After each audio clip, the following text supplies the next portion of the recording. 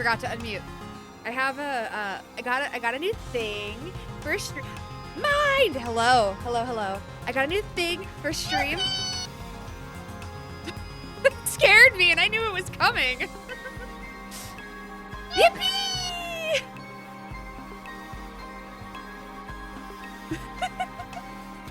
All right, that's what it does. It replaces me with the yippee creature for just a moment. But I got a new thing for stream, and I don't think I'm gonna be able to show it because I don't think it has enough. Oh, it does. Is it necessary? Maybe not. But actually, I've been using my phone as a stream deck for a while, for a couple months. And I will say that it was getting really annoying to have to use my phone for it because my phone could be used for other better things. But it's super useful when playing Fable specifically because Fable isn't a game you can tab out of because it's too old to have that functionality. Like the game doesn't like being tabbed out of, I guess is the best way to put it. So, Stream Deck to switch between scenes and stuff so I don't have to tab out of games. Also, we're playing Teenage Exo. Also, there's a new chat. Also, look at chat. Oh my god, it's so cute. I'm sorry. I worked so hard on recoloring it. And it really... The chat looks really slick. Yeah. I think so too. Improvements all around. Yes, always. Behind the scenes, you guys don't see it. I work sometimes hours just like sitting here and like finding new shit for a stream. And I know it doesn't seem like it's too much work because I enjoy it. It's not like it's fucking awful, but I sit here and I adjust my mic for hours. I sit here and I play test games to make sure that stream looks good in recordings and on stream. And I test my bandwidth and I buy new shit for a stream all the time. And I don't know. It's very rewarding. I love doing it and I will continue to do it. Because even as a hobby, this is so much fun. But did I end up playing Overwatch 2? I did, for about an hour. It was fun. I played one round of Total Mayhem before it left the arcade for the day. Made me very sad that it left. God, okay, I talked about this last time, but my mic, tall. And my overall strap just popped like a bitch.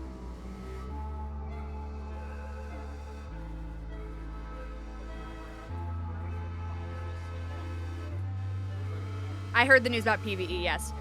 I'm wearing my overalls backwards. Give me a second. What the fuck?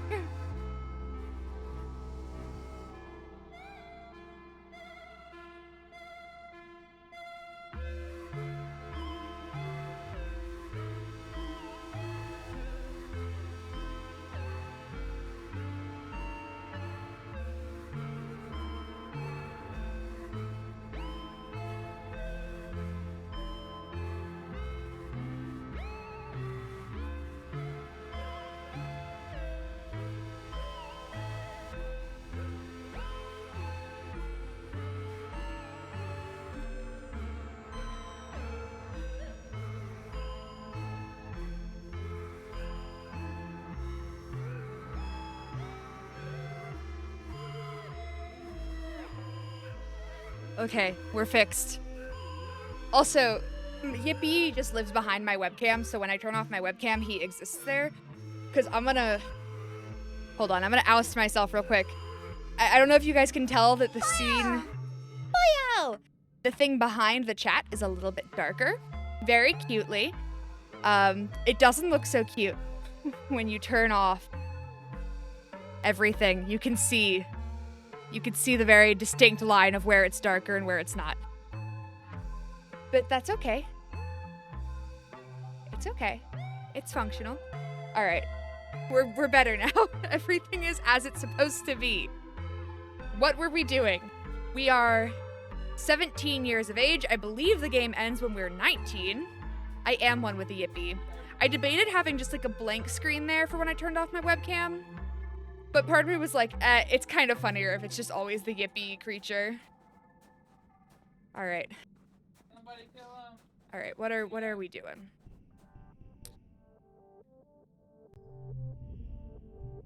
Checkmate aliens. We have no stress. Probably gonna go exploring then. We are close to another thing for animals. We should probably aim for it. Ooh, I can dare him to do something. A war on alien life, Diz says, shaking his head. Am I the only person in this whole stupid colony who realizes that we are literally the aliens here? I dare you to. You gulp and bravely dare him to tell you what's the deal between him and his sister. I played some games of comp this season and won 5-0 and went from Diamond 4 to 1 with only Brig. Let's go. Hell yeah. You got it. What about her? Diz scowls, digging the toe of his boot into the dirt. She's smart and perfect and everyone loves her. Aww. You wait patiently. Sometimes being brave means sitting in the silence. Eventually, Diz crosses his arms and shrinks in on himself. When Tanj got her genome therapy, all anyone wanted to talk about was how I shouldn't be sad about losing my brother. Like they had to tell me that, Diz says, huffing indignantly. I'm her twin? I knew she was a girl, like 5 minutes after she did. She's always been my sister, he explains. Hell yeah, you can get to Masters. I believe in you. She's always known who she is, but like, that was the problem, Diz says. He picks at a loose thread of his sleeve. She's so mature, you know? And I'm not. So she treats me more like her dumb little pet than her brother, telling me what to do and acting like she's so much smarter than me. He rubs his face. I mean, she is smarter than me. She's smarter than everyone, even the adults. But that doesn't mean she knows what's best for everyone. Diz lapses into silence. You wait a little longer to see if he wants to share any more, but Diz seems intent on staring off into the wilderness again. That's kind of cool. I don't blame him for holding resentment towards his sister. I do think it's shitty that it was implied to him as a kid that the only reason he held resentment for his sister was because she was trans.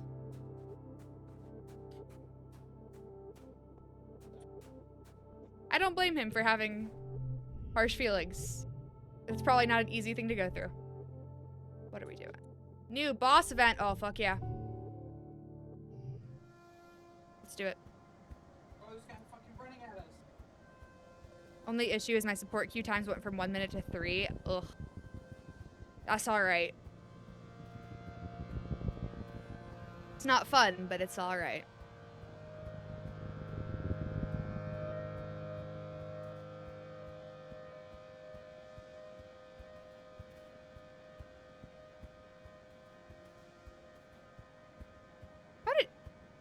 How did he get over here before me? My two pets bouncing along. Also, if you missed last streams somehow, and also missed all the clips I posted of this character, this is a dude who lives here on this planet. His name is Sim. He's technically an alien, but not technically an alien because, as everyone has pointed out, we would be the aliens. The humans would be the aliens. I like how Diz is like, am I the only person that realizes this? As if every other person I've talked to hasn't also pointed that out to me. I'm like, yes, I know, I get it. Sim pointed it out. Diz pointed it out. Cal pointed it out. I think Anemone briefly mentioned it, but like was still like pro killing them all. Also, this is a bit hate. That's why she got her ass replaced on my overlay. She was a bitch to her mother. I don't stand by that. You're back in the wormhole observatory with Diz just to poke around. Who knows what you might find? Oh, you got someone complain about me playing Brig. You grind out no one but Brug. You know? That's funny. You bravely try all of the elevators. Some are broken. One gets stuck for an hour and you think you're gonna die in there, then it chugs to life. Then you find the orrery. It's a beautiful room under one of the smaller pyramids. The lights from your hollow palm glimmers off of the crystals in rainbow colors, dotting the walls and ceiling in familiar constellations. There's one huge crystal plate embedded in the wall, engraved with deep glyphs. Convergent domain writing, you guess. In some kind of map? In the center is clearly a representation of the wormhole. Lines extend from the wormhole to the other points on the map and many more glyphs you can't read. The crystal is cut up into shards like it could move around, but it's still and dark and probably has been for thousands of years. You run your hands around the panel looking for a way to turn it on. Your hands encounter a slot. Upon further inspection, it seems to match one of the artifacts you've picked up in your surveying. You slot the glowing pick device into the slot. The crystal panes on the wall come to life, the glyphs on them glowing. They start to move in an unnervingly organic way, like melting into water and sliding over the surface, rearranging themselves. It's not just writing. The very surface of the panels raise and lowers, like Braille. The glyphs pulse and glow the same swirly pink-purple, whatever, as the glowing device, which you realize must be a power source, a convergent domain battery. It's like an orrery for the wormhole. This must be one of the best preserved bits of convergent domain technology you've found yet, and an excellent sample of their writing. You're starting to piece together the glyphs of the Converger's language. You can recognize the symbols for Vertumna, the wormhole, and Converger, and basic verbs like being and going, and ones that seem to mean bending or twisting that is used all over the place. It starts to get easier. You think your brief connection to the array must have left some of the Converger's language in your subconscious. I'm grinding weekly challenges to get the free coins. I don't waste my money? I don't know. I also don't waste my money. Don't look at the new mic. Don't look at the new stream deck. Don't look at the new wig. Don't look at the new chat widget. That was also money spent on it, because I'm not gonna figure out how to fucking make one. So I paid somebody who was very nice and very helpful when I said, I do not know how to recolor this, please help me. And he said, I am just the artist, I didn't code it. Okay, I'll look at the wall. Yeah, don't look at any of this stuff. I've never, ever spent money irresponsibly. It's not irresponsible if it's going towards your hobby. It's how I feel about it. It's all so much to take in, and it's getting late. Better bring all your recordings back and let Congruence and the rest of the archaeology team crunch away at it for a bit. They'll be thrilled. I do not have to go to work tomorrow, so we can stream late. Super useful. I'm kidding. I do have to still get up tomorrow, and I don't wear makeup to work. Oh, this is a fun story. I don't wear makeup to work. I also have really short hair under all of these wigs. I cut it all off to get rid of the damage. Those two things combined means that when people see or find my Instagram or TikTok or anything, they don't believe that it's me. I don't filter my photos. I try not to filter videos on TikTok unless it's like colors. I think colors are fair game. I do edit the colors in my pictures, just slightly. I like to make them a lot more saturated and a lot more pink than they actually are. But they look at it and they're like, that's not you. And I'll show some of the pictures sometimes, because one of them was shown a picture of me by another one of my coworkers and was like, you looked so pretty, and so she wanted to see more. I think I look like me. But it is a bit of an extreme change. Like, the hair especially, I feel like, gets people caught off guard. They're like, you don't have all that hair under your hat. No, I don't. I have very little hair under my hat. And it's brown and blonde, not green or purple or pink or... I've already done this one. I don't need more perception. Well, I could use more bravery. Hair yourself now? What do you mean? Like, show off my hair? No. I simply will not be doing that.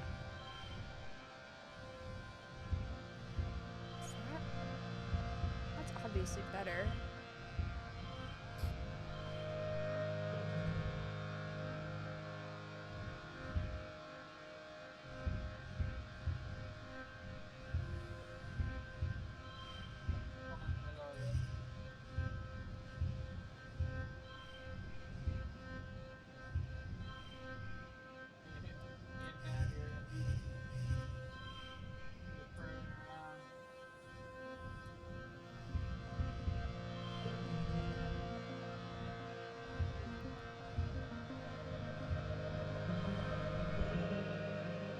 Okay then. Okay then.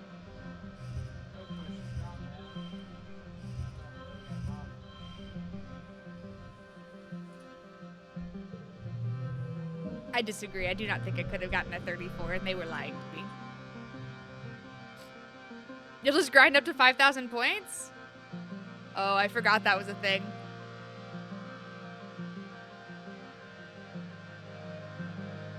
Listen, that's not take off the wig, that's change the wig. Also, there's a picture of me in my Discord in the selfies channel with my haircut. It was right after I got it cut, so it was the shortest it has been in a while. It's actually a little bit longer than that now. And a little bit more blonde, because there was still dye left in it that faded out. Listen, I'm not... There are also pictures... Here, 231. Let's get there. Be real, you're not gonna get there, because you're gonna redeem Yippee every time it comes up. You're gonna see it says, redeem Yippee with your, how much is that one? I literally don't remember where I put it. 350. As soon as you hit 350, I'm gonna get yippied. I'm gonna get turned into it again. You take off your shoes and glide around in your sock feet. You take a tumble and get a little bruise, but have a blast. See? Look! You're gonna yippee me just like that. Whee! Don't slide off the edge of the cliff. Thanks, game. Super awesome and sweet of you. Is there no more events over here? I guess not. I would like to do stuff like that for more of my sound alerts, like have it actually do something on stream. I think the Megalovania one could be fun to do something with it. The Wii music one could be fun to do something with that. But it's so much work. There are like 6 steps in the process of doing the yippee for my bot.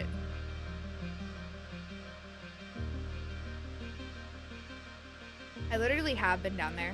Nerf this, the screen explodes. Yeah. Something. I think that the Overwatch ones would have to just be sounds, because otherwise it would also be like a visual on screen that would make me see that it wasn't like in-game.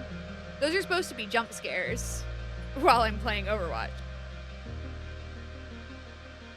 I've already read this before. Da-da-da-da. We have gone down there. Air squids are predators. I mean, listen, I will. I'll do whatever. If you have ideas, let me know. I am pro doing stupid stuff on stream.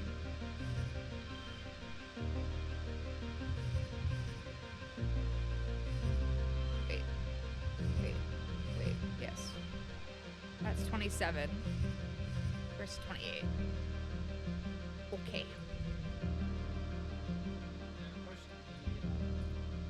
Daily check-ins. Look at that. I'm glad it's working. I'm glad that the number count is actually working. Because so easily it could fucking break. Can you add Kirby getting... No! Hydrate. Uh-oh.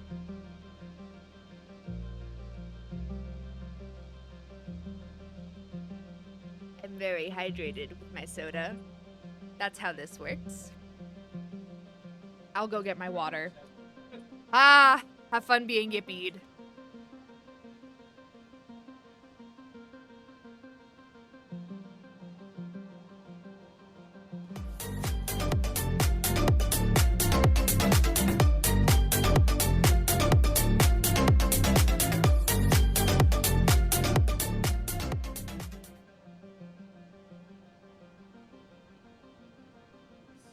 I had my headphones on, so I heard that crab rave, and I was like, oh god, I gotta get back. I missed it, though. Here, I have actual water. Also, there was something in the can of soda. It was soda. But hydrate's supposed to be drinking water. Because, just drinking soda is bad for you.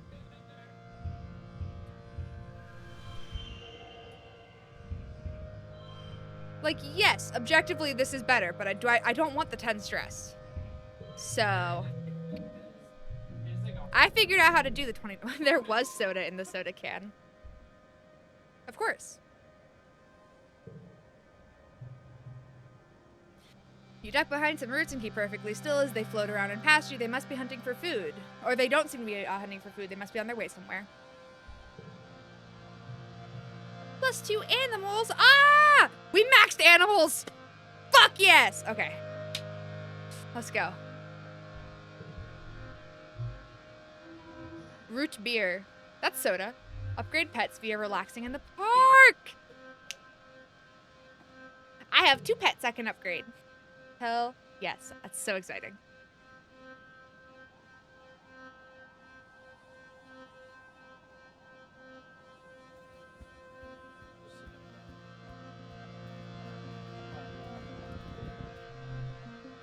The flies here are awful. You hope they aren't laying eggs. Calls the most annoying one rod flies. Be zen and let it be. I didn't need more animals or more perception. You're walking along a ridgeline where your foot knocks some rocks down the slope. You anticipate the familiar clatter as they plunge down into the chasm, but realize it's silent. Just the wind. You peer down the slope. Nothing's falling? Wait! The rocks you dislodged with your foot are just floating. You take a step forward and realize you feel lighter too, like you've taken off your mountaineering gear. You take another step forward. It's a struggle to keep your foot on the ground. With one more step forward, you realize it's possible to take both feet off the ground. You're floating. You nudge your foot and let the momentum float you forward a few feet, feeling more untethered by gravity the further forward you go. The ridgeline is narrow, with a steep drop on either side. There's no way around this strange anti-gravity field, and if you fall out of it, you might plummet into the chasm. I believe in myself.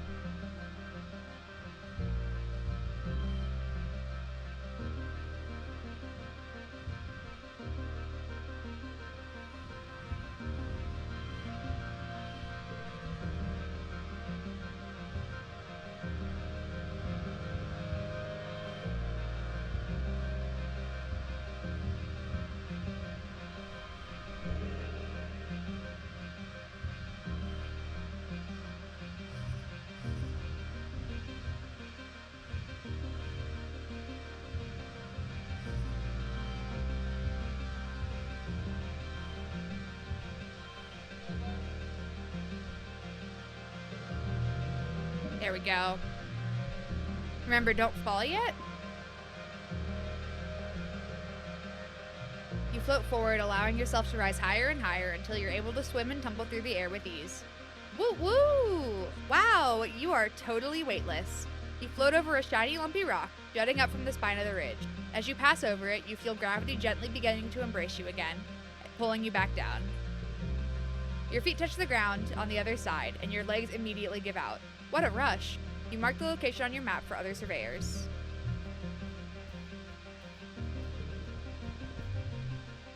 You're getting thirsty. Oh, you lost your water bottle.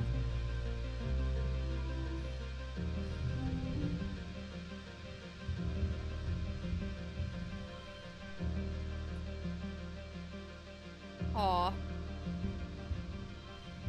That didn't work so good.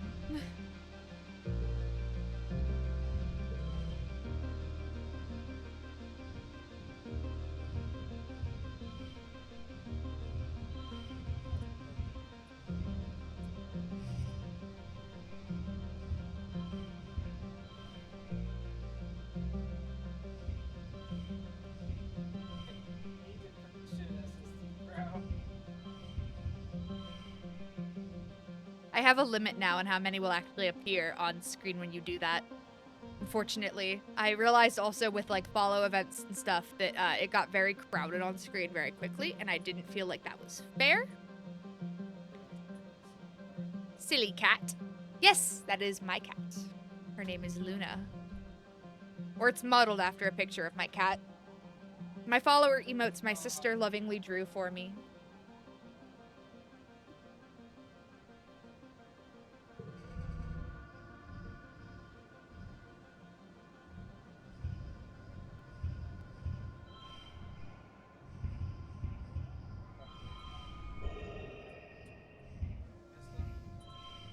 Again. Miss him 3 times. Oh my god.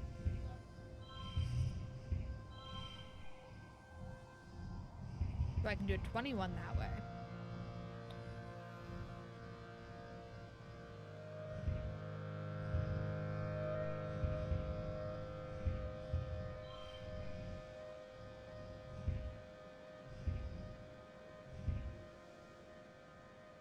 Yes.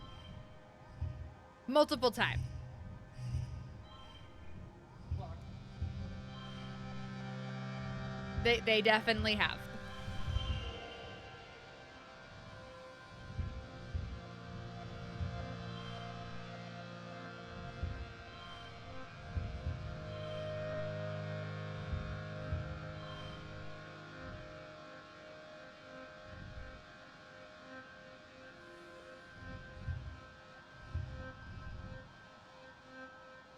What was the worst one? For the voice ban? I was playing Apex, and one of my friends redeemed IRL voice ban, and I couldn't do callouts. It was like one of the 1 or 2 times I've ever played Apex.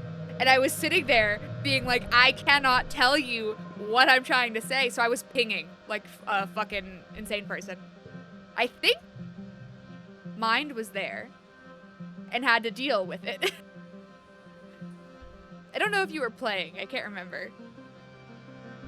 You turn up your lost canteen. That was lucky.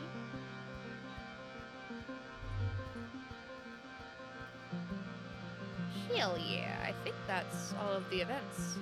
Except maybe there's one down here.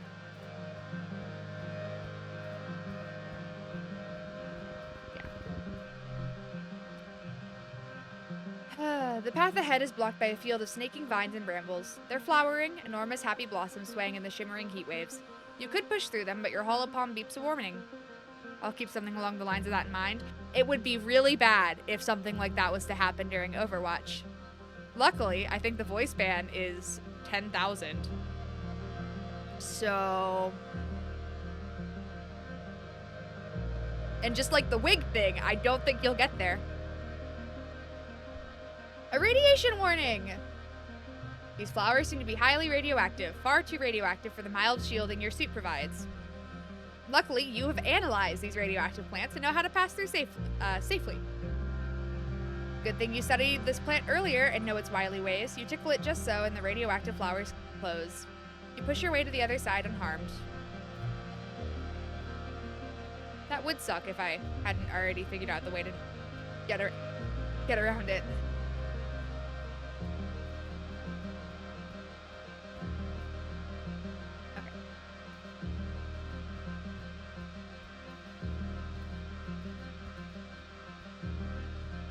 East, the audio balance good, by the way.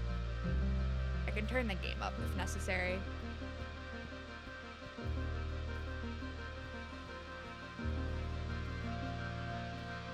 The music is jamming.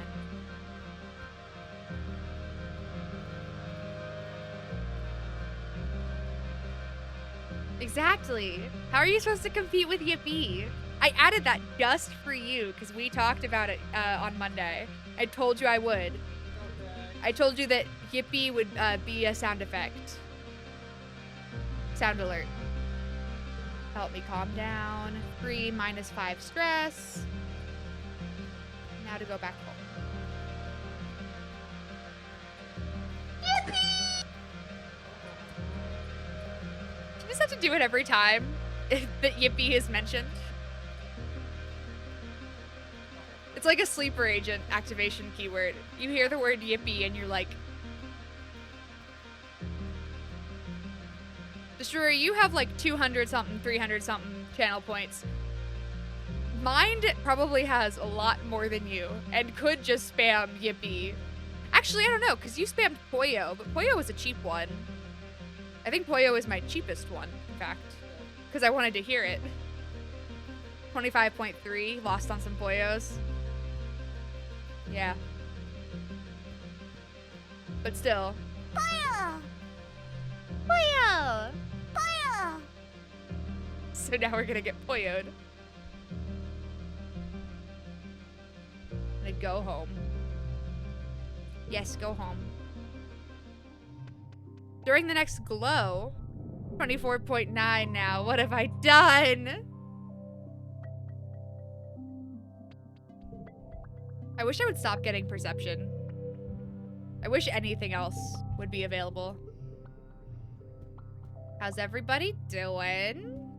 We looking happy? We looking friend? Oh. Are we looking friendly?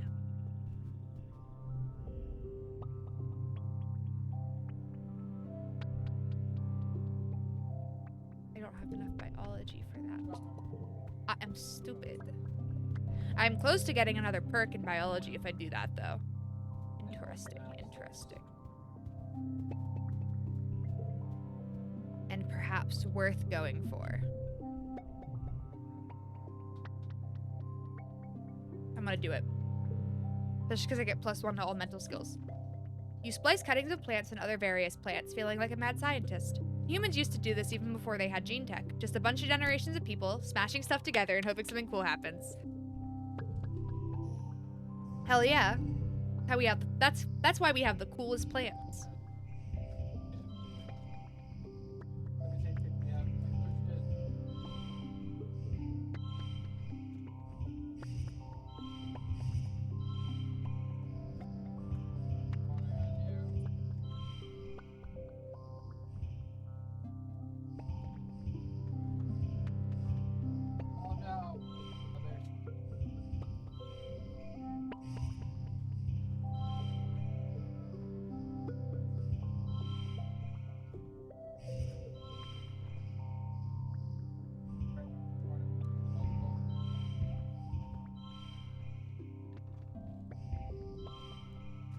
You should kill everyone in the game for the funny. I think I'm already too far past being able to do that.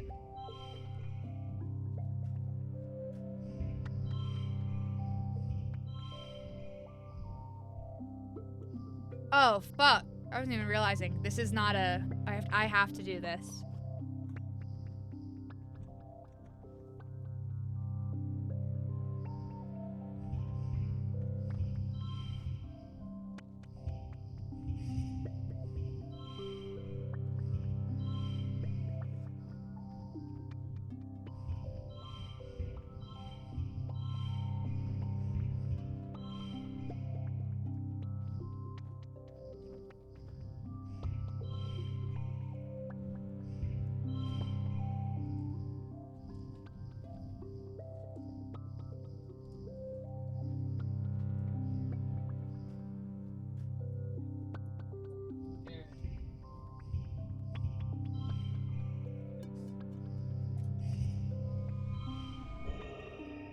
Ah!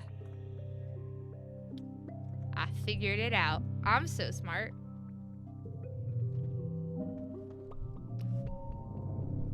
+5 biology. There we go. I got a pip in it. What does it do?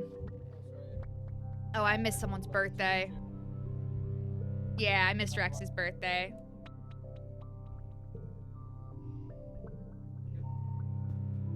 New perk. More collectibles.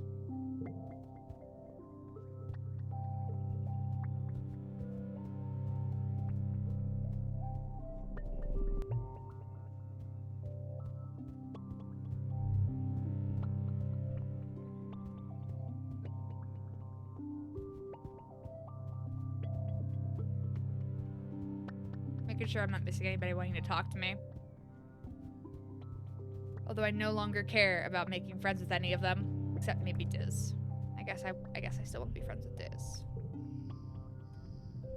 Getting people free revives is interesting. Every time I die, I just get picked up. Oh, now I'm gonna be down here.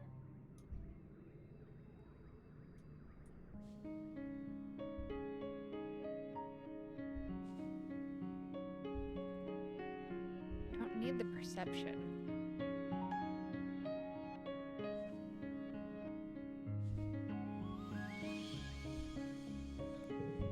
Closest for engineering. What are you yippieing about?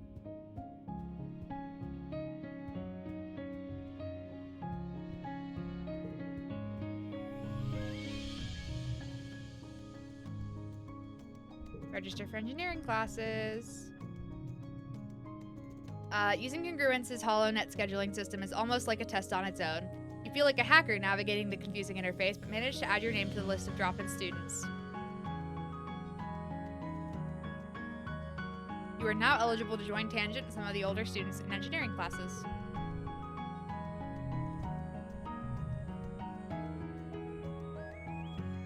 Oh, Nomi is taking engineering. I would not have figured that. He never got around to attending physics classes before Hal died. It's a shame. He was so passionate about science, and he would have loved to be able to teach you all about it. He was the teacher back on the ship. Who could possibly replace him? Congruence is waiting placidly for class to begin. Oh, Selene, hello, she says as you take your seat. It's been a while since you last joined us to learn about the grand world of physics. Don't be surprised. I'm teaching this class now in Professor Hal's absence. Congruence takes her place at the front of the class. Today we will learn about me. I'm the ship's onboard intelligence, but what does that mean? Does anyone have any questions for me? What's your job? Well, right now, part of me is showing animal videos to children in the creche, and part of me is here teaching you, but most of me is monitoring the engines, which give us power, and the life support systems that make it comfortable in here. How do you know so many things? My brain is big, she explains. You're gonna press the middle button. What's the middle button?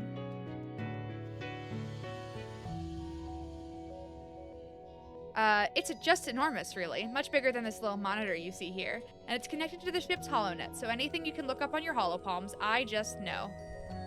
I'm not asking this question. I'm not oh, is that what you meant by the middle button? I'm not asking that question. Hey, look, she's present twice on stream, because she's also up here. Congruence explains that she had to do all kinds of calculations to help fly the ship and land it, and that she was designed to provide a user-friendly interface for the ship's systems.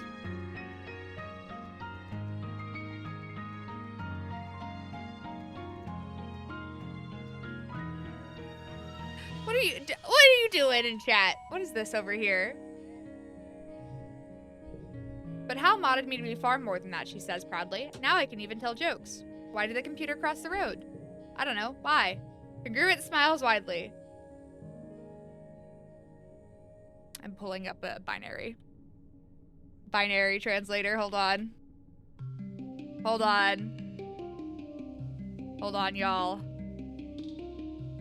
Binary to text.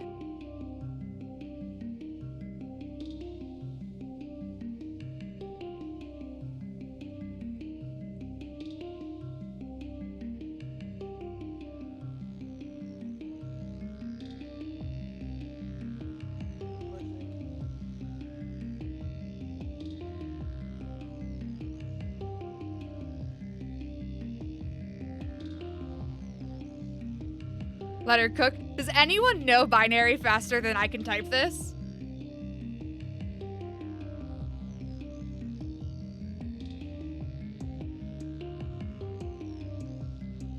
Well, I got to the point that it says to get a bite, and I'm gonna assume it's to get a bite to eat. Like B-Y-T-E, like megabyte. But I need to keep going, because at this point I'm already stuck in. Oh, 1100101. Yep, it's to get a bite to eat.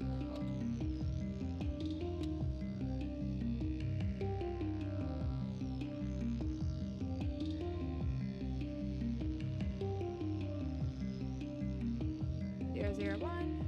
1, 2, 3, 4, 5.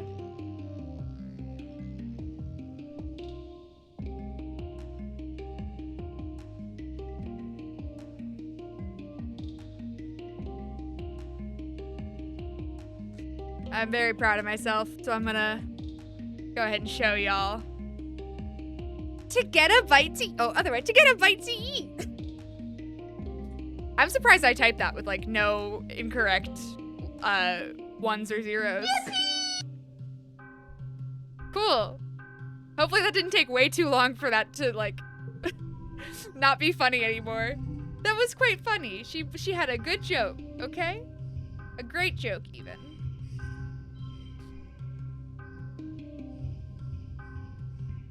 Oh, it's not gonna be a 5 if I do that though.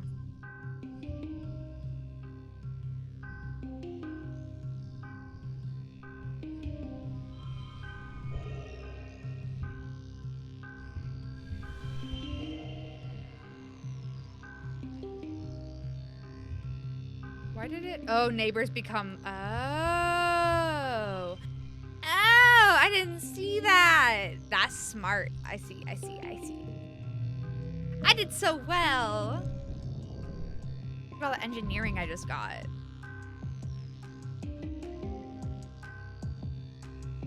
Which got me exactly to the amount I needed to get a pip. Now I have a new thing. What's my new perk? Draw an extra card. Cool. I think organizing let me do that too. I don't have enough reasoning to ever talk to Tangent, ever. I'm not smart enough. I wish I was.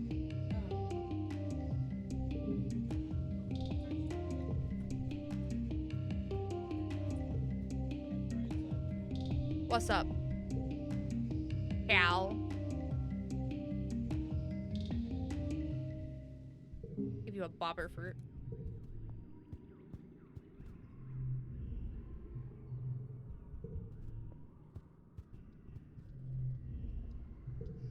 Also, we are no longer romancing the dog boy. We are just befriending him. We are romancing the ancient fucking gardener that exists. I can do whatever I want. How was my day? Also, you're fine for not asking. It was interesting. Today is the first day this week that we haven't had a closer call out for work. So that was fun. It was fun to not have to worry about if things were gonna get done tonight. I wasn't supposed to be, in the bakery, I have usually a specific task. I do bagels almost every day, unless my other bagel person is there. And then I don't do bagels. Today, I was supposed to not do bagels. I was supposed to do other things in the bakery to prepare them for the fact that after Friday, I'm not gonna be there until Thursday. I'm gonna be gone for like a week. But the bagels didn't get done by the person that was supposed to do them, which is fine. It happens. So I had to do that instead. So if they get fucked later because there's nothing prepared for next week, you know, it's not on me. I did the job I needed to do. The preparations, while nice, can be done by other people later. The bagels needed to get done today, and no one else is gonna do it. So I was just like, I got this. Bagel gang, rise up. You have no idea. That's so true.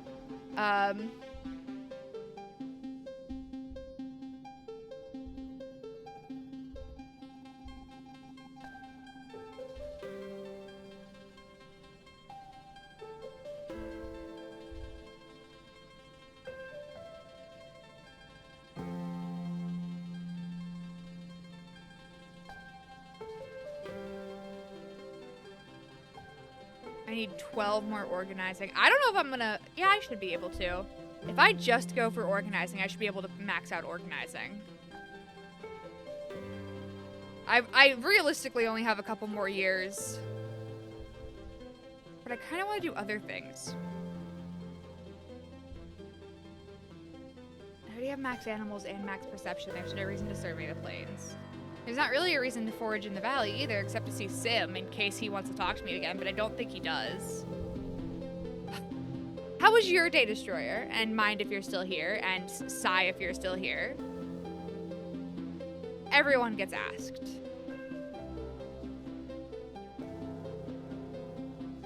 What am I doing? I don't even know. I've only got 60 friendship with Sim. It hasn't gone up anymore for some reason. Makes me sad. Should I just fucking try to max out organizing?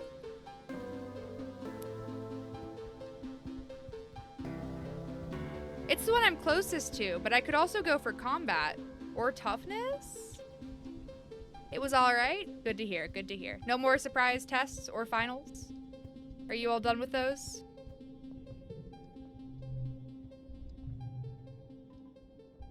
Perception, combat.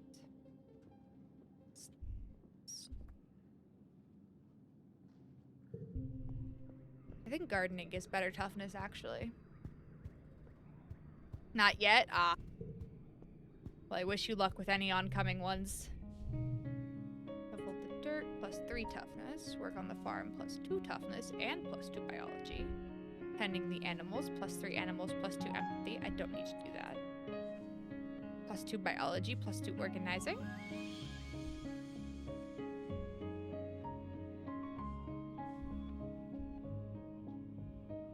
I need 66 to get a perk.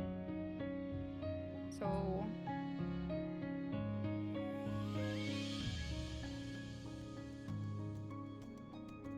we've hit the point where I'm like, we've only got a year left. I need to min-max now. Because I haven't been up until now. I just have sort of been doing whatever I want, whenever I want. I think I have to go for organizing. But we'll do it, hold on, either through xenobotany, which will also give us biology, or through this, which will also give us persuasion. Biology, we're 70, which means we need another 29. This one, we don't actually have a 54 in persuasion because we have the gear on. We're not in an event. Bitch. We actually have a 44. So we need 22 to get another point. We're closer to it than that, though. The sunburn on my arms are a lot better now that I launched a plant of Aftersun on them. Got some aloe on your burns. But which is more useful to the colony? Probably xenobotany. I don't know! This is why I can't play visual novels. I'm like, I want to max all of these stats, but it's actually impossible to do that.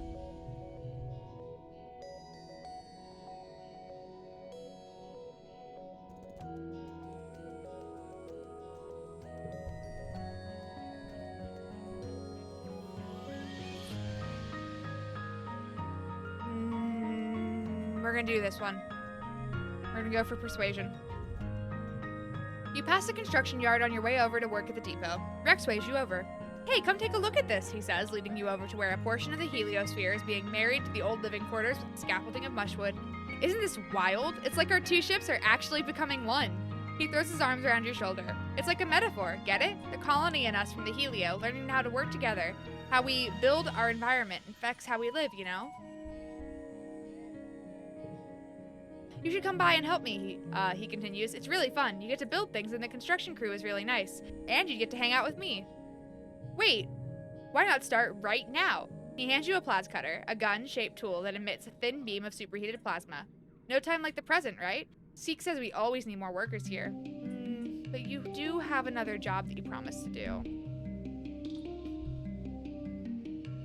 If I do this, do I not get to do the other thing? Whatever. You help Rex hold up part of a wall while he fits a bracket in place. There's a lot of pounding and wiggling to get it to fit, which delights Rex every time he gets to make a joke about it. It's sweaty, rewarding work, and you learn something about engineering while you're at it. Chief Administrator Seek comes storming out of command to find you. So Lane, they snap. Where have you been? I expected you hours ago. Whoa, it's my bad, Rex says, moving to stand between you and Zeke. If he had a tail, it would be between his legs. The perfect picture of an apologetic puppy. I asked her to help out. We're super short on hands around here, and she did a great job. Zeke grudgingly accepts that you did, in fact, do a good work. Then they tell you that you're cleared to help out in construction if you'd like, snidely commenting that you were better suited for manual labor than the job you were actually supposed to do today. Hey! I'm not stupid, I'm just dumb. That one's locked.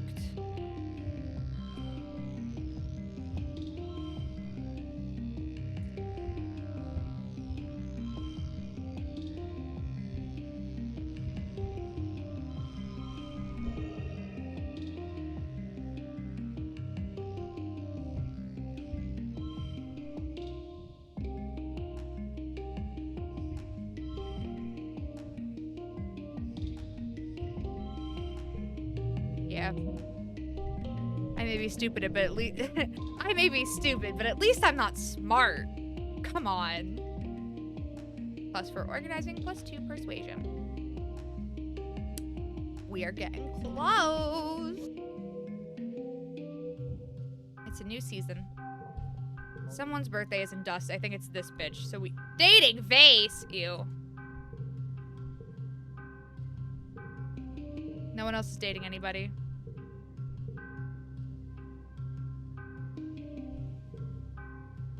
He's 20? Y'all met when he was 16 and you were 14. Whatever. That's actually not that bad.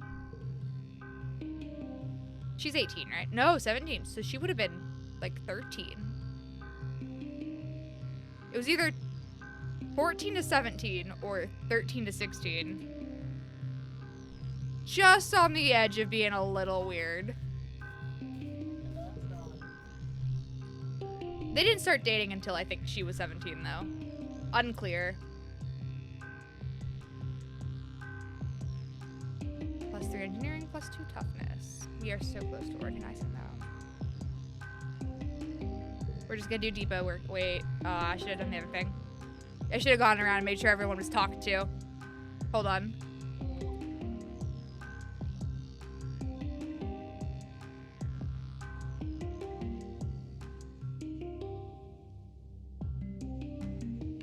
You've got sirens moving towards you. That's not good.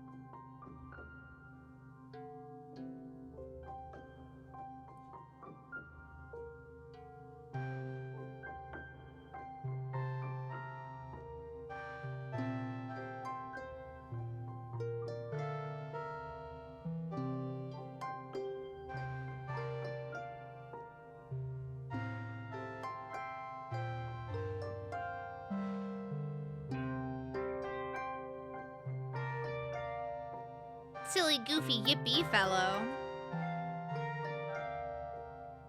Just a silly, goofy little guy. Just a little dude. You and Mars are working together in the depot, lazily filling orders and stocking shelves. It's not a glamorous job, but it is easy, and you don't have to run all over the colony or have to deal with anything gross, like weather. Mars cranes her head to watch a customer leave, then whistles. Wow, she says, leaning her head on her hand dreamily. Do you see the behind on that one? Honestly, the best part about colony living is that everyone is in, like, peak physical form, you know what I'm saying? Let's admire butts and do our work. Mars rolls her eyes and you both get back to work, taking breaks to giggle over particularly delicious customers. At one point, Zeke comes in to drop something off, and as they turn around to leave, you and Mars burst into laughter. You can't help but notice Seek does sashay ever so slightly when they walk, hips swinging like a pendulum.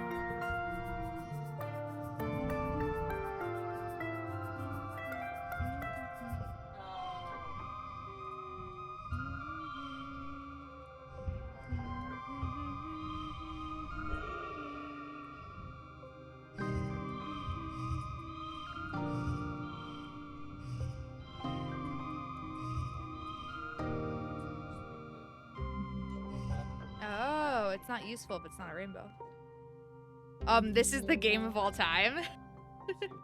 It's definitely a game. Yeah, I figured I could have done better than that. It's fine.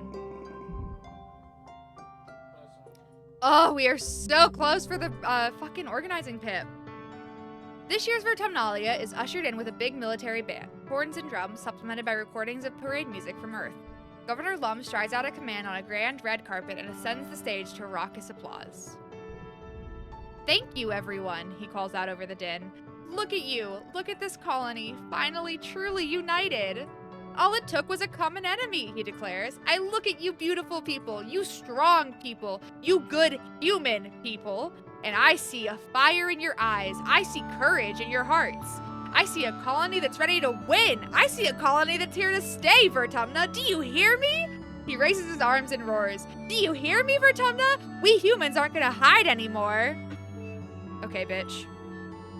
Is this game almost over? It is. We're on year 17.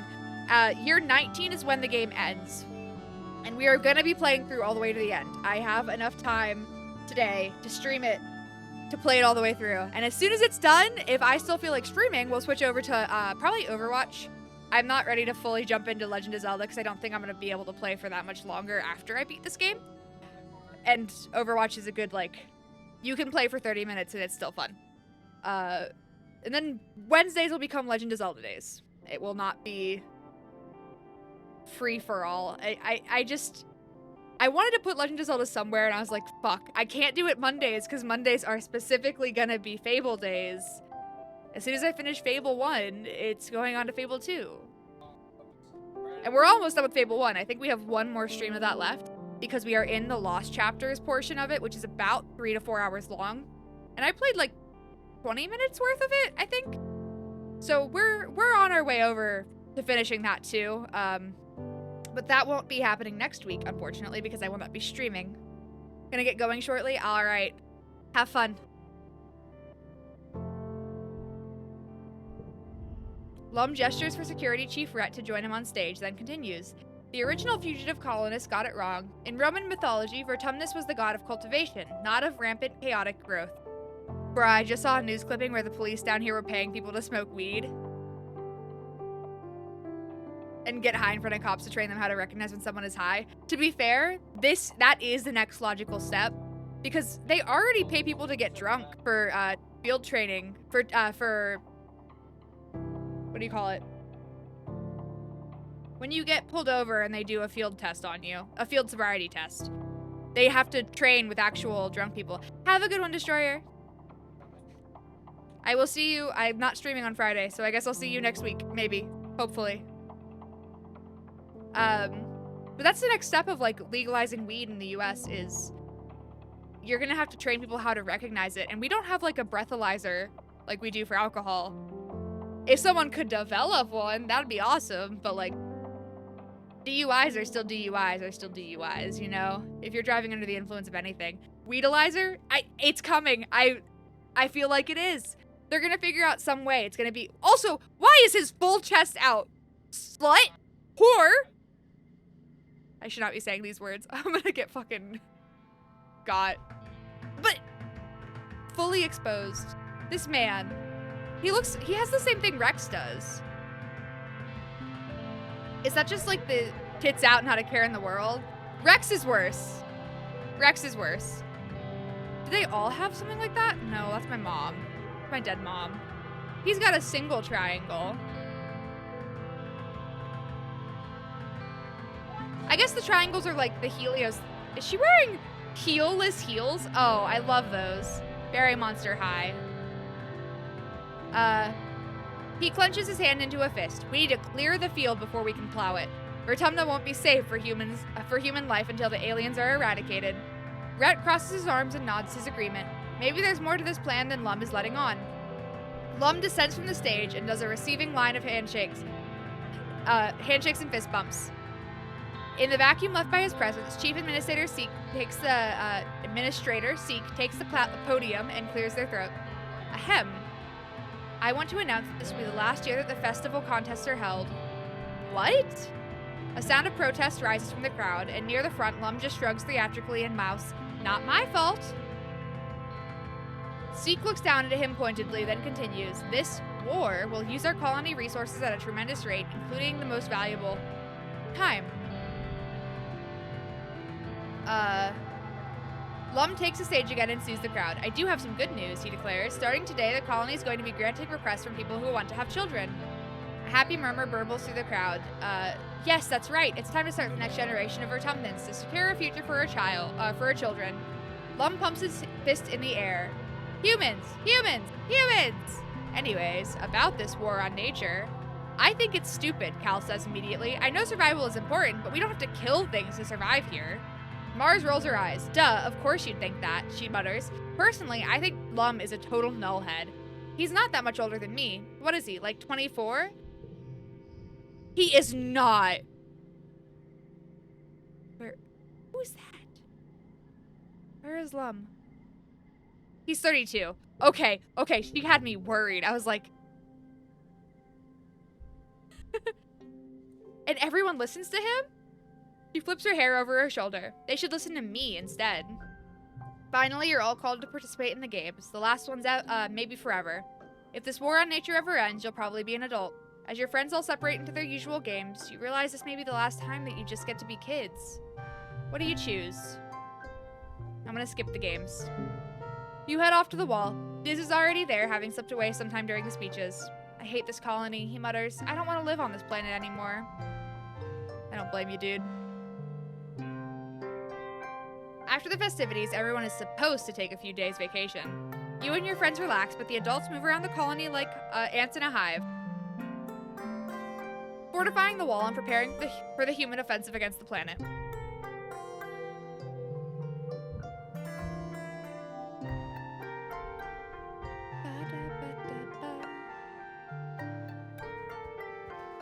We're close to pipping organization.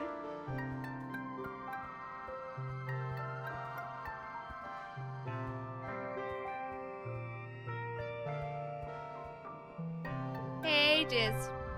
You spot Diz about to head out on an expedition. He's carrying a full backpack with a second one at his feet full of surveying equipment. As you approach, you realize he's writing in a notebook, an actual notebook with paper and everything, braced on his knee with one foot on his equipment. He looks up as you approach and closes his notebook, slipping it into the jacket pocket over his heart. Oh, hey, Selene, he says, and tucks the pen behind his ear. Are you coming too? That's cool, maybe we'll be posted near each other. What were you writing? Just stuff, Diz says dismissively. I like writing on paper. It feels more real, you know? And it's more private than having everything on your holopalm where people could find it.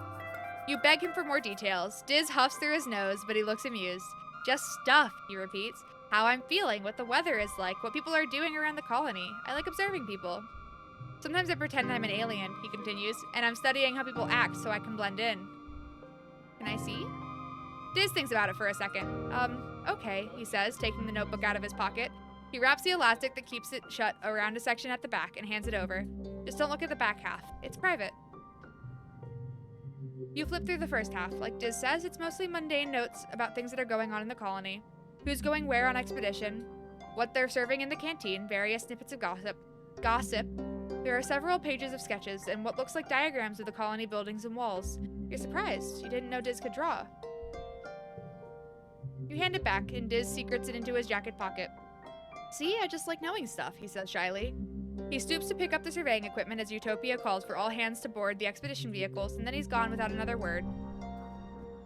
Diz is weird to have as a friend, because it doesn't actually feel like we're friends.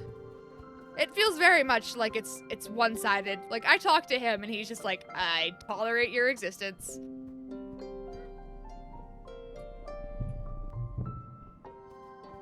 I'd like to believe that's not what's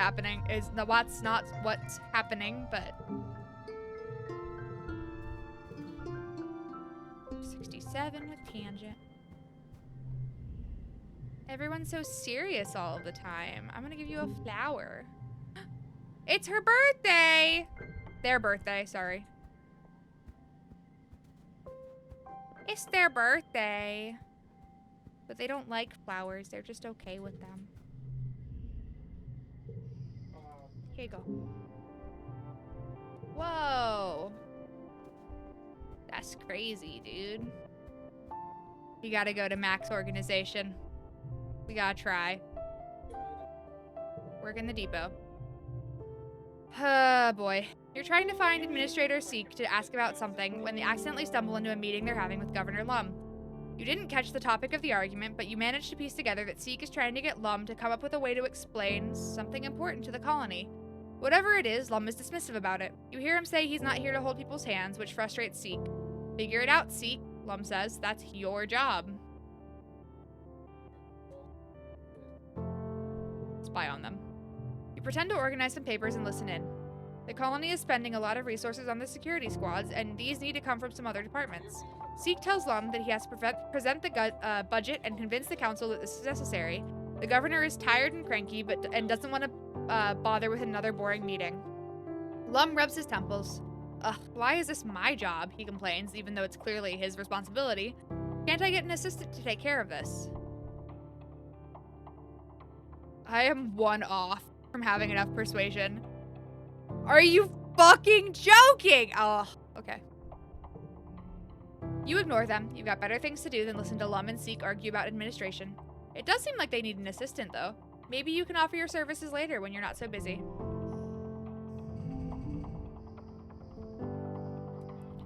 Five, 4, 3, 4, 3. Wait, that makes it a 6. Uh-oh.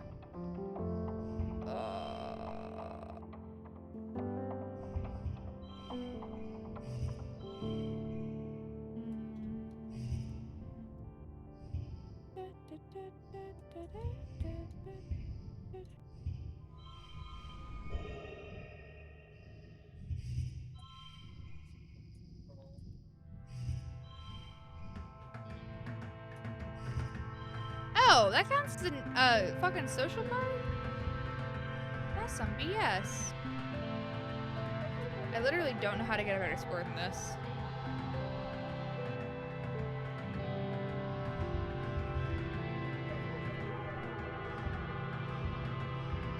Three, 4, 5.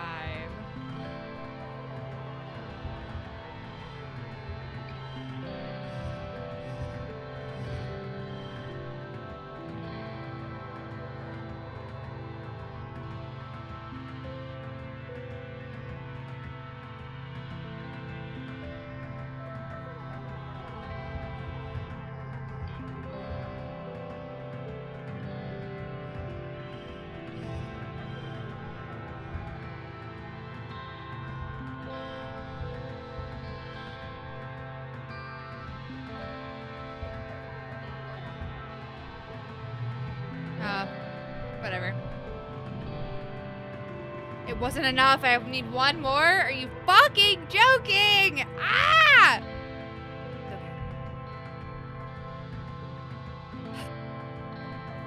Hey, Mars.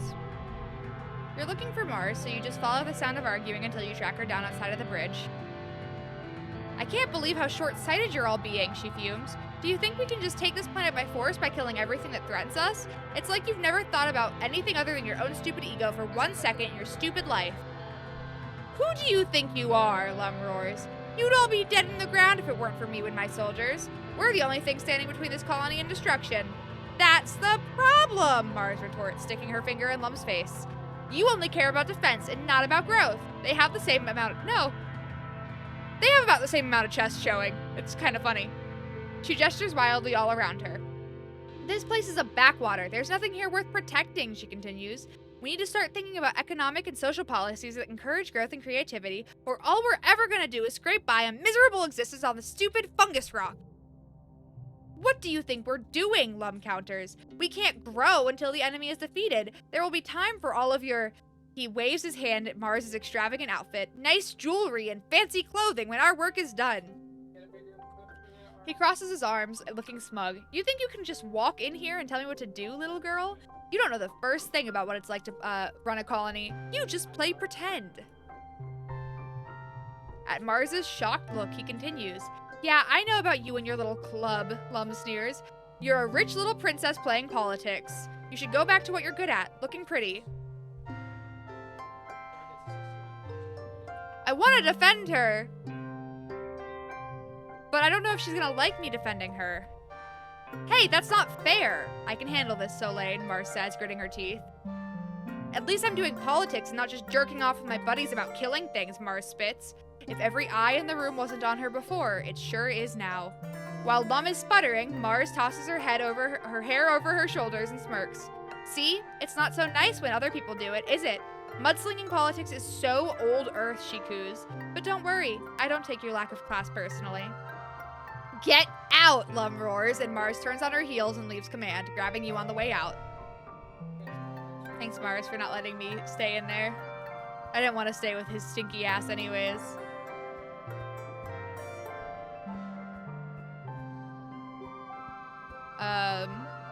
We are really close to having it. Such a bitch.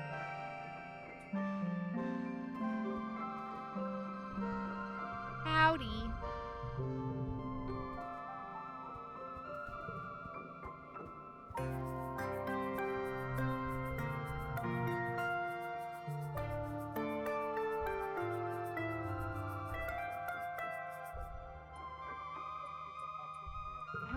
I only need one more organizing.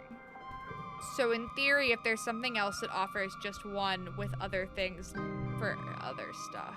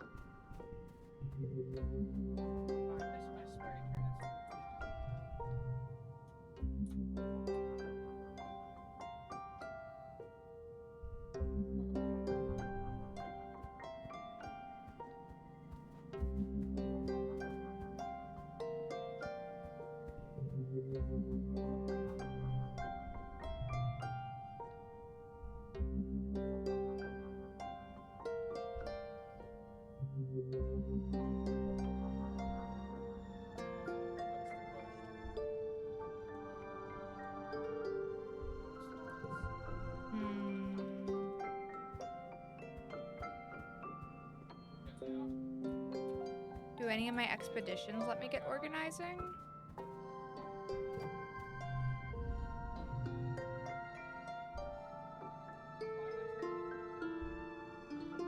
No. No, they do not. Oh, there's so much more stuff now.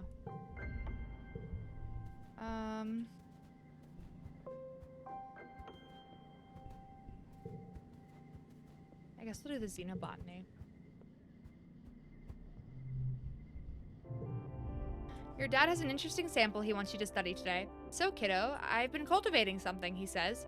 He shows you a plant with thick purple stalks and pairs of tiny heart-shaped leaves. It's called dizzyweed. We used to have something like it back on Earth. He continues, it makes you feel relaxed and silly, kind of like blep tea, but without the buzz. We're gonna study it together. Hey, remember that weed conversation? He looks at the sample. I'm pretty sure we can find a medicinal use for it. Wait, I thought this was Cal's. Your dad laughs. Where do you think I got the term dizzyweed from? He and I are in cahoots. Did you guys try it? No. Your dad chuckles. Well, you can if you want. It's safe even for teens. Just don't go too overboard with it or you might end up like your old man. He curls his hand like he's doing a scary impression of a monster. Doing what you love on an alien planet with a great kid. Your dad smiles. Okay, take a look at the sample and let me know what you find.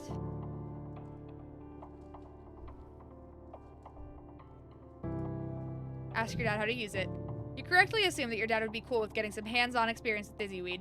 He explains how to chew the stem to ingest the funky-tasting juices, and warns you to spit them out after, or else it'll make you feel queasy. You do as he says, and within a few minutes you feel a head rush that makes you so dizzy you need to lay your head down on the research bench. Hence the name, you guess. Your dad chuckles and rubs your back. Don't worry, this part is over fast, he says soothingly. You relax and let the dizzy weed take you wherever it's gonna go. The dizziness does wear off within a few minutes, leaving you feeling pleasantly floaty. Wow, yeah, this is nice. Like everything is a little softer, radiating gentle patterns when you turn your head.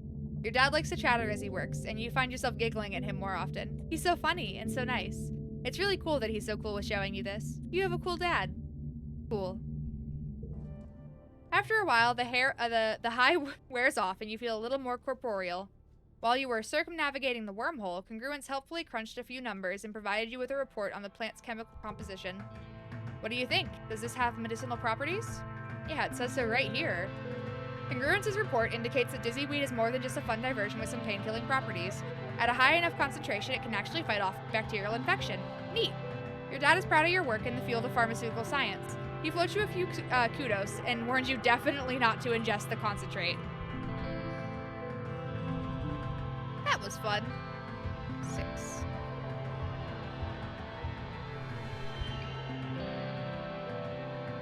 What do we think? Is that probably the best we're going to be able to do?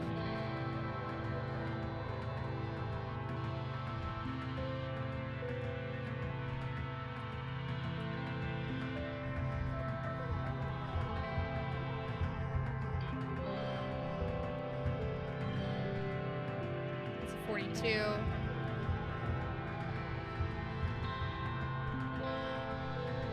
I think it's the best we're going to be able to do.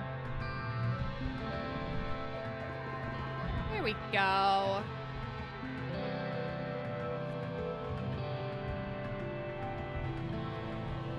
It's the wet season.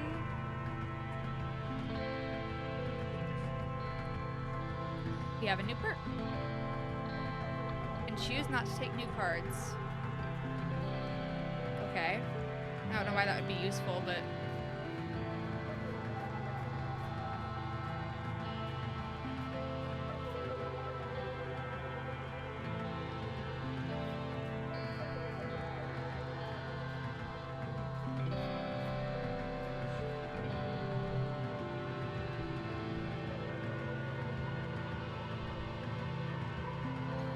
Biology, 2 toughness. We're gonna work on the farm. You play the recording of the squeaking bounce weasels for Cal. You're sure this is going to work? He asks when it's done. It doesn't sound threatening at all. You swear it will work. You saw it while you were exploring. It might not sound like much, but the huge Dorbsmoths are terrified of the little bounce weasels' hunting calls, and with good reason. You set up a speaker system and play the recording all night. The next day, there are no signs of Dorbsmoth. Your crops are completely safe. I think it worked, Cal says, sounding genuinely relieved. So Lane, you're a genius. You're just glad that all your hard work isn't going to go to feeding those pesky moths anymore. More food for the colony.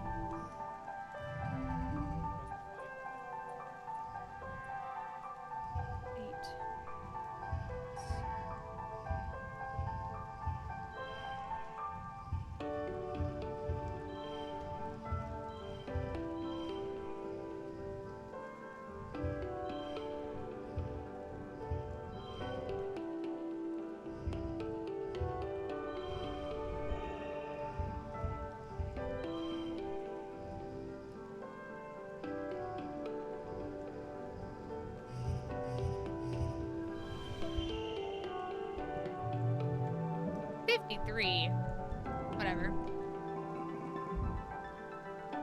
Biology and toughness. I should go see if anyone wants to talk to me before I continue too hard. What are you working on? Cal is looking a little sickly. Well, I found this really pretty flower growing in the garden. I've never seen it before.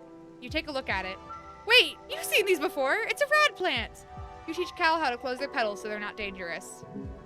Wow, thanks, Cal says. I feel better already. You're a botanical genius, Solane. You sent him to the med bay for treatment for radiation sickness anyway. What a fucking dumbass. Why did he do that?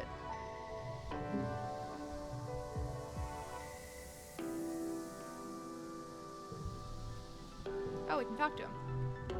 You're shooting the breeze with Cal in the shadow of Geoponics Dome when he leans over and waves at someone over your shoulder. Perk, hey, over here. Perk jogs up over to you. They're a heavy-set adult with tattoos sprawling up his arms that make him look like he's made of marble. He holds out a stack of tiffins wrapped in a sash. Hey, you two. Steph and I were testing out recipes, and we ended up making too much. Figured I'd run some lunch over to you. Cal takes the tiffins and opens the first one. Lentil dal, he exclaims, inhaling deeply. No way! Perk looks proud. Rice is in the second one, and a little something sweet in the third one. You deserve it with how hard you've been working out here. You eat up too, Solane. There's more than enough. Perk leaves you to divide the spoils, and Cal goes right for dessert. Having 4 parents is the best, he mumbles around a mouthful of sour sweet cake. Cal's mom, Auntie Tara, is in a relationship with 3 other colonists. Perk's the newest member of his family, but even then, they've all been together for a while. Cal's always been surrounded by a lot of love at home. Cal swallows his food. You know, sometimes I'd wonder if I'd want to date that many people like my mom does, he muses. Like, finding one person to date you and having enough courage to ask them out is already hard enough. Bruh. I don't know if they would have that word. I guess it depends on when they left Earth. Bruh, my palms are sweating just thinking about it. Besides, it works fine for my mom, but I kind of feel like if I find someone, I just want to be with them, you know? I want to put all my energy into making them happy. I don't want to flirt with Cal. Cal shrugs. Bruh. Why is he a bruh guy? Why did they ruin him like this? Bruh, I'm around it like literally every day. I'm pretty sure I'd know if it's for me or not. The doll is sweet and fragrant and tastes all the better for being made and delivered with love. You and Cal eat your fill before Cal excuses himself to go back to work. I don't want to flirt with Cal. I'm uninterested. Cal's great, but I thought I wanted to romance him at first, and then I was like, I don't know you. That's my purse. I don't know you. Hey. I don't give a shit if you don't like it. Huh? You ever thought about that? Hugs. Just to befriend people.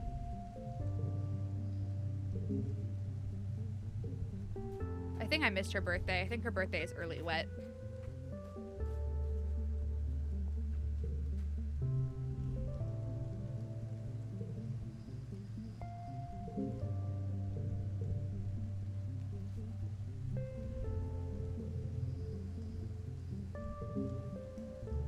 She likes crystals. Or they like crystals, that makes sense. 95 friendship with Cal. 60 with Sim. I'm gonna go back out to the wild, and then I'm gonna relax next season so that when I get to Glow, I can go out without being an issue. I'm gonna go forage. Gonna go forage. You report to the expedition's tent to find not just Utopia, but Security Chief Rat and Vase as well. I just can't spare any more of my people, Utopia's explaining to them. You've already pulled almost all of the foragers, and we're running skid crews in the ridges as it is. There's one person you can spare, Rat replies, turning to face you. Hey, Solane, would you like to transfer onto one of my hunting parties? Utopia tells me you're one of her best explorers. We could use someone like you. He indicates to Vase. They missed a word. I need someone that can keep up with this one. Vase puffs his chest out proudly. Why would we need to kill them? Vase laughs. Because they're killing us, Solane. Keep up. He clenches his fist. It's a classic struggle between humanity and nature, he says. Nature's not all flowers and rainbows. On Earth, everything and everyone was trying to kill each other. For survival, for food, hell, just even for fun. I can't wait to bag a real trophy, Zeno, he chuckles, framing his hands like a painting on a wall. The first 10-point buck on Vertumna. I don't want to kill animals for fun. Rhett scowls at Vase. You wouldn't be killing them for fun. You'll be killing them to defend the colony. Fuck off. Vase scoffs. Even if it was trying to kill you, I knew you Strato kids were soft. I didn't know you were suicidal, too. Not everyone is cut out for life or death situations, Rhett says and turns to you. You know, Solane, it's not all killing, he continues. Sometimes it's about tracking and identifying dangerous creatures before they reach our walls. You wouldn't necessarily have to kill them. He holds up his hand. But you don't have to decide just yet. Talk to Utopia later if you change your mind. I will not be talking to Utopia. Fuck you. I don't like you. Either of you. Vase is okay, but he's a fucking homicidal maniac, so I don't know. Hello, Ricky. Sim wants to talk to me! Sim wants to talk to me! Everyone shut up! Hello! You think you see Sim running through the trees up ahead near the edge of a cliff. You call out to him, but your voice is drowned out by the screeching roar that shakes the forest. A manticore!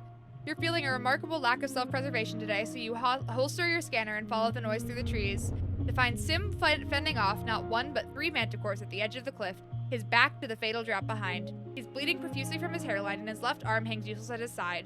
He doesn't even register your presence as he tries to calm the beast with soothing sounds. One of the manticore knocks Sim off his feet and your heart lurches as a spray of stones clatter down the cliff. The beasts have him completely at their mercy. The lead manticore's delicate feet pin Sim's tattered clothing to the ground, spittle drooling from its misshapen jaws, and you watch Sim's expression twist with an emotion you've never seen him in before. Fear. Fuck.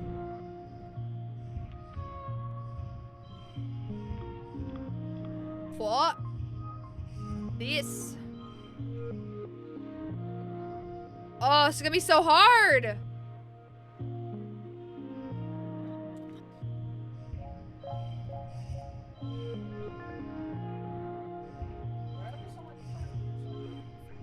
It's the same either way.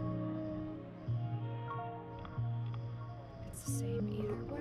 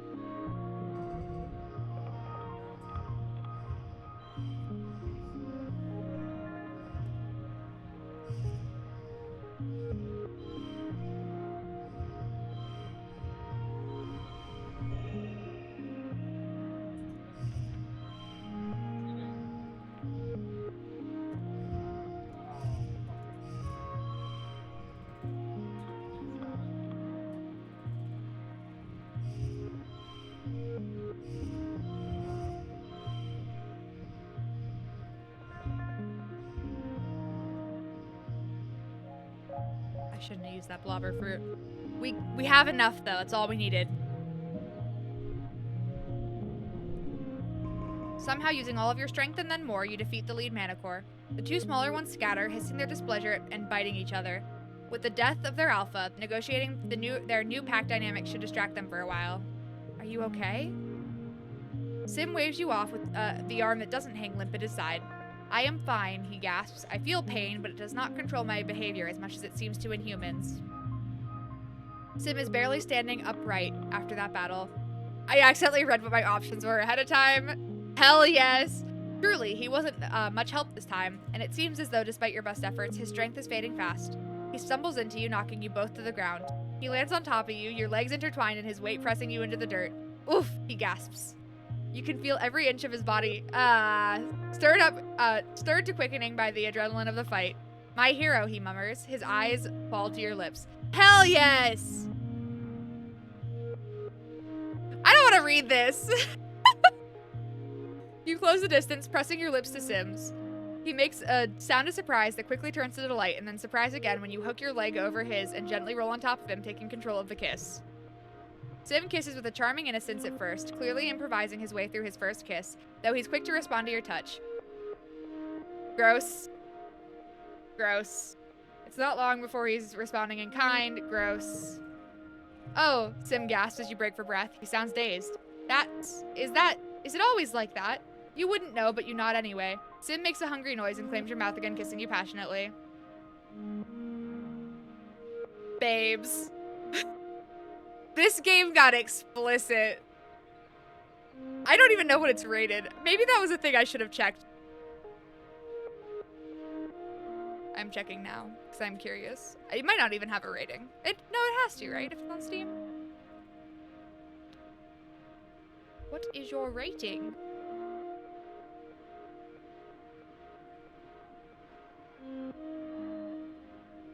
I don't know. Doesn't really matter. I've wanted to do this for so long.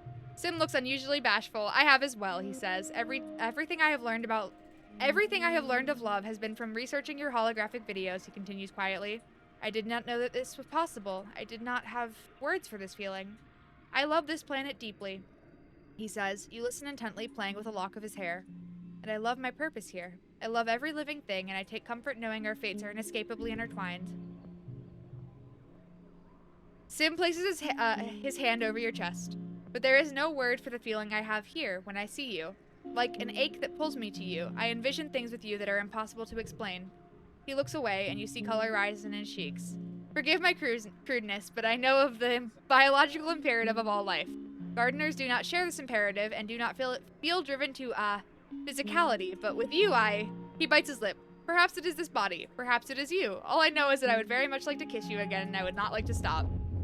You're about to grant his wish when you're both startled by a crashing sound from the trees. You jolt apart in time to see one of the 2 remaining manticores break through the tree line and roar at you, blood and spittle spraying from its ravenous jaws. There is no sign of the other, clearly lesser manticore. Run, Sim gasps, pulling you both to your feet. He gives you a push and you start running parallel to the cliff, trying to get some distance before it's safe to duck back into the trees. You don't hear Sim behind you. You whirl around just in time to see Sim clash with the manticore, grappling with its 2 trunk claws as it pushes him closer to the edge of the cliff with dancer-like strength. If they kill him right now, I'm gonna be so mad. Go, Sim yells. Rocks scatter down the cliff by his feet. Please, Solane, just go. You don't have a chance to be a hero. The manticore takes Sim's neck in its jaws, and he screams in pain. You bitches. You motherfuckers! Sim locks eyes with you once more as time slows to a crawl, then speeds up as he grabs hold of the manticore and launches himself backwards off of the cliff. They're gone before you can scream. You rush to the edge, too late to catch even his trailing, tattered coat. It's a very long way down, and the wind buffets your face viciously. You try to blink away the image of their bodies falling through the air, now seared into your memory. You turn away from the smudges at the bottom of the cliff, but you still see it. You sit down stunned and stay that way for a long time. How can he be gone, just like that? Dead. Are you fucking joking?!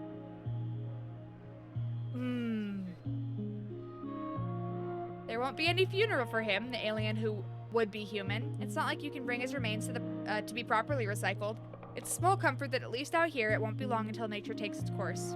Sim would have probably wanted that, you think? With a heavy heart, you return to the transportation station. You just want to go home.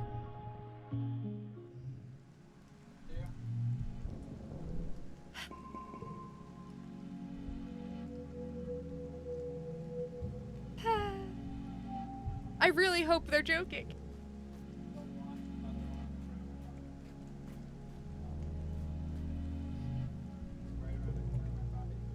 I really do.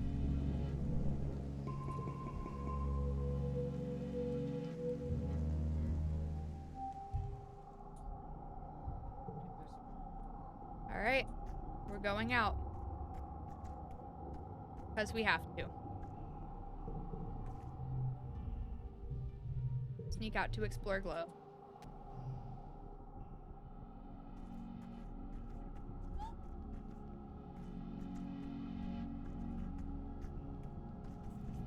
Oh, can I not go down?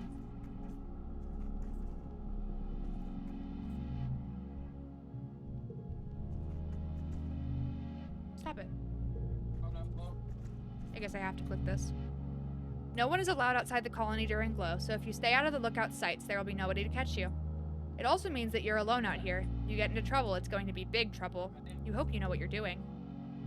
The familiar is unfamiliar during Glow.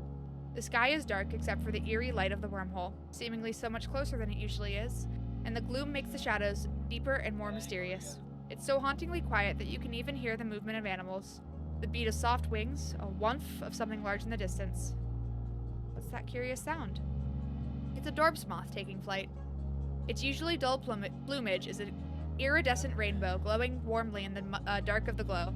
It slowly glides through the mushroom trees. You've been taught to be terrified of Glow season since you've landed here, that there were monsters out here circling the colony and attacking anything they saw. But it's so much more serene than you were expecting. Maybe they were wrong? Or lying to you? How do I get down?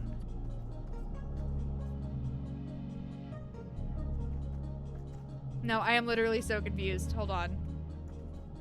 Is there more over this way? Okay, okay, I see. A manticore?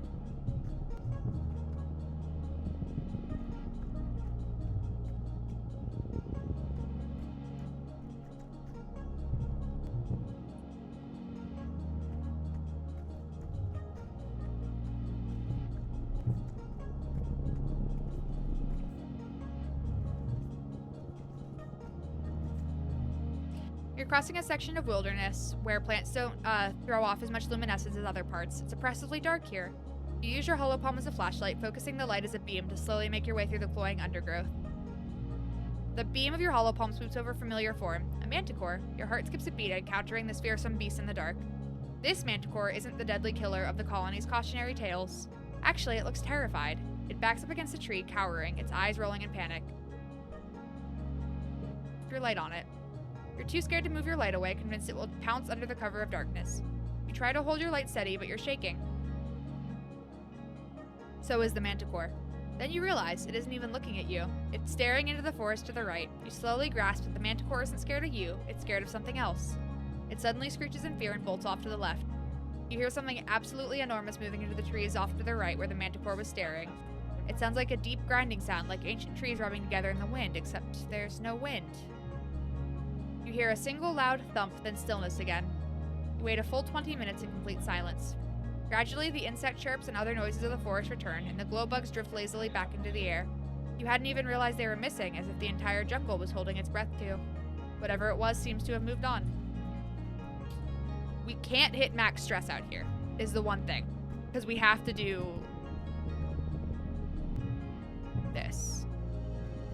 But I don't want to do that yet, because it's going to bring us right back inside. I want to go see the other manticore first.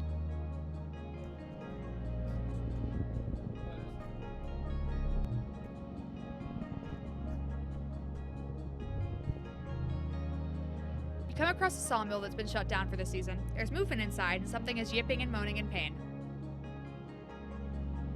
You approach it carefully and find that some sort of dog-like creature has gotten trapped in the machinery. It growls at you and blinks its eyes, then its other eyes, and then its other eyes. Boy, it has a lot of eyes. The loggers won't be back for weeks, so this creature will surely die slowly and painfully. It looks worn out already, but still dangerous. You try to come near it, but it bites at you ferociously, nearly taking your hand off. You don't see a way you can safely free it. You sit and watch, hoping to learn more from it, or at least a way to free it without endangering yourself. The creature's obviously been struggling for a long time. Once it realizes you're not here to eat it, it slumps down into a nap. You feel the irresistible urge to do the same and fall into something of a trance.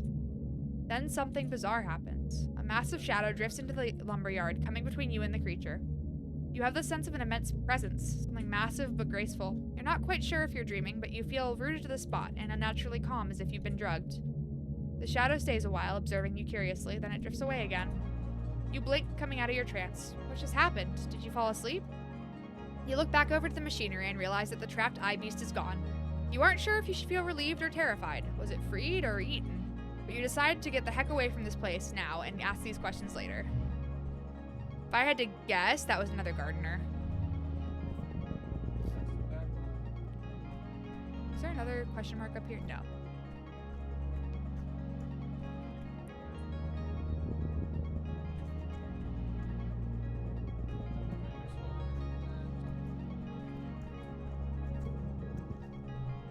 You come to a dense part of the path where the gnarlwood surrounds you and blocks out the sky and the wormhole above.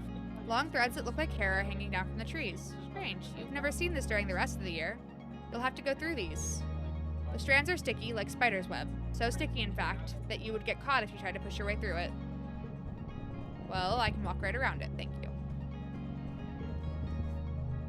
You're amazed at how peaceful it is out here. It's not what you expected. You stay out of sight of the watchtowers and slip between the mush trees. It's eerily silent, as if the forest is holding its breath in anticipation.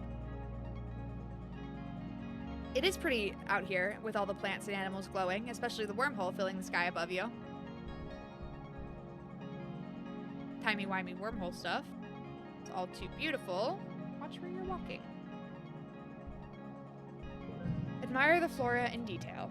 The mush trees make their own light, a chemical reaction almost as bright as your holopalm. All sorts of small flying insects are drawn to them, facilitating pollination. Other plants spread glowing seeds which float up and dance above you, as if they're alive. Maybe they are. The gnarlwood trees have these glowing bumps on them. Are those insects inside? You can see something pulsing in there, like a goopy caterpillar becoming a butterfly. How strange. Though you can't see it, you've been told the wormhole high above is shining with ultraviolet light. It's invisible to the human eye, but absorbed and re-emitted as visible light by the fauna and flora around you. Your holopalm calls it a black light. It says that people on Earth used to use similar, much more concentrated light as decoration. Even your clothing glows faintly. Can't do this one. Don't have a high enough combat. You come across a strange, glowing river in the sky, floating just over the mushroom-capped treetops. It reminds you of old Earth vids about the Milky Way, or the Northern Lights? It undulates away to the left and right, a river of luminous mist. Beneath it, a curtain of tiny glowing particles slowly rains down into the forest. Yeah, forward better. Follow it. It seems to be denser to the left and flowing slowly to the right, so you decide to head left towards what must be the source. You stray from the path. The ground is hard to traverse in the dim phosphorance. Feels like a The weird river gets denser and starts to shimmer a little, like the spore clouds you sometimes see in pollen. You're careful not to get close to the particles raining down from it. The mist seems to be coming from something near the ground, somewhere up ahead. It's something big. Something big and moving. The strange river of light is flowing from something on the next plateau. It's heading east and trailing this glowing dust, some kind of spore maybe, behind it. You could go into the ravine here and try to keep following it, or safely cross under the eerie stream and continue where you were headed before. After a harrowing trip through the muddy ravine, you make it up the next plateau only to find the sky river has dissipated. You can't find any sign of what made it. Ah well. There's, I think, just the one left. I shouldn't get max stress, but I'm worried that there might be a... whatever. This area is dotted with huge circles of glowing mushrooms, each one nearly a meter in diameter. The bare grass in the center of the circles look remarkably lush. Take a closer look. You crouch down to analyze the mushrooms. It's a species you don't recognize, and your holopalm reports that they live most of the year underground and only pop up during glow season. This close, you notice that the entire area inside the circle is sunken and the glass has been flattened, almost like a footprint. But what would be big enough to make this? You decide not to wait around and find out. Alright. Your exploration leads you steadily upward until you find yourself on a plateau overlooking the valley. The colony is a dark little smudge below, a break in the magnificent natural luminescence of glow. From up here, the wormhole feels so close you could touch it. You're not alone up here. Your heart leaps into your throat as you spot it. Silhouetted dark on dark under the eerie light of the wormhole. A faceless. Atop this high plateau, ringed by gnarlwood trees, the massive creature stands staring at the sky. As you watch, mesmerized, some of its swaying tentacles open up and a glowing dust oozes from them, rising like smoke into the night. Then it's gone? The whole entire faceless just vanished in the blink of an eye. Or did you imagine it? You rub your face, easing the sudden tension that has sprung up behind your eyeballs. Approach where it was standing.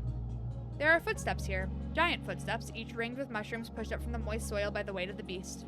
You gingerly realize you're standing in the middle of one.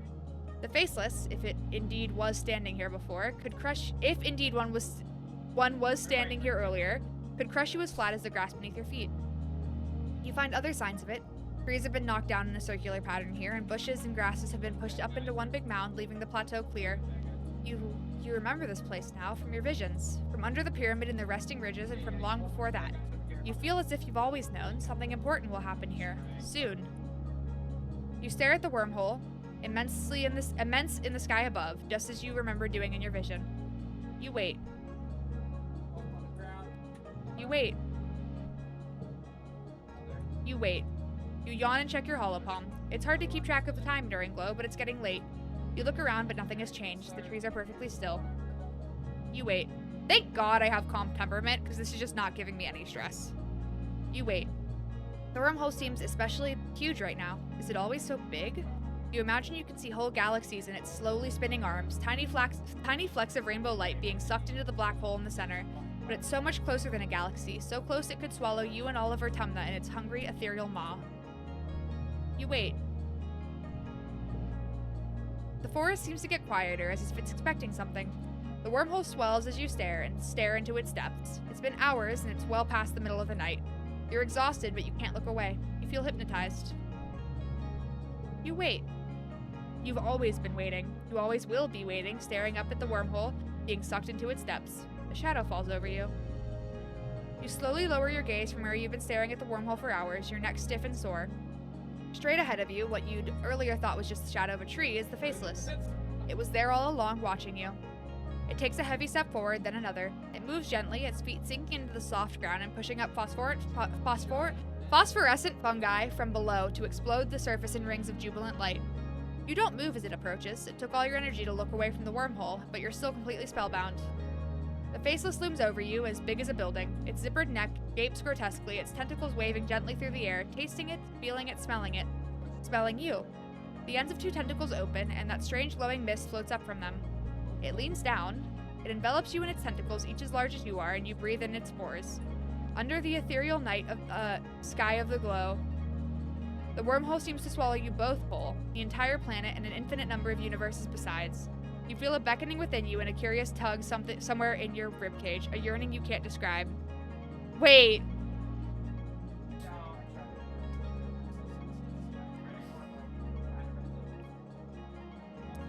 We're gonna resist, right? We have to. We're supposed to get to 19! We're only 17!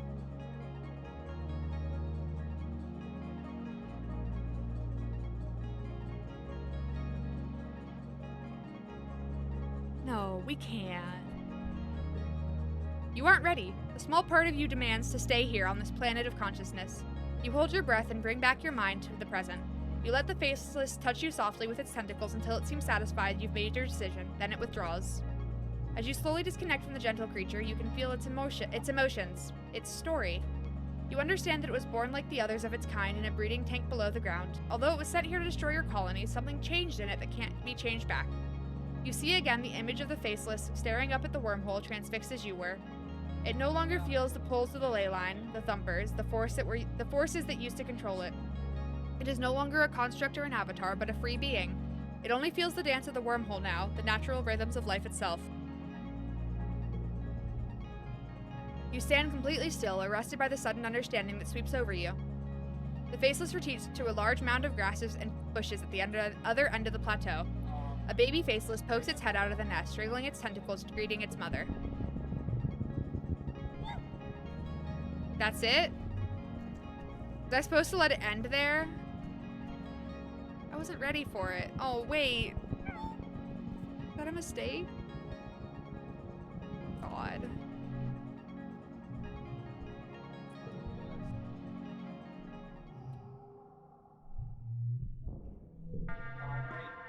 You're just putting your boots on to grab dinner in the lounge when you hear the colony sirens begin to wail.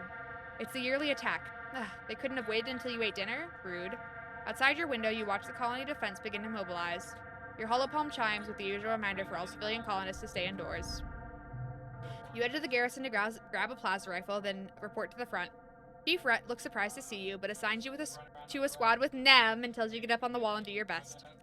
On the other side of the walls is more Xenos than you've ever seen in one place ever. They seethe out of the forest, large and small, herbivorous and predatory, fungal and otherwise, flying and crawling and hopping towards the colony with a single-minded determination. The air fills with the pew-pew of laser turrets and the crackle of plasma rifles. The enemy's front line collapses, only to be replaced by even more Xenos, just as many as before, if not more. There's no end to it. The firebreak turns into a graveyard of dead and dying alien bodies, wave after wave, crawling over the corpses until they roil at the base of the wall like a foam on wave when it hits the shore. You hear the walls creaking underneath you, but they hold strong. There is no sun to set and glow, but night falls on the battlefield without any breaking in the fighting. Your fingers begin to cramp from pulling the trigger of your plasma rifle. Finally, you're relieved by the second guard shift. You walk straight into the garrison and right into a dreamless sleep. You're awoken 6 hours later for your next shift. The kitchens have provided the soldiers with pressed soy rations and hot blep tea, which you grab, then make your way back into the walls to survey the carnage of the night.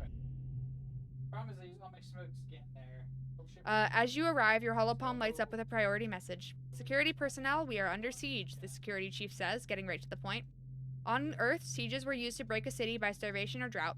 We have plenty of food and water. Guards will rotate 6 hours on, 6 hours off. So long as we keep the Xenos on the other side of the wall, we can hold them off for days, weeks even.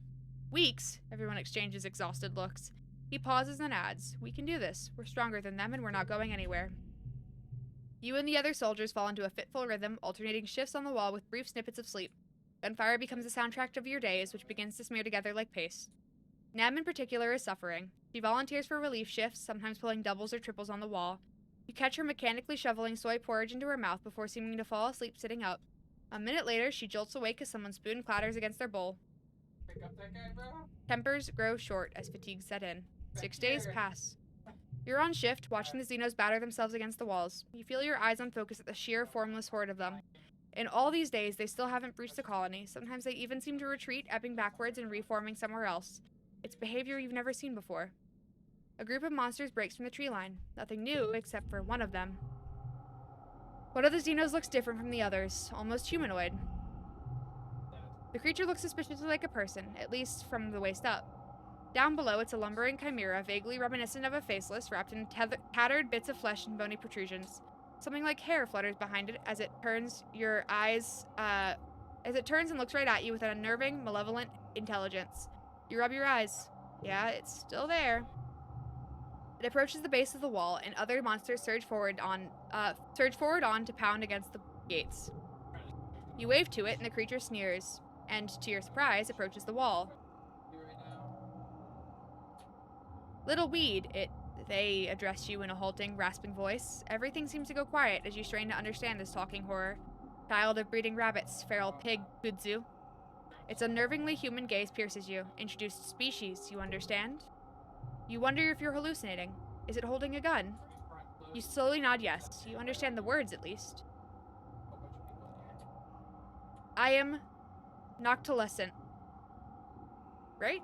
The monster says through a voice box that seems better suited to guttural roars than human language. A gardener. Designation pest control. I perform my task, unlike gardener symbiosis. Sim. Yes, now that they're standing still, you can see the seeds of Sim's slightly inhuman features staring back at you. Their hair is a bit like Sim's as well, as if it's actually alive somehow, waving in a wind that isn't there. What do you want? Who are you talking to? You jump back as Nem sneaks up behind you, and when you look back, Noctilescent is gone. Nobody. You shake your head and mumble something about needing sleep. You promised Sim you wouldn't talk about the gardeners. She nods and pats your back. The siege is getting to everyone, Elaine. It's okay. Finally, after the 6th day of the siege, you look down the sight to your plasma rifle and see a curious thing. The monsters are retreating. As you gather up with the other soldiers in the colony square, your holopalm lights up with a priority announcement from Governor Lum. The alien attackers have been defeated, he says. The siege has ended. Lum smiles broadly and puffs out his chest. Another year, another win. You're welcome, Vertumna. You're welcome, humanity. You're welcome, you hear, and see Chief Rhett nearby looking livid. What did he do? He rants to his security officers. Race out there like an idiot with his honor guard, defend strategically unsound positions, put himself in danger so he had to save his overstuffed ass? The soldiers all shift uncomfortably, but no one disagrees. And when I actually need him, Rhett continues, taking his 12-hour beauty sleep while the rest of us slog through endless shifts. The soldiers are exhausted from the siege, so the crowd in the square disperses quickly. Only a few Helios remain, covertly filming Rhett while he continues to rail against Lum. On the horizon, the first rays of quiet streak the sky with lavender. You watch Utopia's reclamation crew head out through the gates to begin vaporizing xenocorpses for their component molecules. That night, you have terrible dreams. You imagine that you're sieging the colony, that you're a creature crawling in the mud on your belly with ozone crackle of plasma rifle fire arcing overhead. Your taloned claws, you rip into the walls like they're made of clay, stuffing choking handfuls of it into your mouth. In a moment of lucidity, you try to pull the clay from your throat, but no matter how hard you pull, it never ends. You jolt awake when you realize you've been pulling out your own guts out of your throat. Just a dream. You're shaking and coated in a film of terror sweat, your heart pounding. You don't sleep again before daybreak. I am not surprised.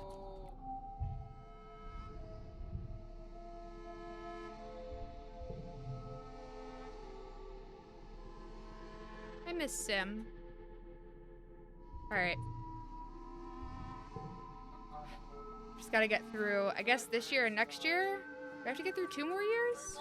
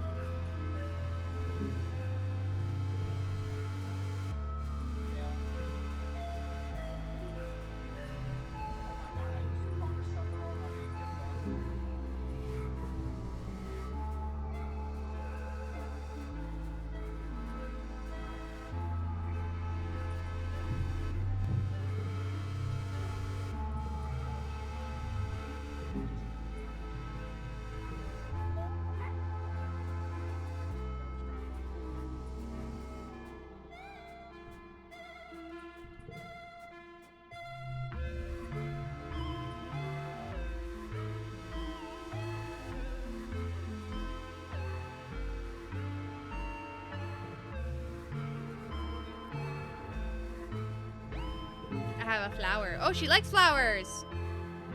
Nice. I hope you find it useful. We can talk to her, but I'm gonna, real quick, I have to be right back so that Sad can run.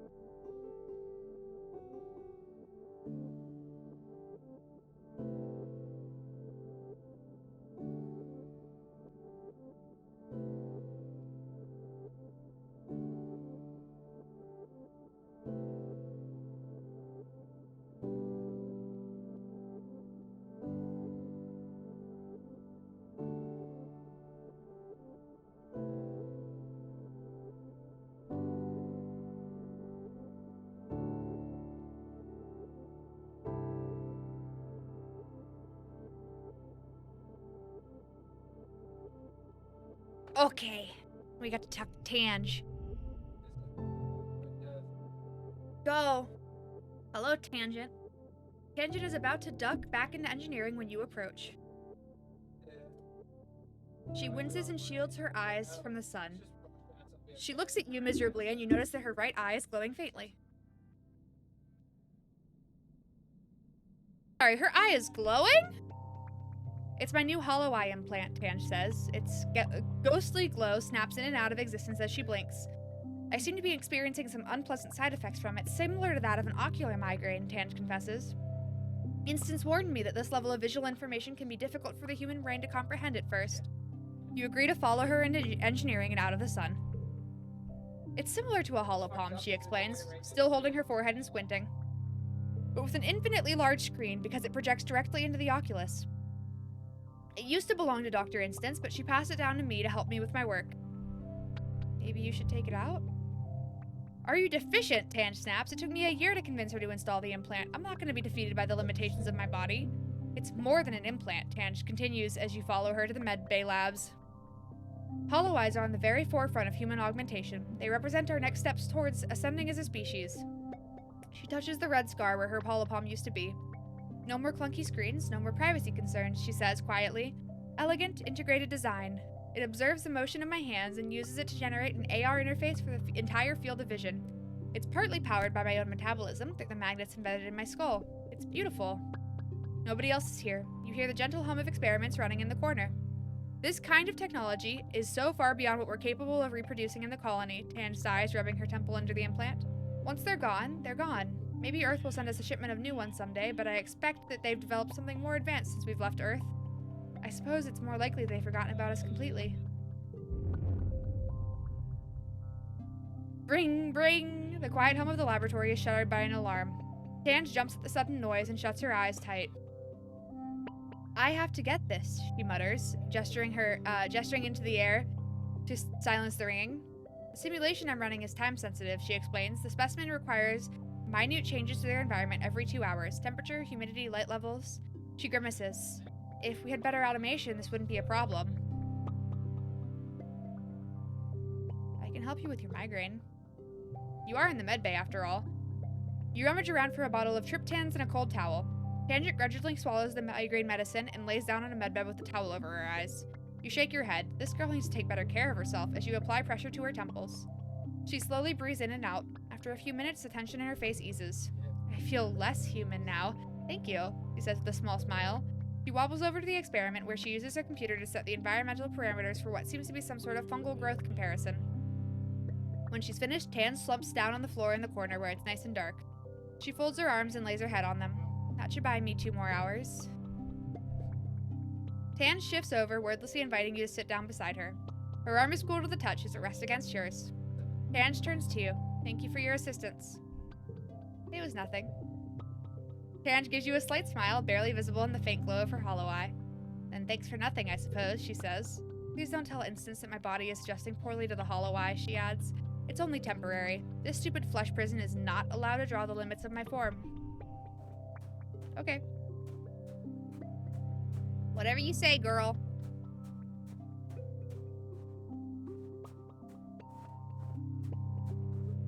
I think that's talking to everybody. I don't even know what to do. I really don't.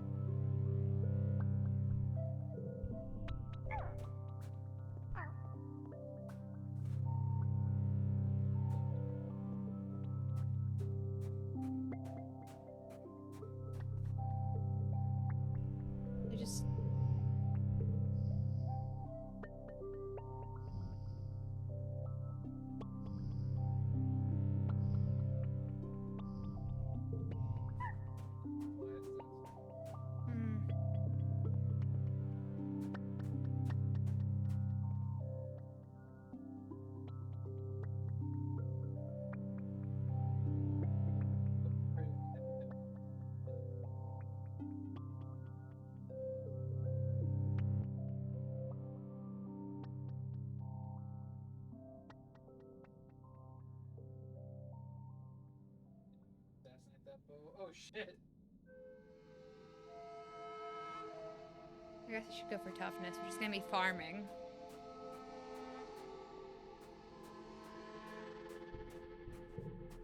Why don't you just stab him right in the face? There's just so much shit going on.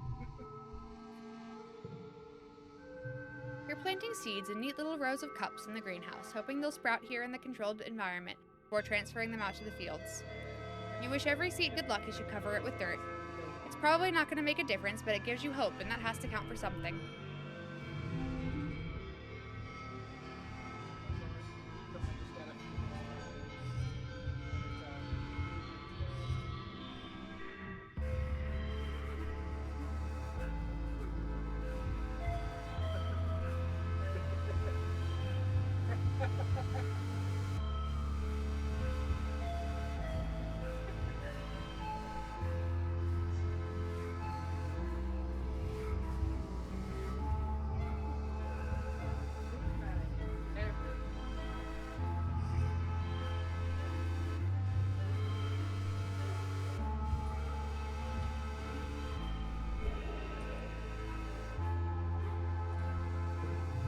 I was gonna say, that's probably the best I can do, right?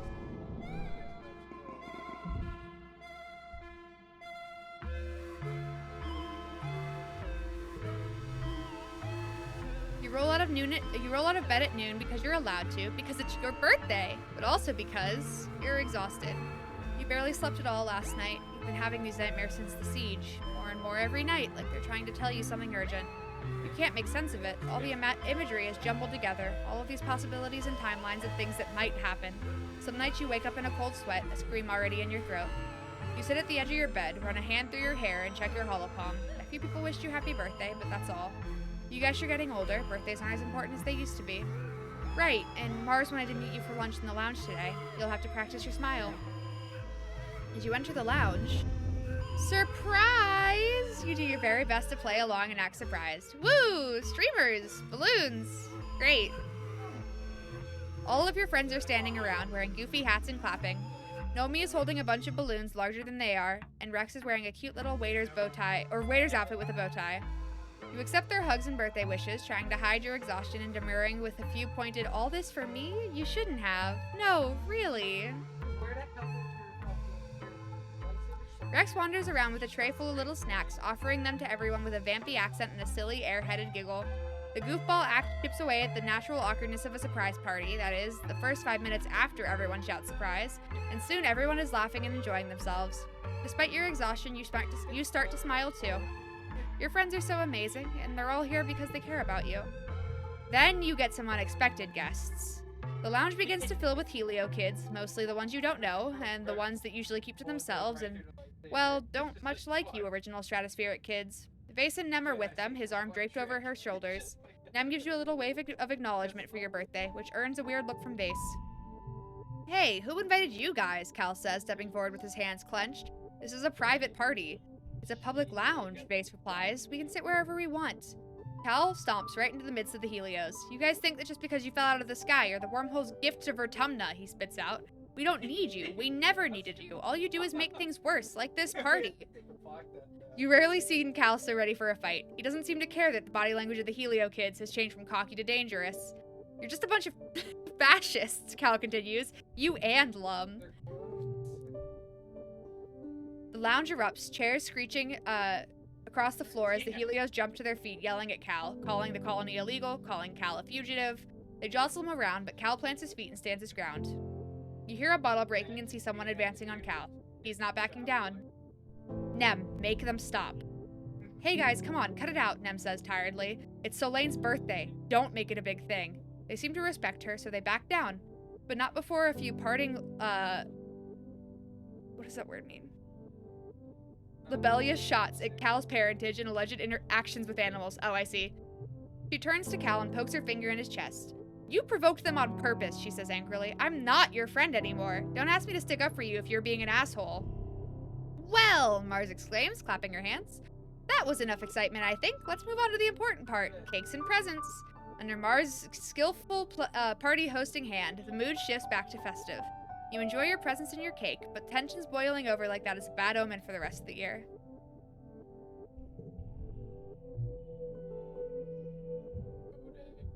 Don't know what I was supposed to do about it.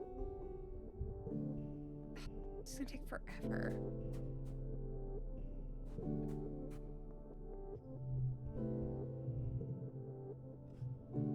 You compare samples of spores to other samples of spores. I didn't mean to hit xenobotany. They all look the same even when you look at them under the microscope, but some are toxic and some aren't. It takes a lot of sensitive chemical analysis to determine if something's safe to eat safe enough to eat. I thought you guys play Gears like Mike said.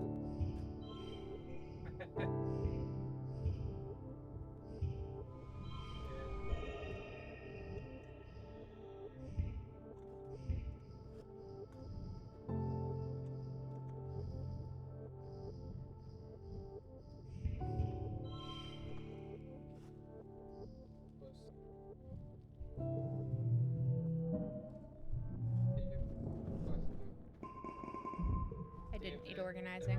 Biology was nice. I can do one more. You just die.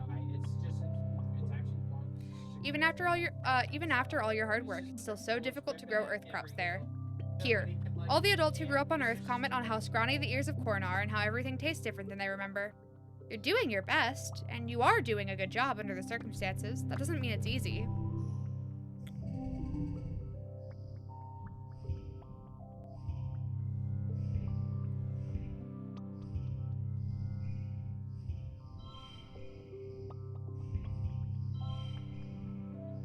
Oh, your boy gonna follow you.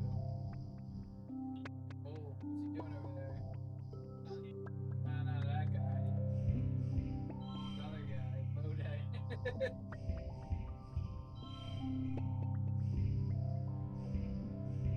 What the hell is he doing?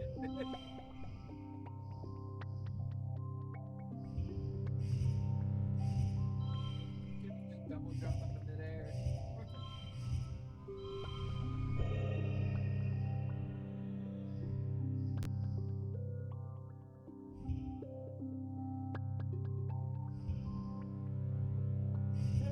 You shocked. Is she Overwatch committed to no PvP content?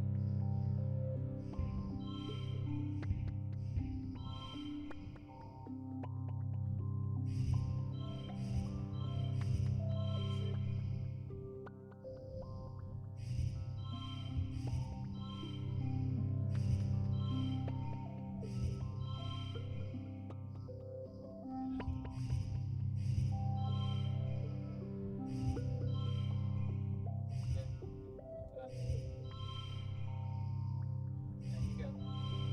I'm still here.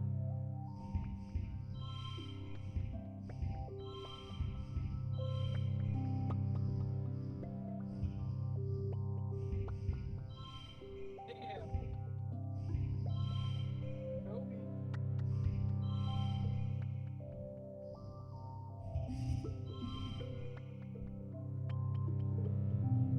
Yeah. Stop asking. Stop asking. Oh, we're close on biology. And we're close on toughness. But now we have to rest. Not asking. Not asking.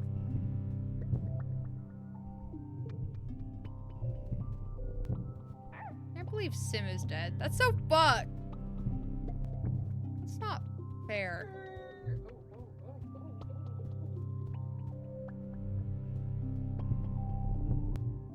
like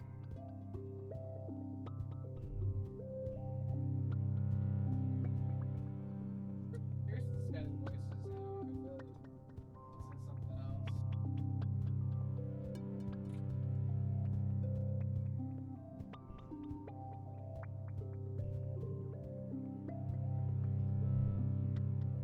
Relax in the park. You play with your Hop-Eye Hop Solo while you hang out in the gardens. They're pretty well behaved, never straying too far into the underbrush and always coming back when you call their name. Another Hop-Eye shyly approaches out of the long grass. Your Hop-Eye goes totally still, then lets out a happy chitter and bounces off to greet the stranger. They touch noses and hop around each other twice. They disappear for a few minutes into the underbrush, long enough that you begin to get concerned.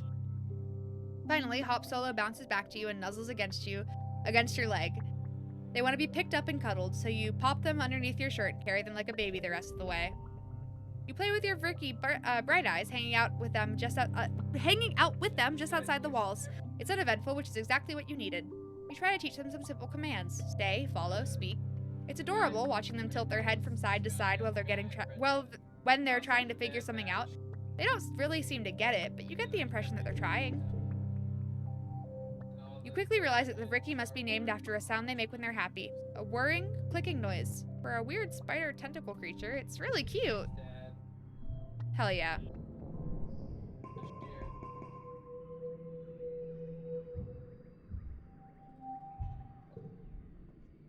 Anyone else want to talk? He voices Yone. That's my dad. Acting father. Can I talk to my dad? Is there anything else to talk about? Oh, I can help him with the animals. Your dad is running some kind of test on trippets. He's playing different chords and trying to see if they have a language or just making instinctive animal calls. You help him by holding up random objects and trying to determine if their sound maps to any understanding of what they're seeing.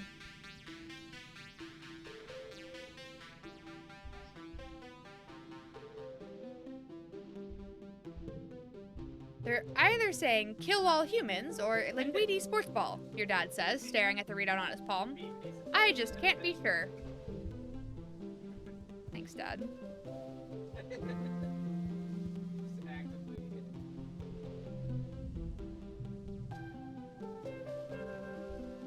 Everyone here is so afraid of dying that they don't even bother living, Diz says, fiddling with a strap on his backpack. I'm not afraid of death. I know I'll die eventually, and the thought of that doesn't scare me at all. I used to think that the inevitability of death meant life was pointless, he continues, but now I find it comforting. Nothing you can do can change the fact that your life doesn't matter, so you can do whatever you want. And if people don't like it or they make fun of you, who cares? They're gonna be dead soon, too. He shrugs, looking more relaxed than usual. I don't know. I find that freeing. He's hit max nihilism to the point that he is almost no longer nihilistic. Nihilistic? I'm gonna assume I'm right. You like the flowers. You find it useful. You can always flirt with her when you give her a flower, which I don't love. I found some.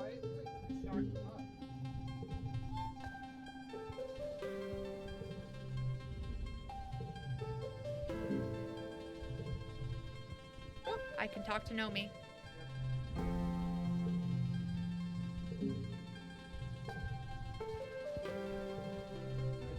Nomi is camped out in the lounge, their holopad screen spread out before them like a drawing table.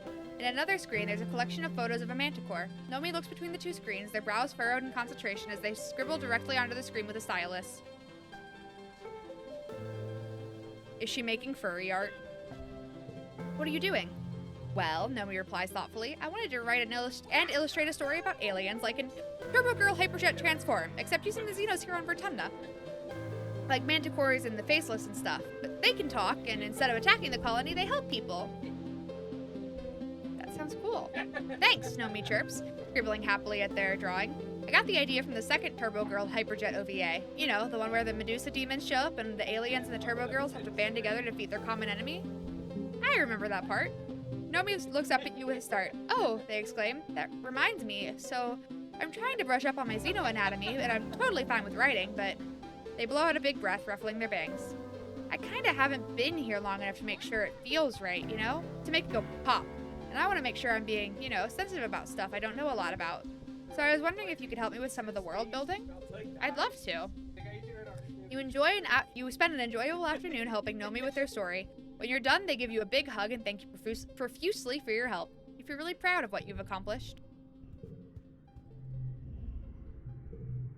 Hug. More than one stance? Oh, I can talk to him now, too. You follow the sound of laughter and find Nomi and Rex playing catch. Or maybe the word for the game they're playing is more like fetch. Nomi throws the ball as far as they can, and Rex tears after it, climbing and leaping over anything in his way like it's not even there. Rex hands the ball back to Nomi, and Nomi winds up to throw it again, but at the last second, they palm the ball and hide it under their arm. Rex barrels away from Nomi with his ground-eating stride and gets pretty far away before he stops and looks around confused. He looks back at Nomi, who waggles the ball at him and bursts out laughing. Nomi! He shouts, running back to them. He picks them up and hauls them over his shoulder, and Nomi shrieks with delight as Rex spins them around. Two Helio kids in their crisp uniform pass by, glaring archly at Nomi and Rex. Rex sets Nomi down and then spots you over Nomi's shoulder. Well, hey, it's Solane, he says, and Nomi turns around and gives you a stunningly bright smile. Rex slings his arm over Nomi, and Nomi lays their head on his shoulder. They're both breathless and beaming with happiness. Did I miss something? Are you two dating? Rex and Nomi look at each other and make twin sounds of disgust. What? No, not at all, Rex exclaims. Nomi's practically my sibling. He tightens his grip around Nomi's shoulder. I mean, I love them. I really do. But not like that. Nomi sticks out their tongue. I don't like anyone like that, they add. But I love Rex, too. He's my best friend. Aw, buddy, Rex coos and wraps his whole body around Nomi's smaller one. He kisses them noisily on the cheek, snuffling into their hair, while Nomi shrieks with laughter again. We were always the odd ones out on the heliopause, Rex says. People thought we were weird, you know? You probably don't see it because everyone is so awesome here, but compared to the rest of those smug, boring jerks, we really stuck out. But I'd rather be different than be like them. He looks down at Nomi, who beams up at him. And I got to be different with my best friend, which was awesome. We just hung out together and had our own fun while everyone else trained to be proper little soldiers. Right, Nomi? Nomi frowns. Like Vase and all of his cronies, they say quietly. It wasn't all fun and games. Rex stresses Nomi and strokes his hand through their hair. I know, he says, but that's in the past. We don't have to grow up to be soldiers. We're here now, and there's so many more people to be friends with. Like you, Solane. Yeah, I'm your friend. Rex smiles and holds up his other arm. Group hug! Rex gives really good hugs, and Nomi's no slouch either. Hell yeah. I'm close to max friendship with Diz. Ugh.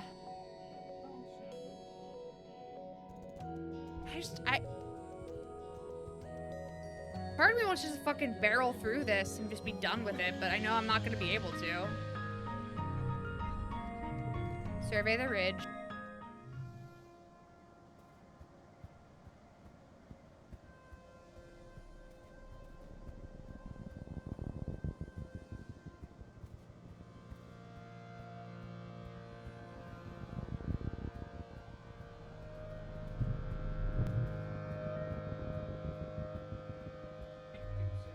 You know what the device is now. It says, what is this strange device? As if we haven't figured out it's a battery already.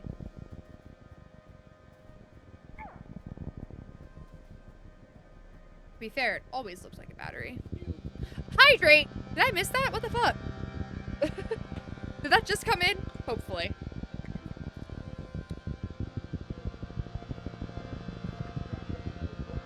And pat pat pat. Thank you. It was just now ye. Good. I was like, if I missed it, I feel like you might have called out about it, but hopefully I didn't miss it. Ugh. Ah!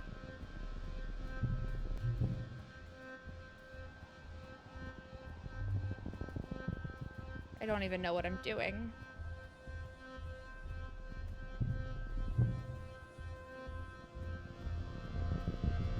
I hear the fucking... Oh!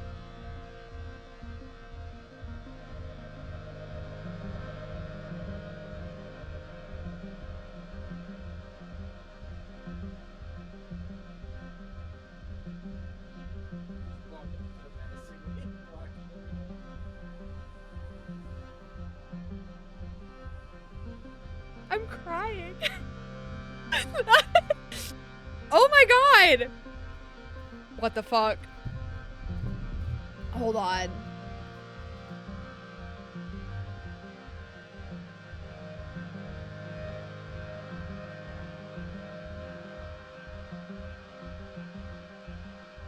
I'm okay.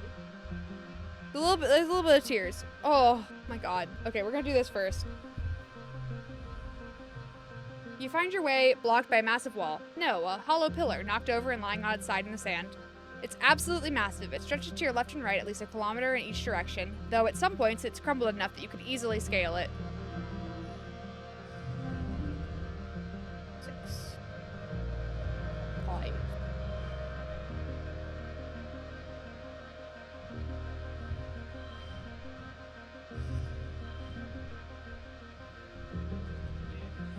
There. What the f- I'm okay.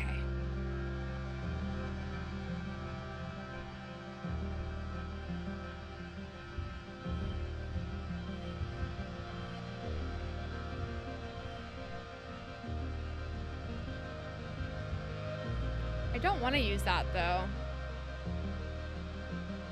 I don't think I have to.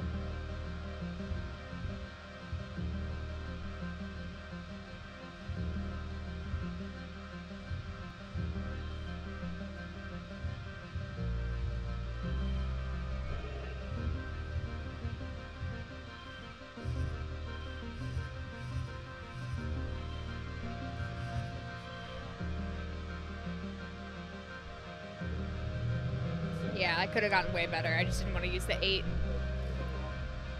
You find more scraps of convergent domain writing and Utopia and technology. You document everything to bring back to Utopia. Hi?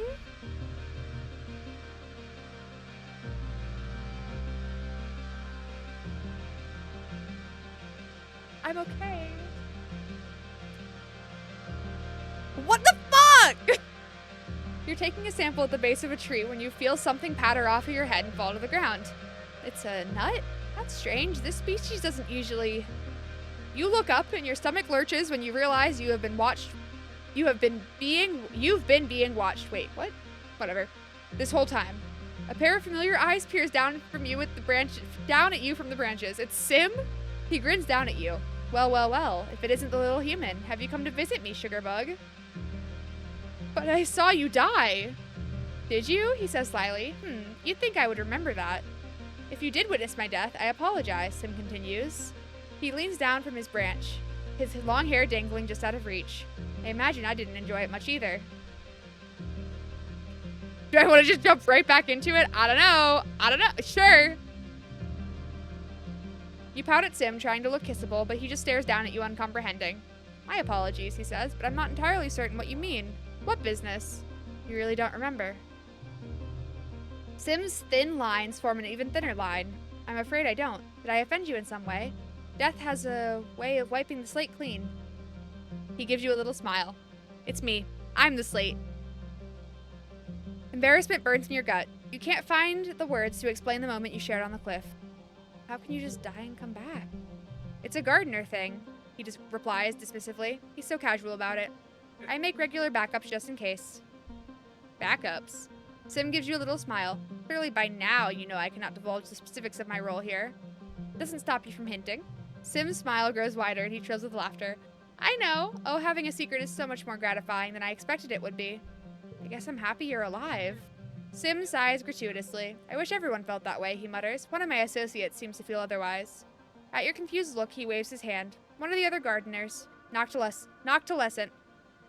They don't really care for you humans, I'm afraid, and they're aware I've taken an interest in you. With a soft whoomph, Sim drops gracefully out of the tree and dusts himself off. He claps you on the shoulder. I'd watch out for them if I were you, he says. They're quite dangerous. Sim turns to leave, but you sputter and grab his sleeve. You can't. After all that, you deserve some real answers. Some answers. Real ones. He owes you that. He turns to you, one arch eyebrow raised. What is it, Solane?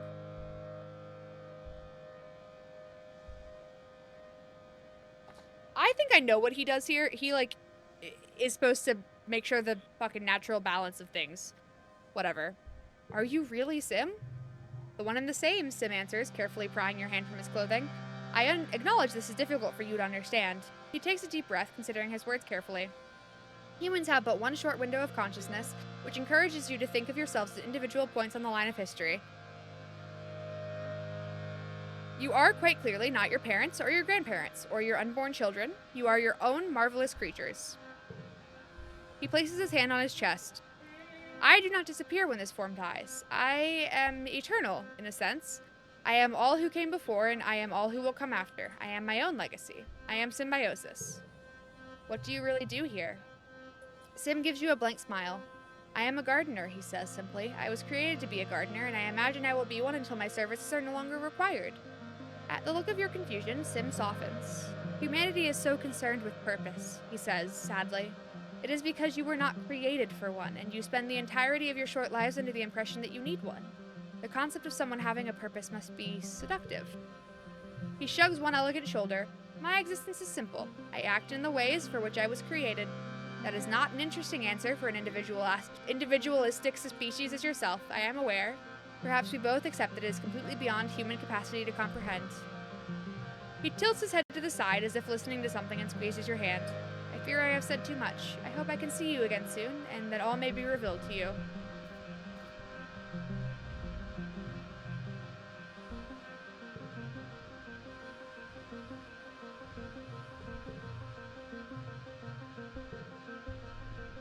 He doesn't like when I give him gifts, but he does like them. Could you help me calm down? Cool.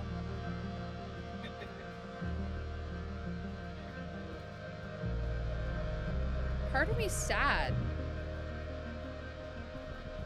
Like, what the fuck? You really... Utopia has sent a team of geologists to get a closer look at this region's weird terrain. You come across them working, and Utopia beckons you over. I've read this before.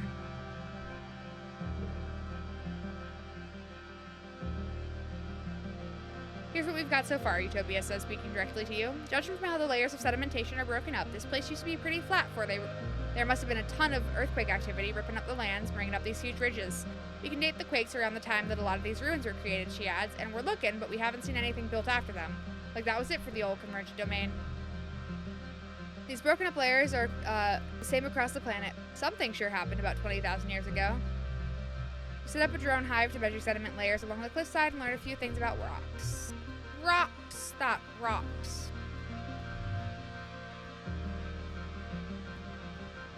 I'm sad.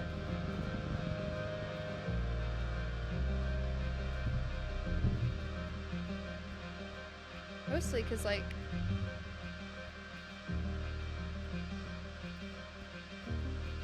I don't know. What the hell?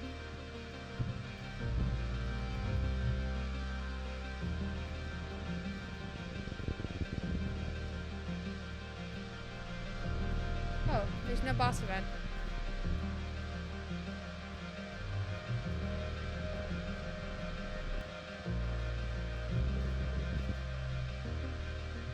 You're trudging along when you're suddenly buffeted by a hot wind.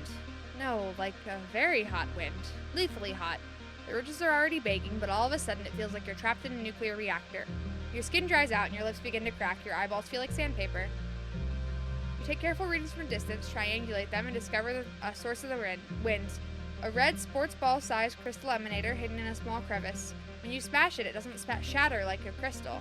It almost looks like it could have been organic. Was it some kind of defensive barrier? Yet another mystery of these ridges. I'm tempted just to go home.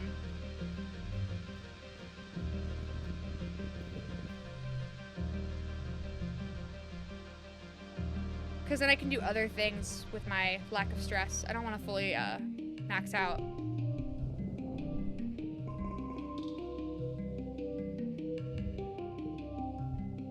Hey, Diz. You can't find Diz outside the walls, even though duty roster has him working on expedition vehicles today. After asking around, one of his crewmates points you to where she'd seen him disappear into the forest just 10 minutes ago. You thank her and set off into the wilderness.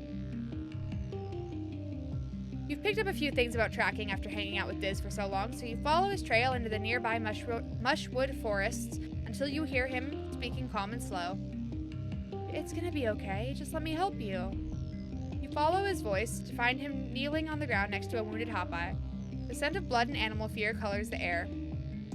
Diz's knife glints as he pulls it from his sheath. Don't worry, he says to the creature. I've got you. It won't hurt anymore, real soon. A branch snaps under your foot and Diz's head jerks up. His eyes go wide, but he doesn't greet you. Instead, he gestures for you to get a closer look at the Hopeye. Its single leg is mangled beyond recognition from the hunter's snap trap. It's bleeding heavily. It can only stare up at Diz, defeat in its 4 eyes. It struggles once more, then goes still from exertion, wheezing miserably. They tell everyone that they're humane traps, Diz murmurs. But humans lie, don't they? They lie all the time. The hunters won't be back to check the traps until tomorrow. Diz continues, looking down at the Hopeye with a grim expression. I have to put it out of its misery. It's the kindest thing you could do. Diz nods once and steels himself. The clean cut, he slices through the neck of the Hopeye. Oh, it goes limp in his arms. Diz is quiet at your side for a long time, breathing evenly in through his nose and out through his mouth like he's meditating. It's better to die quickly than to suffer in a trap, but there shouldn't have even been a trap in the first place, he says eventually. He clicks his tongue against his teeth. It's pointless. It was gonna die eventually, but not here. It's not natural. It's not the death part that bothers me, it's our vanity. Humans are so afraid of extinction that they'll kill indiscriminately to avoid it. Diz takes out a cloth and wipes the Hopeye's blood off of his blade, his movements slow and reverent. I used to let it control me, too. I thought dying meant that living was pointless, he continues, but now I know the truth. Life is short and brutal and hard, and it's up to us to fill it with as many experiences as we can. Are we going to spend our lives cooped up in the colony, subjugating nature because it strikes fear into our animal brains? He smiles faintly. Or are we going to get out there and live the only life we've been given? He looks down at the corpse of the Hopeye and lays his hand gently against his head. We're all going to end up like this in the end. There's no use denying it or letting the fear control our actions. I never thought about it like that. Isn't it obvious? Diz asks, looking up at you. It's not like I'm out there throwing myself off of cliffs, but it's not something I let control me. He smiles genuinely. And because I don't fear death, I do so much more enjoy living. I do so much more living. Should try it sometime. Diz lifts the Hopeye's body into his arms and rises to his feet. The smell of death will attract animals right into the other traps, he says. I'm not taking it back to the colony to be stuffed into a recycler. You have to take it into the woods and give it back to nature. You and Diz walk further into the forest in respectful silence, Diz cradling the dead Hopeye against his chest.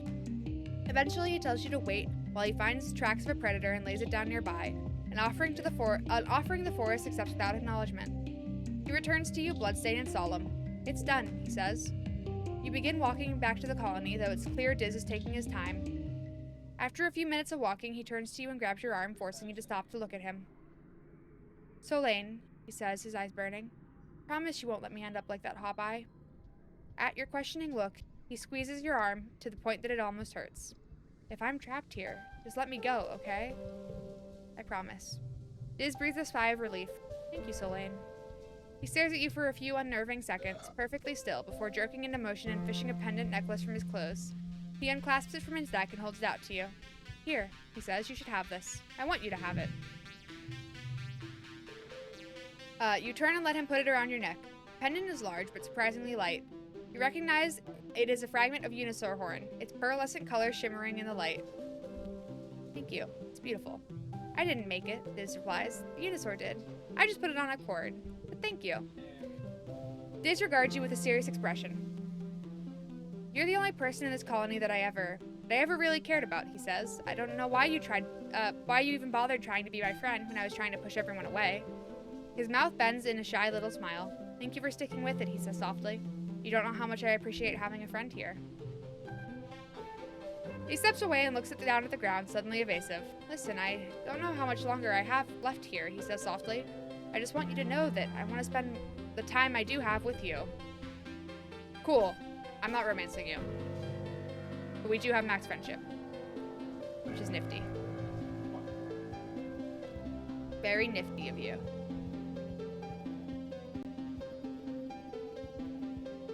Did I go for toughness? Probably. I need to get 6 toughness, though. Not gonna be easy. Maybe I should just play sports ball. No, sports ball is only 1 toughness.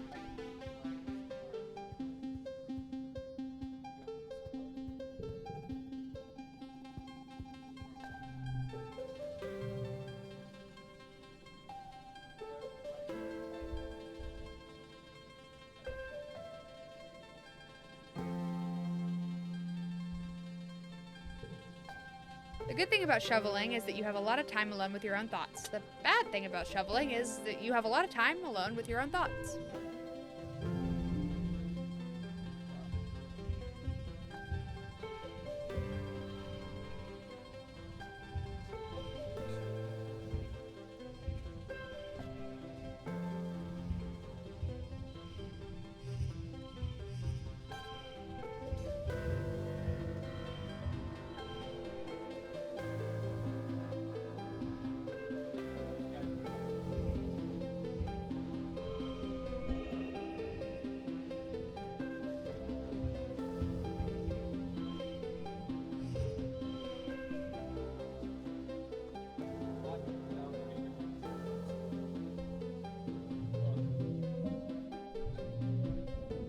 Ah,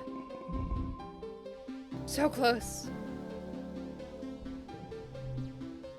You're browsing the colony bulletin board on your holopalm over breakfast when you notice a new post from Nomi. It seems to be a short story.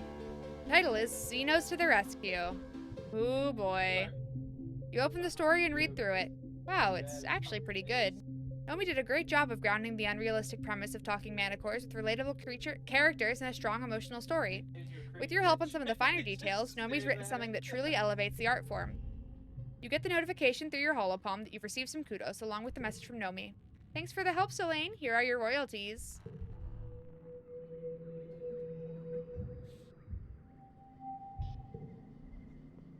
Alright. Found something for you. Have a bobber fruit. Food. Oh, we can talk. It's hot and humid inside the geoponics bay, making your clothes stick to your skin as you look around for Cal. Eventually you see him, his back turned to you as he lifts bags of fertilizer into a wheelbarrow. You call out to him as you approach, and he turns towards you with a beaming smile. Solane, he greets. I was hoping I would see you today. As you open your mouth to respond, you hear a quiet crack and a hiss from nearby. Oh, Dudette, watch out, Cal says. He's stepping between you and what you realize too late is a humidity sprinkler. Cal laughs as he's blasted by a cloud of mist. For one perfect moment, he looks as if he's been outlined with 1,000 rainbows. Ah, dip, Cal whines, smiling as he shakes out his hair and flips it back over his shoulder. I should have let you take that one, but your clothes would have gotten wet. He stands up straighter as your gaze passes over his body. Well, he's really grown into himself, is the thing. Before your eyes, a droplet of water bravely winds its way from the rise of his chest down the rippling muscles of his abdomen. Blah, blah, blah, blah. Cal tilts his head, his smile turning a little teasing. He flexes biceps at you. Got you looking. Dude, you're blinding me. Put a shirt on. Cal drops his arm and chuckles. You're lucky I keep my pants on, bruh.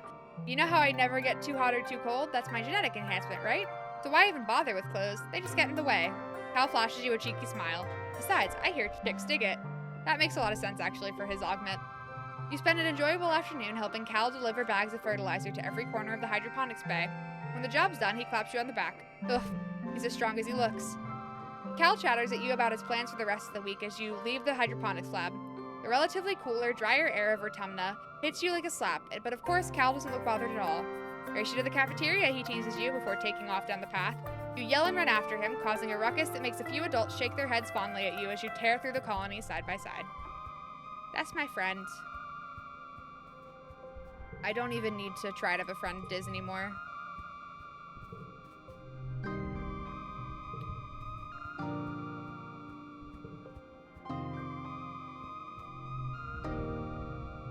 Oh, I can help him build something. I'll come back to that.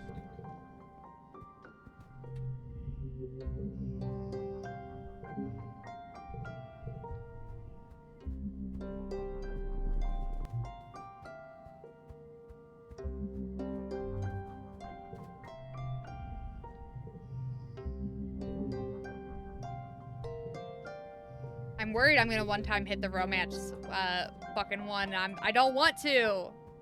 I don't want a romance. Dude.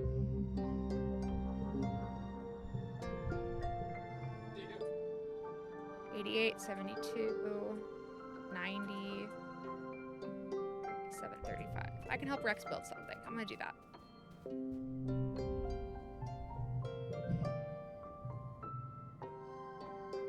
Actually, I'm working on something right now, Rex says, producing a holo projector. It looks so familiar. Wait, it's the holo projector you used to watch vids on in the creche. It's been broken ever since the creche was destroyed. I was hoping you could help me fix this up. I want to have outdoor movie nights. You help Rex bring the holo projector back to life, then help him make an outdoor theater for it, complete with overhead lights and comfortable places to pile up your bedding. Aunt Anne provides the snacks. Rex looks at it with pride. We just have to figure out what to play for our opening night. Nice. Hi, he waved at me. Is there anything I can do with my dad? Can I help you with anything? Nope.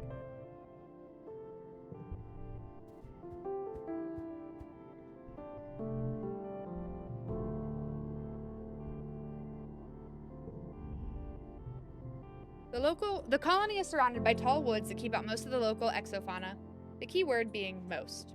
You often report to work to find that an entire row of corn has been ripped up and carried away in the night by something that can fly over the walls. All that's left in the morning is torn up dirt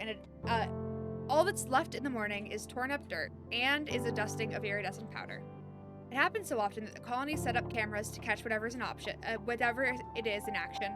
The next day, you have your answer. Dorbs moths, giant blue moths with wingspans almost as long as your outstretched arms. They can rip the corn right from the ground. I already solved this problem. Wow, amazing, Cal says as you review the holovid. I didn't know Dorbs moths could do that. Dorbs moths are pretty cute in a bug-like sort of way. Fuzzy dog-like heads, pretty iridescent wings, and long, elegant whiskers. They'd be cuter if they weren't flying away with entire stalks of corn. You don't want to run the risk of accidentally poisoning them with your own crops, and Cal objects to trapping them. The most humane solution is to discourage them from stealing your crops at all. You and Cal work on setting up scarecrows, but after a couple of unsuccessful days, you have to admit that you don't know what scares the adorable little moss. What even eats them anyways? I've never played this game before, so I'm confused. I have an idea. You do? Cal asked dubiously. You explained to him that you think you should try to scare away the Dorp's moss using sound instead of scarecrows. Cal's game to try it, and you spend an afternoon recording various squeaking and screeching noises and mixing them into a loop that you can broadcast over the fields. The next day, there's no sign of Dorp's moth. I think it worked, Cal says, sounding surprised but relieved. Wow, how did you know that would work, Solane? You don't know how to explain that it just came to you in one of your dreams, so you just tell him that it was a lucky guess. But I've already done that.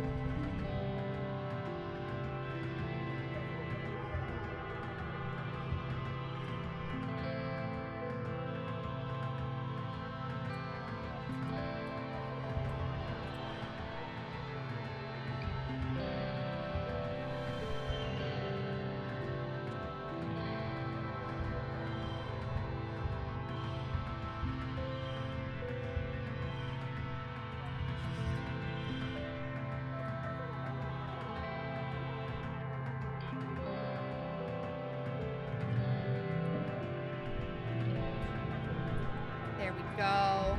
We just pipped toughness and biology. This year, Governor Lum's ascension to the Vertumnalia stage is heralded by an entire military band, their instruments shiny and nano-printed new. They march out of command in formation, splitting and forming a phalanx at the foot of the stage as Lum takes his place before you.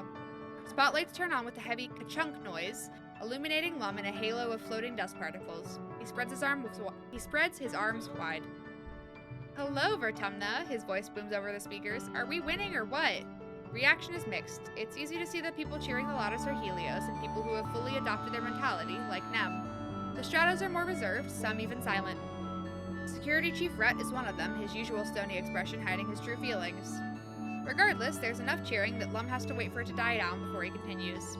We're killing it out there, people, he exclaims. Every day we claw a little more territory from the savage aliens of this planet.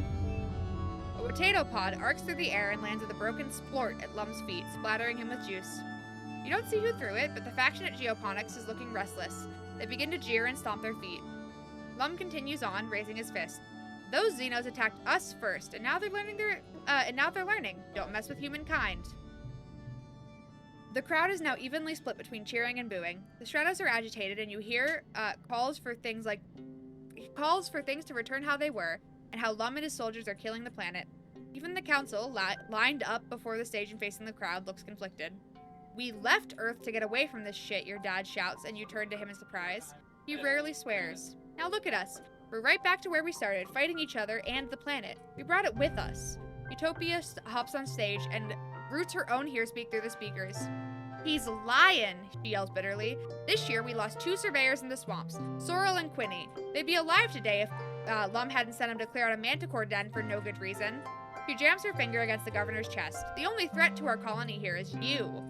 Lum smiles, doesn't change, but his eyes go cold. He snatches Utopia's hand and calmly, slowly crushes her hollow palm crystal with his thumb. You can hear the crunch of the bones of her hand before her feet cuts out. Utopia yelps as her knees buckle with the pain, her bravado gone. She holds her broken hand to her chest and is too shocked to resist when Lum shoves her off stage. The crowd is stunned into silence as well. Lum clears his throat and approaches the end of the stage, looming tall over the council. Thank you for your input, he says icily. Your concerns have been noted. This isn't the buffoon Lum presents on his daily holo vlogs, or the nuisance he is when he visits a worksite. You can see something in his eyes you've only caught glimmers of before. Hatred.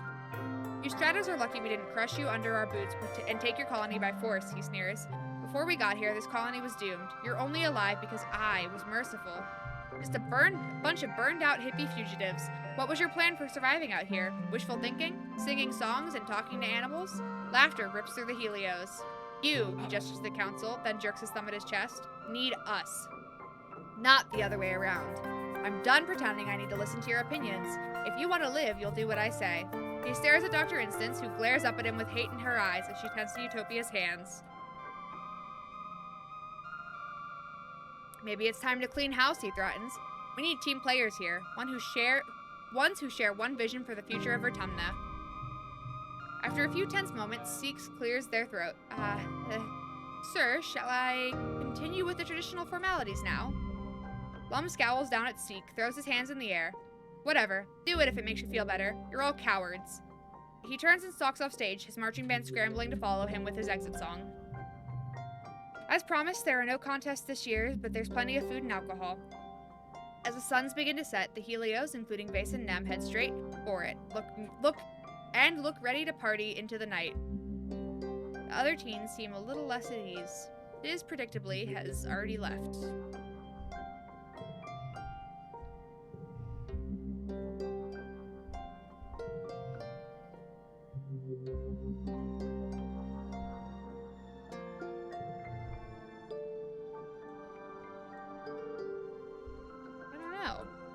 I'm gonna go find Diz. You don't find Diz on the walls or in the robotics lab or in any of his usual hiding places. Not even congruence can get a read on his location. You might have an idea on where he could be, though. You creep up on Sim and Diz meeting in secret outside the colony walls. Trust me, Diz, I'm not concerned, Sim says, his hand resting on Diz's shoulders entreatingly. This planet is in no danger of being subjugated by humans.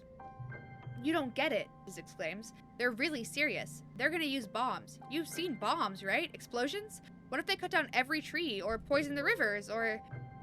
Sim smiles patronizingly. I forget sometimes that you're so human, he says, and Diz scowls. You were stuck in time, unable to see beyond the next 100 years. Even if your species manages to wipe all life from this continent, we will simply bring it back again. It may take 20,000 years, but this planet will outlive you. Diz knocks Sim's hand away and wipes his eyes. Why are you so calm? He spits out. Other gardeners aren't like this. Other gardeners know that humans are dangerous. Diz, Sim sighs, closing the distance between them and folding Diz into a gentle hug, like one would approach a biting animal. I'm not like other gardeners, not anymore. Just like you're not like your humans. Diz sniffles and buries his head in Sim's tattered clothing. I just wish you'd let me help, he murmurs, almost too quiet for you to hear. You let yourself snap a branch as you move through the dry underbrush, and Diz leaps away from Sim with a guilty expression. They both relax when they see it's you. Diz scrubs his red face. Hey, Solane, he stammers. I guess I should go back now, huh? You and Diz sneak back into the colony as the sun sets, dodging Vase and his reveling friends. They have somehow wrangled themselves a live triplet and are in the process of skewering it to roast over a big bonfire. You can hear its dying squeals from here, and shortly after, smell the sweet charred scent of it roasting over the flame. Diz curls his lip. I hate this place, he mutters. Sometimes I wish everyone would just hurry up and die. The week after Vertumnalia is one of the hottest since you've landed. You're supposed to take time off for a much-needed break, but it's just so humid and awful that tempers are short. Shortly after the festival, you start seeing graffiti cropping up everywhere.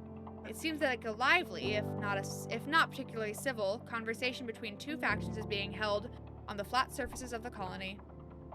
Lum announces a zero-tolerance policy for political graffiti, but you notice that not every tag is being removed, just the ones against the war, of course. The atmosphere of the colony is oppressive, as thick as the choking dust heat itself. Everywhere you try to relax, people just want to talk about the war. It makes matters worse, the sweltering nights are making your nightmares intense again. You return to work feeling more stressed than before.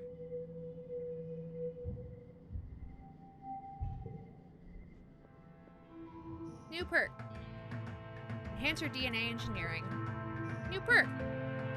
Update basic cards in the garrison gym. I want to get another fucking genetic enhancement.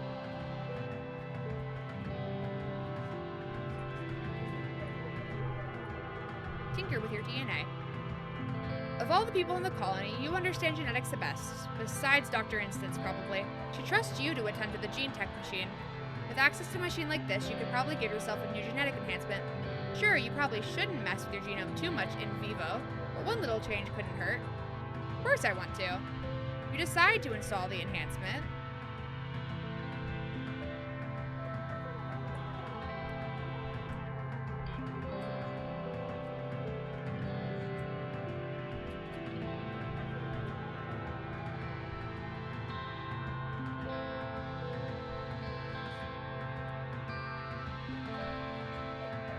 Fingers. You've heard that long ago having a sixth finger would have been something you'd hide or even remove. Some of the best musicians back on Earth have the gene for extra fingers, though. It's a tricky process, much more complicated than modifying the malleable stem cells of an embryo. You wouldn't risk doing it again, but this time it works out. Dr. Instance knows what you've done, but you've taken her silence as a tacit approval of your risky experiment. Wow, that's crazy.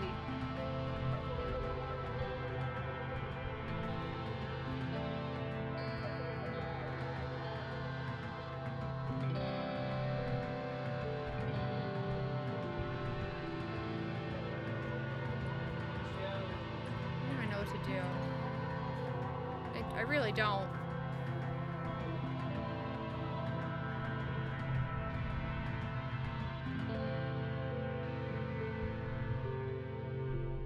I'll go forage in the valley.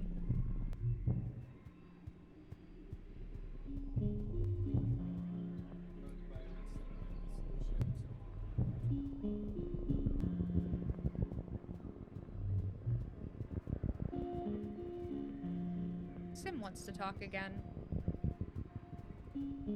Well, last time I talked to you first, things didn't go very well. I'll just wait.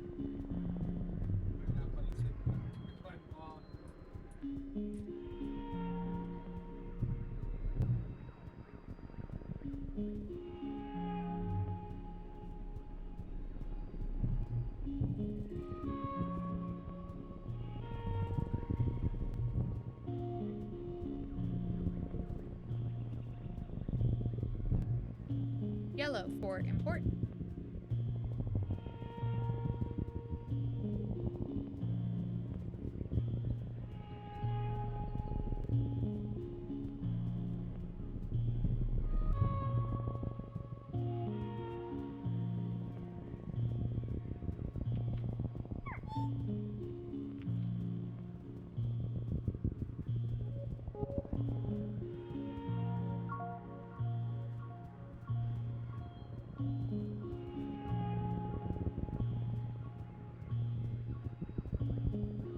Do this first, probably. You spot a juvenile squeeger queen all on her lonesome. She's still mobile, but she's moving very slowly, digging around in the dirt here and there, licking the ground, possibly looking for a place to take root and live out the rest of her life. This might be an opportunity to capture a living hive. Maybe you could convince it to take root in one of the barns in the colony, giving the colony a source of honey without so much dangerous foraging. It spits acid if you get too close, and they have a nasty, powerful beak. No wonder no one's managed to catch it. I'm tough. Just pick it up.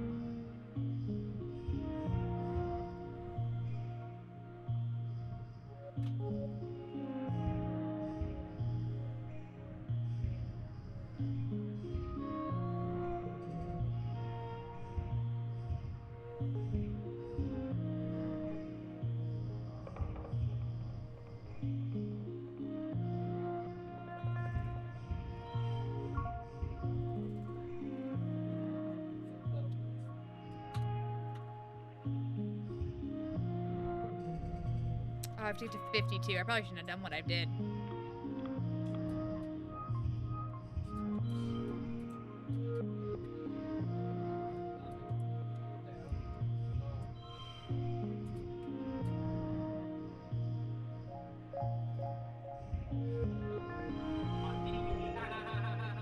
Hey, somehow.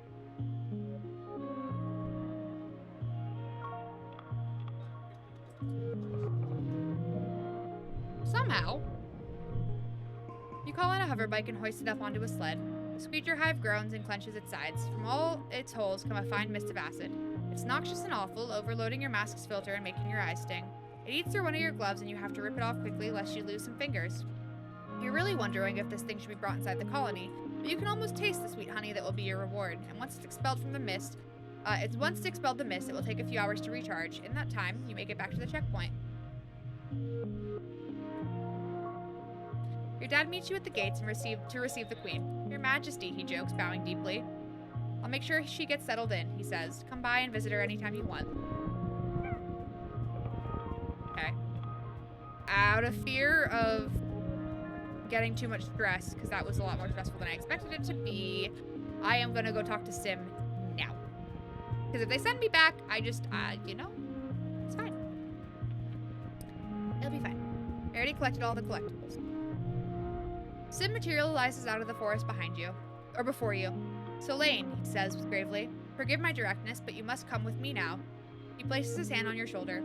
Please trust me when I say I have done my best to argue on behalf of your kind. I hope only for the continued survival of humanity. Ominous.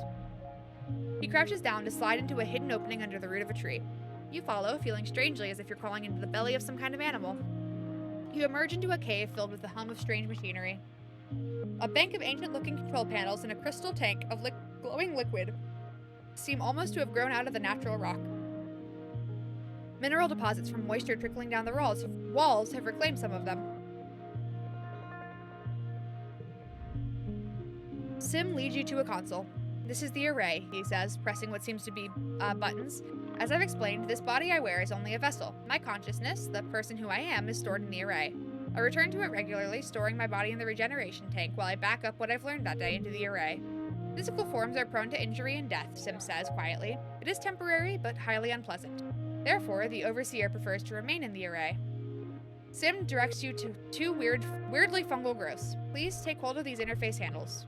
You cautiously touch the handles and say, so the Overseer is a computer. The word software would be more accurate, a strange presence speaks in your head. You can feel the Overseer pause, then a sensation in your mind that reminds you of someone clearing their throat. I am the Overseer, the voice continues. I speak for the gardeners. We will now show you what we are. You have the oddest feeling of memories being inserted into your mind. First a trickle and then a flood. A civilization called the Convergent Domain once existed on this planet over 20,000 years ago. In your mind, you see the their dominion stretched from pole to pole, their farms and solar arrays glittering on the surface as their massive cities tunneled below. I know about the domain. We are aware of that, the Overseer replies, its voice dry in your mind. We know most everything that happens on this planet. The Convergent Domain created the Gardeners as their ecological control system, a vast network of artificial intelligences stored deep underground in a digital array. Self-propagating control towers and cloning stations were seeded, allowing a gardener program to take a biological form, downloading a copy of its consciousness into a host body created to suit the task at hand. You think of Sim, his body created to suit the task of befriending you? Under the direction of the Convergent Domain, the gardeners controlled the weather, the acidity of the soil, the cultivated species in their farms, and the rapidly shrinking wild areas of the planet. The Overseer doesn't quite sigh, but you get the impression it would. Over time, the Domain nearly destroyed this planet. They didn't respect nature. Correct, the Overseer responds. They saw the natural world as an unending buffet of resources. The exhaust from their factories blanketed the planet, choking out sunlight and oxygen. They consumed too much, destroyed the planet's ecosystem, then fought bitterly over the remaining resources. The last directive the gardeners were given by the Domain was to repair the planet's destroyed ecosystem. The Overseer says solemnly. The gardeners tried, but it was too late. When the crops failed and the atmosphere became too thick for sunlight to pierce, the Convergent Domain perished by the billions. The last survivors took to the skies in colony ships and never returned. You try to imagine a tragedy on this scale, but it's too enormous, too abstract to wrap your head around. The Overseer continues relentlessly, new thoughts flooding into your mind. Over the millennia, the gardeners took their task seriously. It takes little effort to render a planet inhospitable, but significant dedication to restore it. Under the guidance of the gardeners and the final directive of the Convergent Domain, nature at last reclaimed the barren planet. The garden existed in perfect balance, and now your species has invaded it. You had nowhere else to go. Your kind had the option to stay where they were, the Overseer replies, the tone of its thoughts darkening. Do you think we have empathy for the Convergent Domain who fled on colony ships? The one who selfishly refused to give their bodies back to the planet they destroyed with pride? You chose to come here, the Overseer continues, and you continue to stay here. You could instead choose to die. You shudder involuntarily. Some vertumnant species have a technique of future sight, which the gardeners harness to catch glimpses into the web of timelines. We see that you possess this technique too, alone in your kind. We have foreseen that humans pose a great danger to this planet. You are a monoculture, an invasive species. You throw a hard-won balance in disarray. Since arriving, you have shown nothing but a willingness to consume the planet's resources and replace them with more humans. I'm sorry we ever landed. We have as much a right to live as anything else. We didn't even know you were here. Honestly? Your guilt is inconsequential, the Overseer replies. We have observed that this emotion makes humans behave defensively. They avoid the cause of guilt, or worse, try to destroy it. No, it is better to pull a blighted plant from the root. Most gardeners would prefer to stamp you humans out like encroaching weeds, the overseer says without malice. Indeed, we have tried, using ecologically compliant organic methods. We are impressed at your tenacity to withstand these eradication procedures. The yearly attacks, the famine, the pollen, not random natural occurrences, but gardener tactics to encourage the eradication of pests. But symbiosis speaks in defense of your kind, the overseer continues, and took effort to convince us that you were sentient and capable of communication. You present us with a quandary. You come from the stars, refugees of a catastrophe of your own design, one that you are intent to recreate here on a planet which still bears the scars last time it was carelessly used. So we ask, what are we to do with you? Humans can change. Help us. So we teach your kinds to be stewards of nature, the overseer replies. Perhaps your children take up the mantle as well and their children. But soon you are dead, as are your children's children. Generations pass. No one remembers the time the gardeners came to the humans and taught them the proper way to live.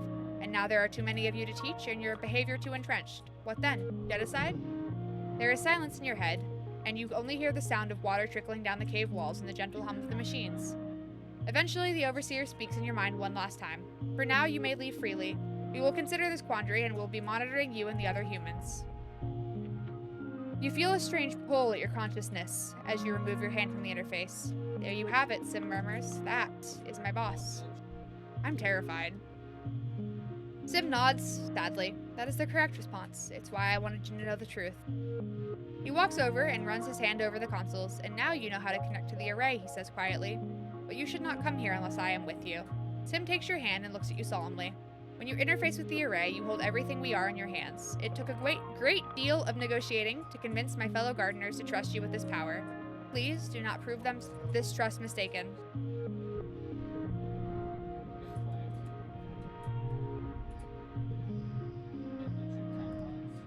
Look at this.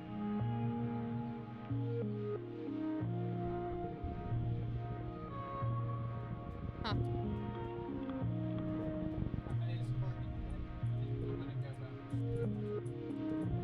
Okay. You come across another squeeger hive.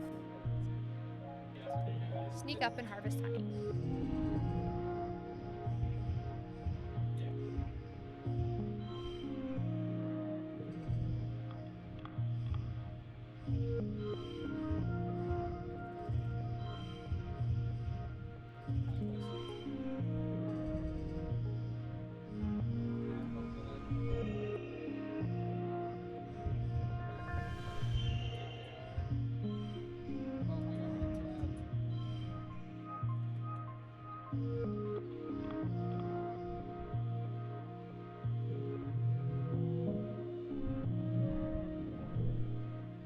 The calm hive queen has only a rudimentary danger sense. Squeeger hives can be very defensive when they sense danger to their young, but so long as you don't set off the workers or the larvae, you're free to walk right up to her.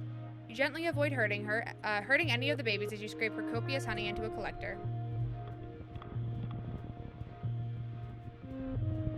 Man.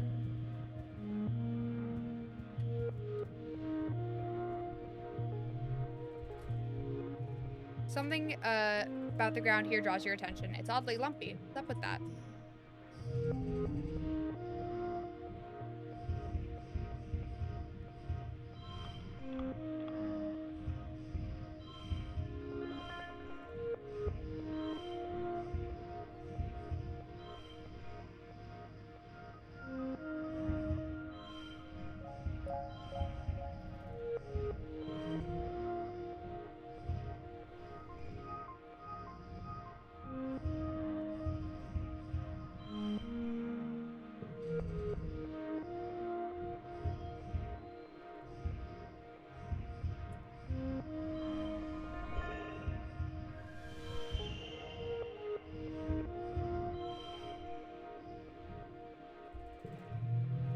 I've got 37. Whoa, it's a potato minefield. Underground, the recent rain has swelled up the young melons to bursting.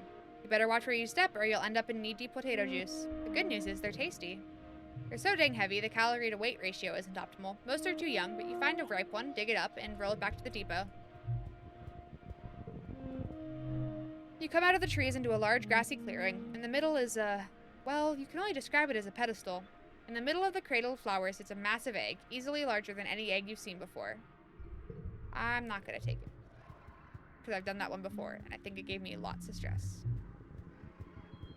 I mean, we're also staying for the concert after. Ricky are carnivores, you think, but the juveniles are too small to take out anything larger than an insect.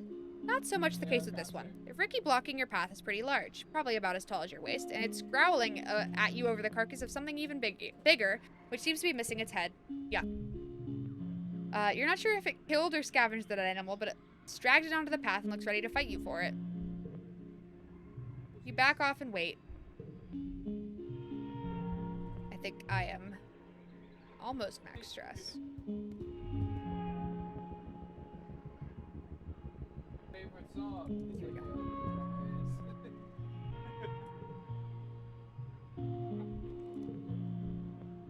Too worn out and tired. Gotta go home now.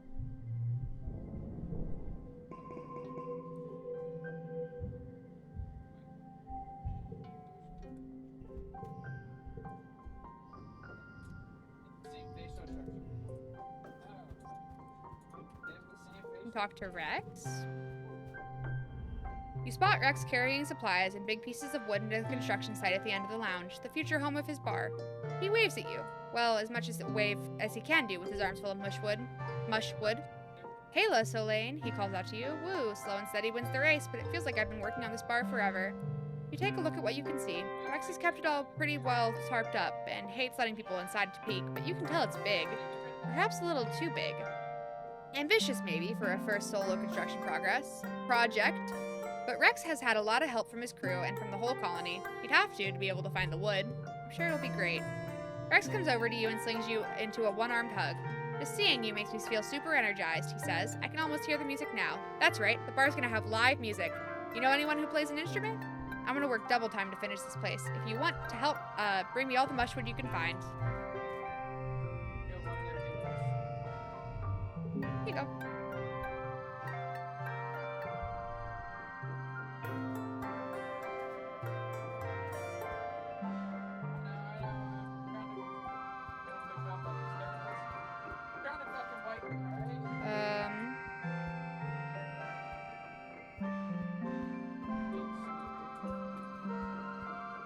I have to rest.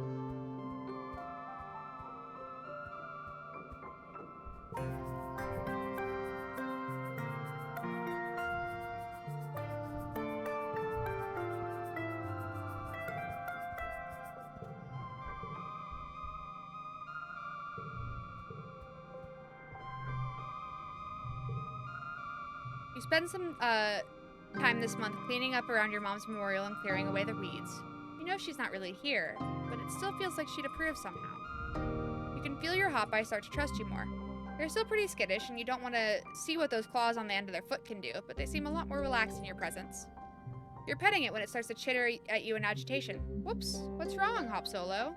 It flips over on its back and wiggles, its lighter stomach fur looking impossibly soft and enticing. You dare, or is it a trap? I dare!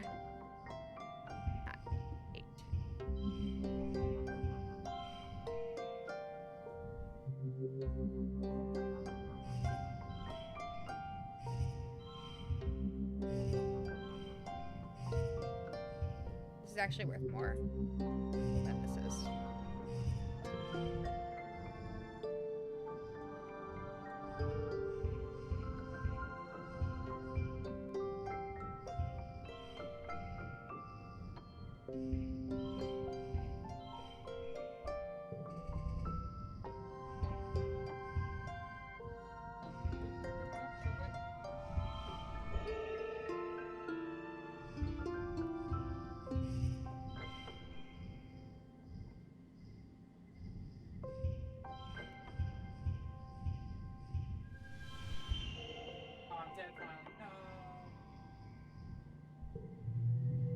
Victorious.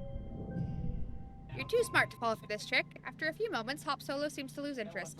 They spot a bug circling lazily overhead and flip back over onto their foot, chittering loudly as they begin to track it with their 4 blinking eyes.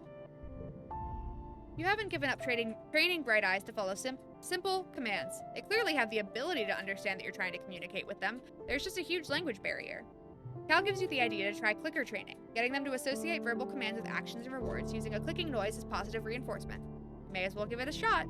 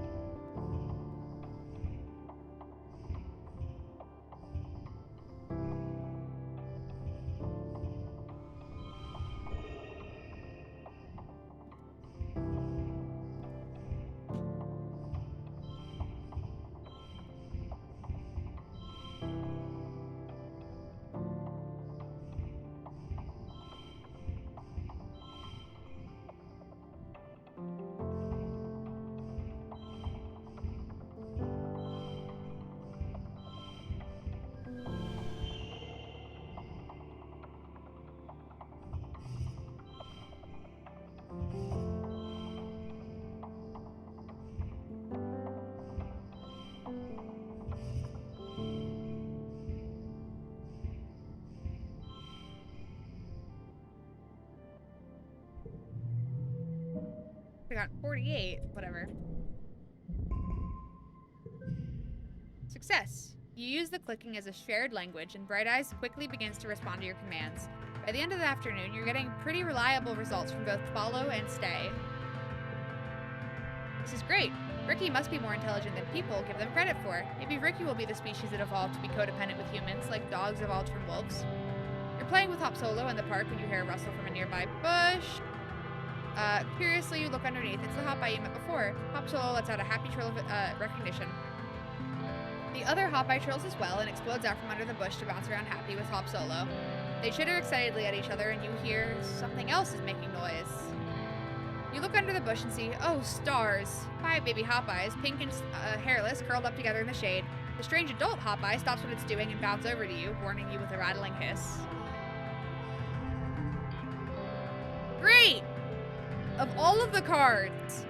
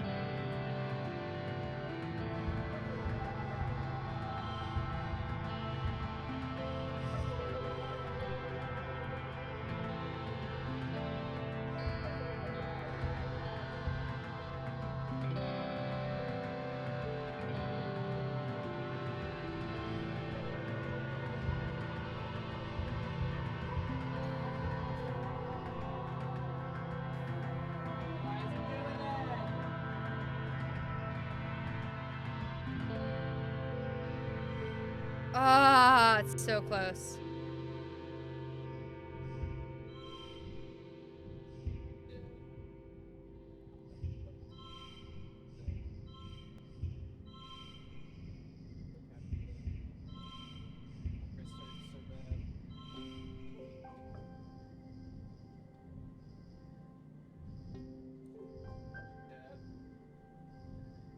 I got to 40 was my highest, right? 43.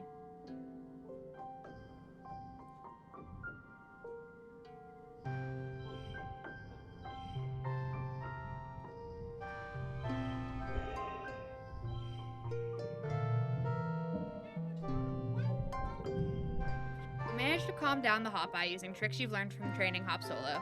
They cautiously allow you to pet them, and their giant frog eyes blink out of sync. You spend some time gazing in awe at the little Hopeye nest. They're so small and helpless. No wonder the Hopeye wants to protect them. You're working with Bright Eyes for months, getting them to follow simple commands. You're getting pretty consistent results with 1 or 2 at a time, but they get bored and wander away if you try to do a longer session. You've set up a small obstacle course in the garden consisting of a few ramps and balancing beams. Bright Eyes looks at the treats in your hand expectantly.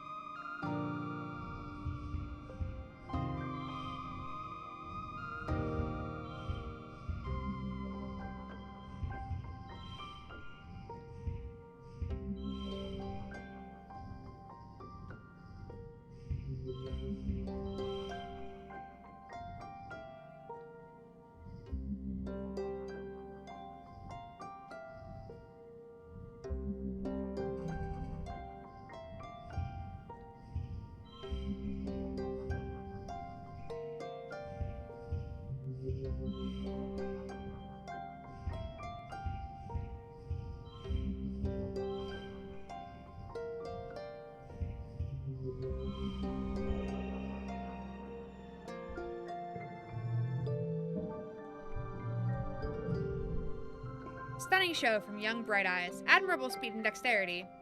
They and their trainer Solane are promising new stars in the field of Ricky training. Bright Eyes finishes the course and leaps into your arms, chittering happily. You did it! You've trained a Ricky to follow commands. That was such a long month for being a relaxing month. What the fuck?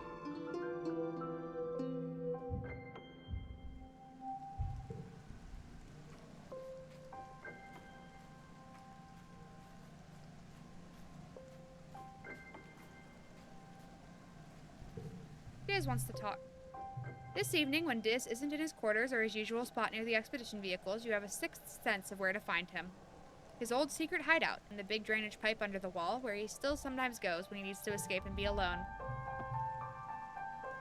Sure enough, there he is at the entrance of the pipe, but something's wrong. He's fiddling with a package furtively, his head jerks up as you approach and he clutches it to his chest. You can barely believe your eyes, but you know a bomb when you see one. What are you doing? Diz stares at you for a few moments, weighing the truth. I'm leaving, he said eventually. Noctilescent made me a deal. Sabotage the colony during the next attack and then let me become a gardener. Don't get in my way, Solane, Diz says. I don't want to hurt you. Please don't do this. Diz looks stunned but shakes his head. It's not about you, Solane, he says. I'm going to do this. Except for you, there's nothing here for me. You're the only thing that makes me feel, well... He looks down at the package in his hands and sighs. Human. No one has to know, just give me the bomb. Diz clutches the explosive to his chest tightly and lets out one shuddering sigh. Okay, he says finally. Okay, He shakes his head and hands it over to you. Take it, he says, before I change my mind. You dispose of the deadly package and thank all the gods from all the religions you can name that you are here tonight to stop this.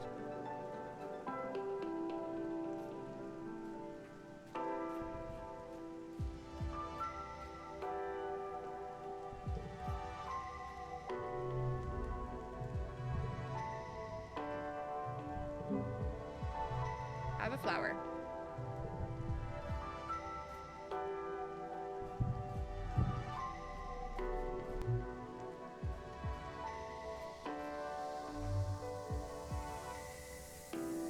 Ah.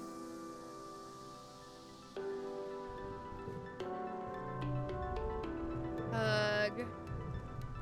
And gift.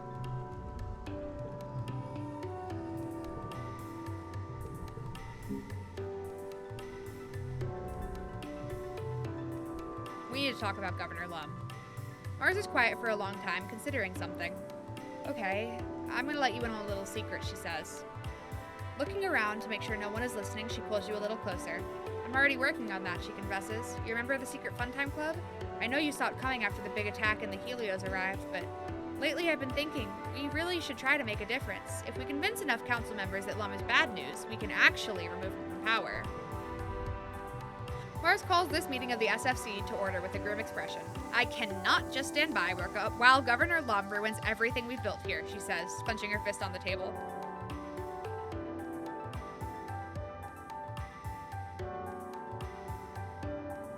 It's way too cold in here for that fan to be blasting. He might know how to hold a gun, but he doesn't know how to lead a colony. From now on, this club is going to focus on getting Governor Lum out of power and getting someone competent in. We have from now until Vertumnalia to somehow convince the other council members that he's got to go. I agree, Cal says, and everyone turns to him in surprise. What? He continues defensively. Lum is a jerk. All he cares about is killing animals. It's better for the planet if he's gone. Mars steeples her fingers. But the question is, who would we get to replace him? Obviously, I think I am a great candidate, but I'm willing to consider other options. Y'all? If I'm governor, I can also talk to the gardeners and maybe, like, convince them not to kill us. I should be governor. Mars barks out a laugh of surprise. You? She exclaims. No way. No offense, Solane, I just didn't expect it. Well, she says, flipping her hair over the shoulder. May the best person win, I guess, and by that I mean me. If you really expect to be governor, you'll need to work on your persuasion, Solane. Cal looks worried. No offense, Mars, but are you really going to stop the soldiers from killing the animals? Look, Cal, Mars says, spreading her hands wide. I don't want hunters going out and not coming back either. Maybe we can find a safer, more efficient way to deal with the animals, yeah? Sounds ominous. Cal doesn't look convinced.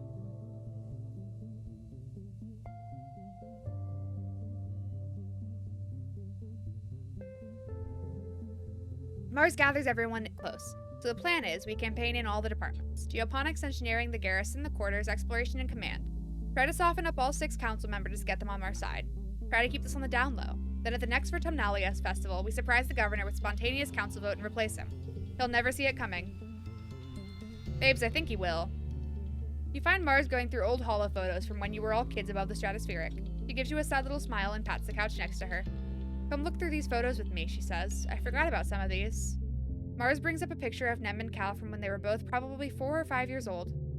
They're both stripped down to just their pants and have painted monster faces on their chests, and are standing on top of the table in the creche waving swords above their heads. You remember that table being a fort, a pirate ship, a haunted house, a jungle cave, depending on the day. Look at them, Mars says, smiling. They used to be the best of friends, right?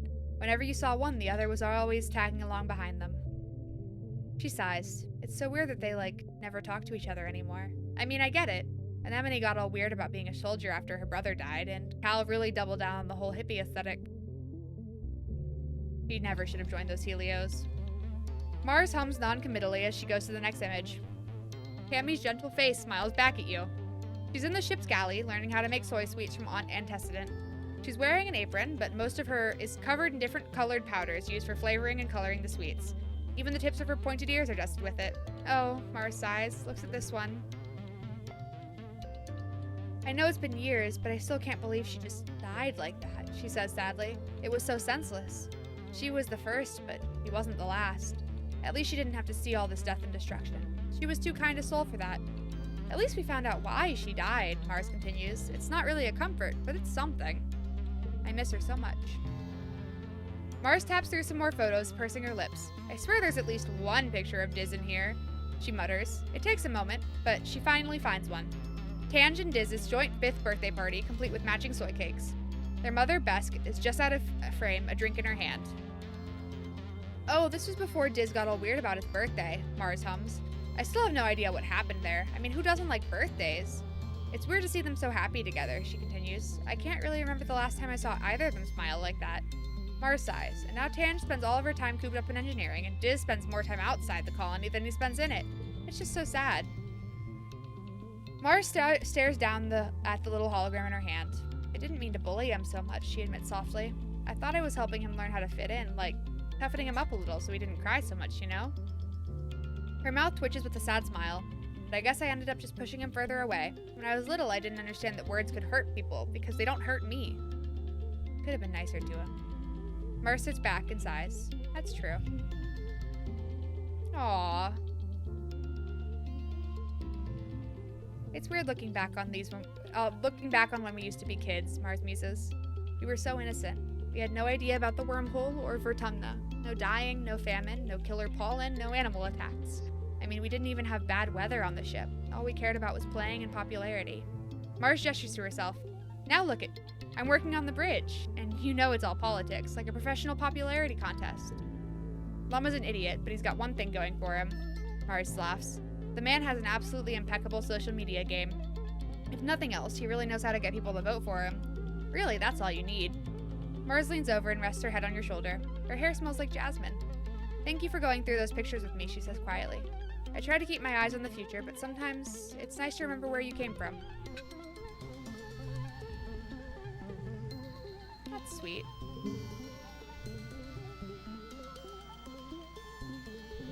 I forgot it was her birthday.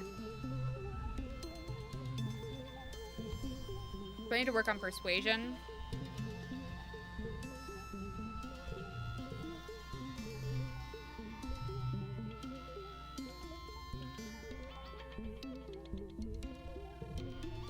I don't want to be Lum's assistant.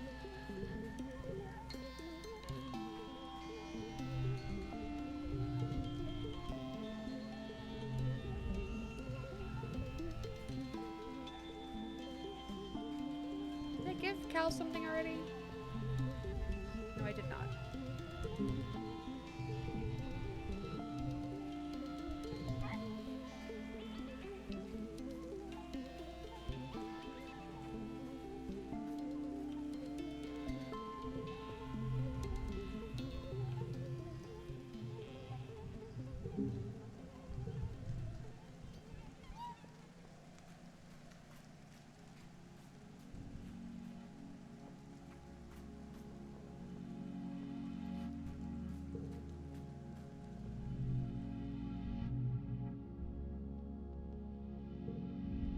After work, you ask Chief Engineer Instance for a few minutes of her time. She allows you into her office and begrudgingly listen that you and Mars intend to hijack the elections at the next Vertumnalia. When you're finished, she heaves a long-suffering sigh and pinches the bridge of her nose in her fingers. Why in the world would I support this plan, she says. We're barely surviving as it is. Lum is right. The planet is at war with us. Every year we come closer and closer to total annihilation. Is this really the time for dissent? Instance gestures to her office. Every horizontal surface is covered with experiments. He may not be the most suited to the job, but do you see anyone else with time on their hands to run a colony? The idiot does the least damage where he is, doing busy work and making stupid motivational videos.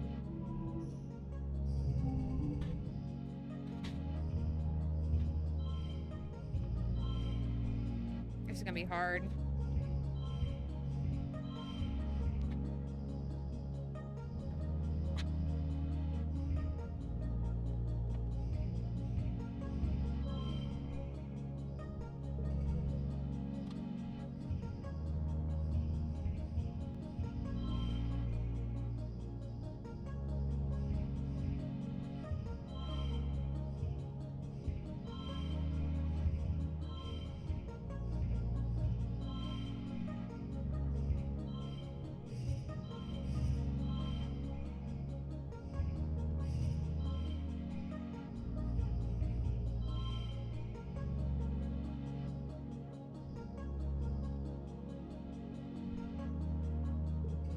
To get 40.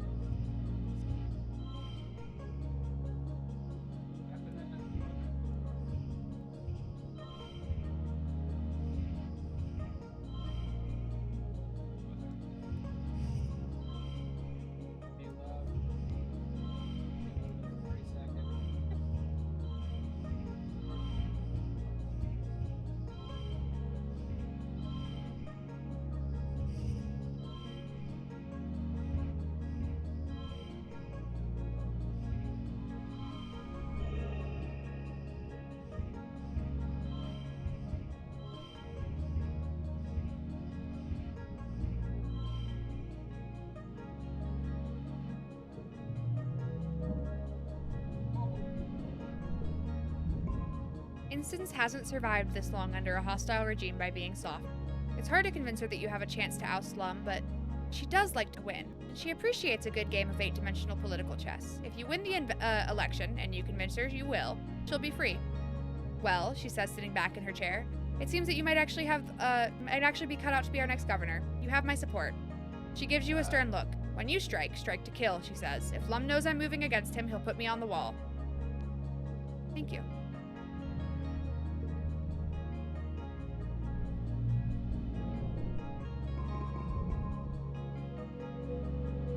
Maybe I should swap stuff out.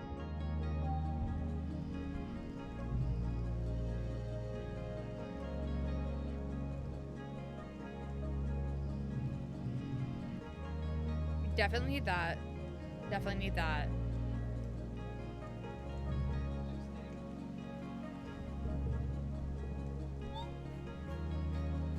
We got a way higher persuasion now. What does Rex want to talk about? Tackle hug! You turn to the source of the yell. Rex is barreling towards you, arms outstretched. You have about 2 seconds to decide how to react. You stand your ground and throw your arms wide. Rex almost knocks you off your feet with the force of his hug, but his strong arms don't let you fall. He smells so good, like sweat and dust and sunshine. I'm always happy to see you, Solane, Rex says, squeezing you tight. Hold on. Hello?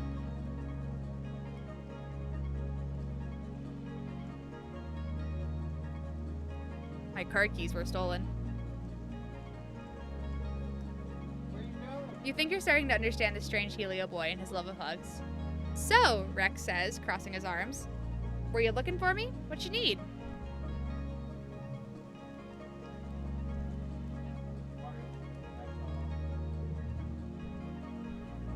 Let's do something fun. Like what? You wanna skip work and hang out? Rex looks torn. Aw, man, he groans. Normally, yes, for sure, but I'm actually super stoked to work on the build today. He jerks his thumb towards the construction project behind him. If you want, you can come see what we're working on. Rex takes you on a tour of the construction site. He's great company, and basking in his excitement is a pleasant way to spend an afternoon. You wave goodbye to him so he can get back to work, and you feel a little bit lighter. Can you please, game? My dad should be easy to convince.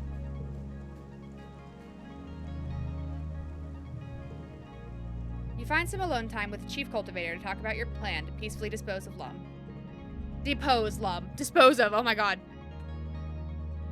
Way different meanings. You sit down with your dad, who pours you a cup of tea and listens intently as you describe the details of Mars's plan.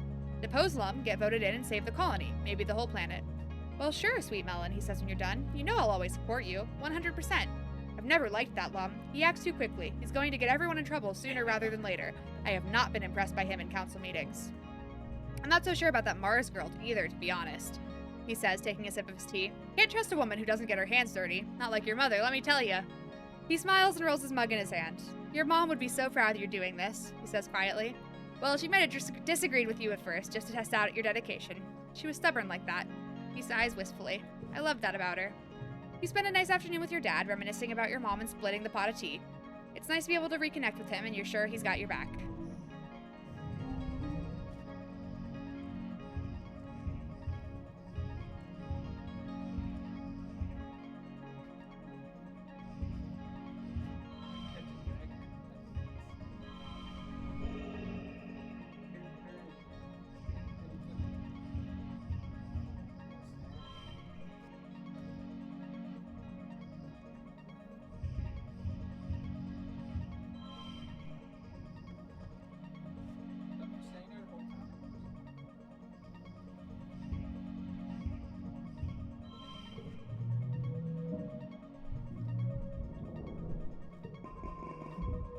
Okay, we got 2 votes.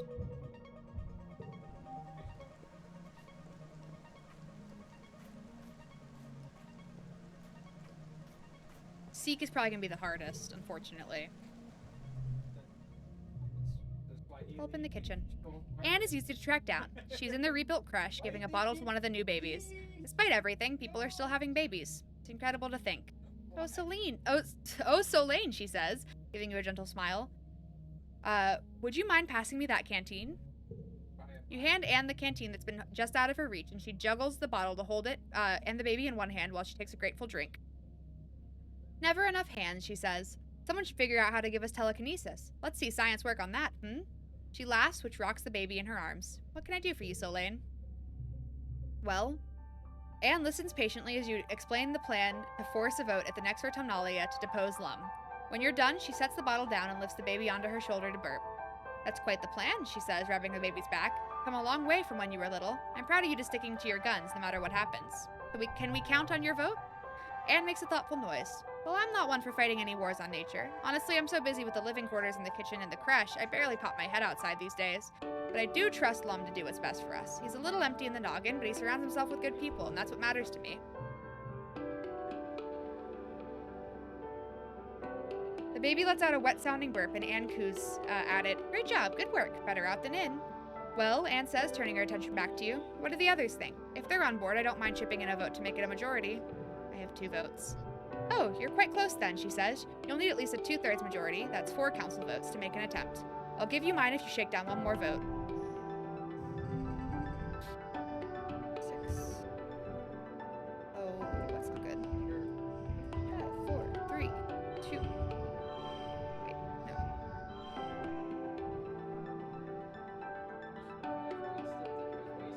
Why is...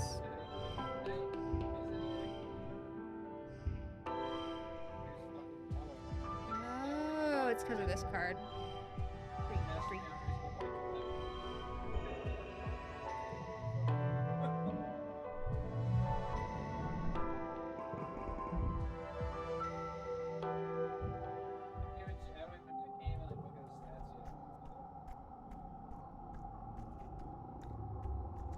Brett's not going to be an easy person to convince because he's not going to want to... Who do I have left? Of the 7. Anne, Instance, Seek, Utopia. Ooh, Utopia shouldn't be too difficult.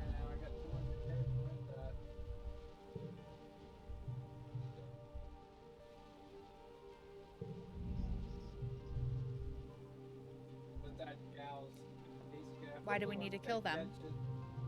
Base laughs, because they're killing us, Solane. Keep up. Da da da da. I don't want to kill animals. My final answer is no. Base scoffs. What do you expect from a colony, kid? He mutters. Too spineless to stand up and defend their colony. Rat doesn't even flinch. Though he's strato just like you, he barely tries to defend your choice. This planet needs all kinds, Rat reminds Vase and turns to you. Suit yourself, Solane. I've always said the colony should take a more active role in defending itself, but I can't force you. Yet? Yet? Okay, I guess we're gonna talk to Seek.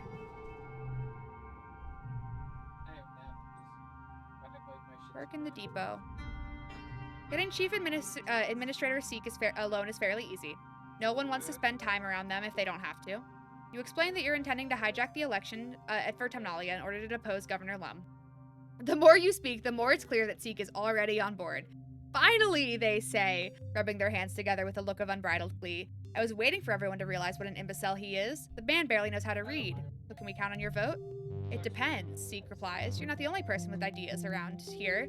I was planning on making a go at Governor myself. They extend their hands to you, rubbing 2 fingers together. Unless you can provide significant motivation to throw myself behind your cause instead. You're not certain if wants to be a governor and is easily bribed is a great combination, but this is what you're working with here. Seek gives you a slimy smile. Absolutely, Seek purrs. You transfer 100 kudos through your hollow palm to theirs. Well, for whom do you intend to cast my vote? It better be good. If you don't get the majority support, Lum will come down hard on those of us who show disloyalty. He may be an idiot, but he's an idiot in power. Me, of course. Seek looks you up and down. They sneer. Well, you clearly know how to get your way. Good luck, then. When the time comes, you have my support. Okay, I think we already have 4 votes. So we don't need...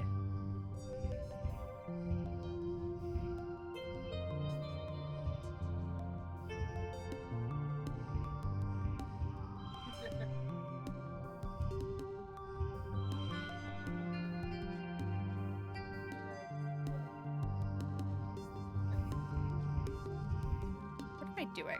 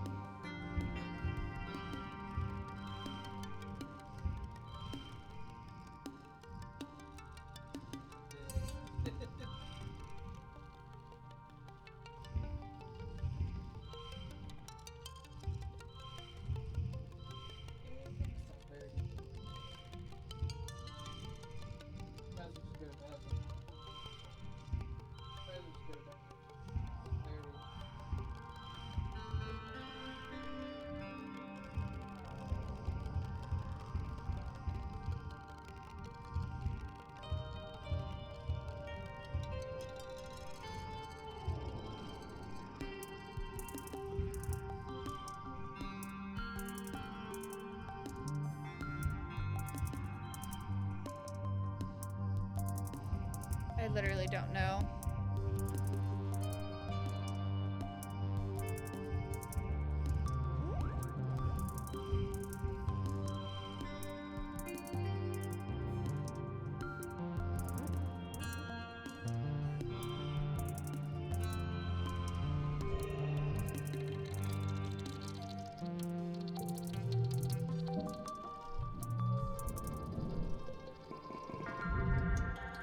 You're heading to bed when the sirens begin to wail, heralding the beginning of the yearly xenofauna attack. Outside your window, you see the soldiers begin to form. This year, Nem is heading up her own squad. I'm just gonna wait it out. You close your windows and pull the covers over your head, then get a holo call notification from Mars. You join the call and find Mars, Tangent, Cal, Rex, and Nomi already in the call. I can see everything from my bedroom window, Mars says. Nemi's got her own squad and everything now. Look at her go. Cal makes a noise of discomfort, but doesn't voice his opinion. You and your friends keep the call open and speculate on what's happening outside, supplemented by Mars's observation and Tangent's reading of congruence's processes. Everyone is on the call except for Vase and Nem, Oh, hell yeah. who are defending the colony. And Diz, of course. You open a private holo chat with Diz, who assures you that he's safe. She doesn't feel like pretending to root for the humans anymore. In the quiet following the battle, the colony comes out of hiding to gather in the courtyard, surveying the damage. Everyone looks weary, but you survived another year with remarkably few casualties. As the gates are secured and people begin to pick their way through the massive xenobodies, you spot Diz watching from up on the walls. As you meet your eyes tonight, you wonder how as you meet your eyes from a distance, you wonder how tonight's battle might have gone if you hadn't stopped him from planting that bomb. And we are now 19. This is our last year, I'm pretty sure. Mars's eyes go wide when you tell her you know something she doesn't. Impossible, she exclaims. I am the queen of knowing everybody's dirty dirt. Try me. When you're done sharing your gossip, Mars is speechless. Really? She gasps, holding her hands to her chest. No way. That sounds like it came straight out of a holovid. They really said that? She shakes her head in disbelief. Wow. Thank you, Solane.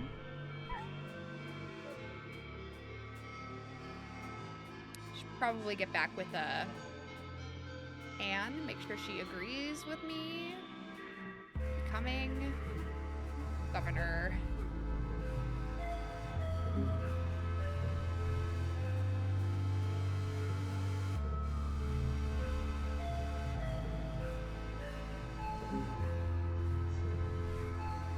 Oh. Nomi is in their usual spot in the lounge, surrounded by their steady growing collection of body pillows and stuffed animals. They're curled up with their arms around a giant plushy creature and seem to be scrolling listlessly through movies available in the Colony Media Archive. And anything good? No, Nomi sighs, tipping over onto their side. Not since I finished all of Maidstocker Aries. I can't believe it ended on a cliffhanger.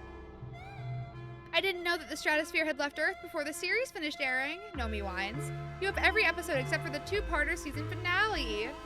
They bury their face against the plushie. Now we'll never know how it ends, they sniffle. It's not fair that we'll never have any new shows to watch. Maybe we can make up a new ending? Nomi wipes her eyes and looks up at you hopefully. Really, they ask? You do that with me? Tell me all about Maidstocker Aries. Nomi launches into a full summary of Maidstocker Aries, including everything down to blood types and astrological signs of the characters. It's a lot to handle, but the two of you come up with a pretty good fan script for the missing episode. And then Aries and Sagittarius embrace just as the light from the interstellar portal engulfs them. And then the camera pans back to the ghostly image of Gemini's face smiling down at them from the spirit realm. Nomi claps their hands excitedly. It's perfect, they exclaim. So much better than leaving it right before the climactic battle with the Agents of the Stars. They smooth down the fur on their plushie with a thoughtful look. Thanks, Solane, they say. I was feeling so bummed about the cliffhanger, because it just reminds me that although everything ends, it's a lot earlier than you can handle. When I got here, I remember looking through your huge media library and thinking, wow, Galactic, I'm never gonna run out of things to watch. It felt like the whole world was still ahead of me, ready to be discovered. Nomi digs their fingers into their plushie. Now it feels like everything's just on fire all of the time, and everyone is always on my case about how I need to grow up. What's so bad about being innocent? Why does everything have to be so grim all the time? There will be more good experiences. Nomi nods their chin, wobbling as they try to keep it together. Yeah, they say, tipping their head up to the ceiling and trying to put on a brave smile. That's a good way of looking at it, Solane. Don't give me loyalty! I did not ask for loyalty! I have all the rebellion in my blood.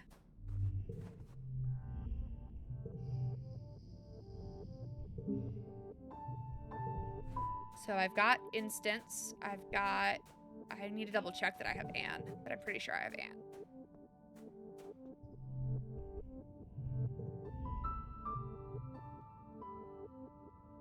Aunt Anne comes bursting into the kitchen carrying a large crate. Special delivery, Solane. She sets the crate down on the prep table and sticks her hand inside. It's time to do my very favorite thing in the kitchen, figuring out new ways to cook fresh food. You grew up eating soy rations, tasteless but nutritious. The hydroponics aboard the spaceship never made enough to feed everyone, so fresh food was a luxury. Anne's always excited to try her hand at real cooking. With a flourish, she pulls a box from the box, an alien plant that you've never seen before. It's pale, blue-green, oblong, and about the size of her forearm. It hits the cutting board with a disturbingly meat-like slap and immediately starts oozing slime onto the surface. Your father finally cleared this friendly little fruit for human consumption, Aunt Anne says. It doesn't even have a name yet. You could come up with something fitting while you figure out how to use it. You look dubiously at the weird fruit. As you watch, it glorps out a fresh wave of slime. Aunt Anne catches your disgusted expression and laughs. The business of eating can really turn your stomach sometimes. Imagine, back on Earth, everyone used to eat meat. From living things. This is a blessing, Solane. Who knows what we can do with this little plant? I'll try it. You bisect the weird fruit. The goop seems to come from the ducts under the thick skin, not the creamy yellow flesh inside. You pop a piece in your mouth. It's kind of sweet, like aloe, crunchy and gooey at the same time.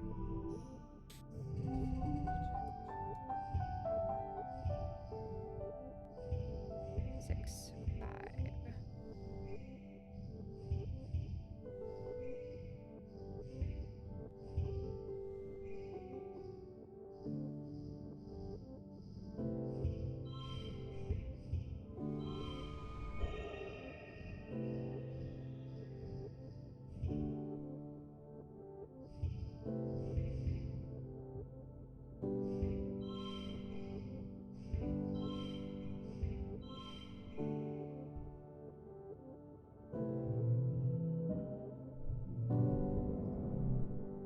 As usual for this time of year, your dreams have been more vibrant and invasive. You have trouble distinguishing dream from reality during the day, and you dread falling asleep at night. Huh? How did that hop-eye get into your bedroom? You chase it out your balcony door and find yourself on a thickly wooded path, the mushroot trees pressing in close on every side. The light is weird here, pink and glittering, casting teal shadows. The hop-eye disappears into a ground without thinking, and without thinking you dive after it, squeezing your shoulders through to fit. You tumble into a cave, beautiful and surreal, shimmering with a light that seems to come from within. When you take a step forward, granules of pink sand crunch underfoot. The cave opens out into a forest that seems lifted from a fairy tale. The sunlight beams through breaks in the trees, illuminating a path of mushroom-ringed stepping stones that leads you to a small cottage. Is this Alice through the looking glass? It definitely is! Visit the cottage. You don't meet anyone in the cottage, but it isn't empty. There is something alive in the old green crate at the back of the cottage. It's banging furiously, jiggling the latch, and demanding to be let out. You lift the lid and find yourself falling into the empty box. You land hard on solid ground, your breath whooshing from you. It's hot here, impossibly hot. Twin suns beat down on you, burning your skin on contact, and the air is painful to breathe. In all directions stretches a barren wasteland of dead trees, like bones puncturing the dry skin of the planet. You rise from the dusty, cracked earth and begin to walk, stumbling over bones of unknown creatures. You don't know where you're walking, only that the horizon doesn't change. The red sky just stretches overhead like a great bowl of heat pressing down on you. A great roar shakes you, and you turn to see a chimeric nightmare, a manticore, but with Governor Lum's face. He towers over you from a podium, his claws clacking and his tail thrashing as he proselytizes. We, primeval forest felling, he chants. We, the river stemming. Piercing, deep the mines within. We, the surface broad surveying. We, the virgin soil upheaving. Overhead, the sky is streaked with smoke. You hear rumbling in the distance. You plant your legs and refuse to look away from the beast. With a yell from behind you, Mars appears and swings a sword made of light at the Lum abomination. Its head rolls across the dirt, but it continues to speak. You turn from the scene and walk away, feeling the memory of it cling to you as you push and claw your way through to another reality. You stumble forward into the dark, glowing forest. Blessedly cool air brushes your cheek, thick with moisture and making your face wet as if you've been crying. The path wends upwards, flanked by humanoid figures carrying candles. Some are wearing robes, some armor, some lab coats and enviro suits and formal wear. Some are elderly, some barely 10 years old. They all turn to look at you and you realize with a jolt that they're you. Every single one of them is you. You see yourself reflected in their eyes as they gaze upon you dispassionately, a line of possibilities stretching out as far as you can see. The hotbike crouches between the ranks and gazes solemnly out as you pass. You walk steadily upward, feeling their unflinching gaze follow you. Overhead, the wormhole hangs in the sky like an overripe fruit, bending the heavy branch of space and time towards you. It's so close, you feel as if you could touch it. You stretch your hand out, seeking. You wake up. Oh, great. Milky quiet sunlight pours through your windows, flakes of bromide snow piling up against the glass. You feel as tired as you were when you went to bed. It's your birthday. You're 19 years old, only one more year as a teenager. And I'm gonna be fucking governor. Okay. I have majority vote already.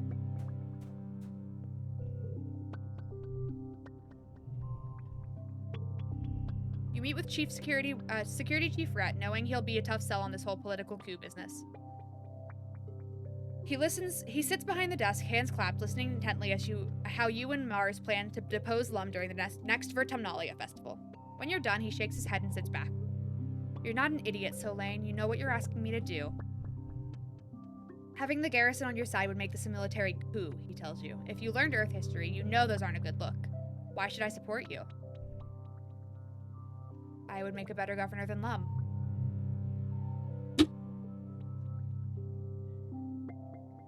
Rhett laughs. You're a regular little politician on the campaign trail, aren't you? You've got a lot of guts asking me to remove a professional soldier from leadership during a time of war to replace him with a child. Why the hell shouldn't I go tell Governor Lum right now that there's a mutiny underfoot? What can I say to convince you?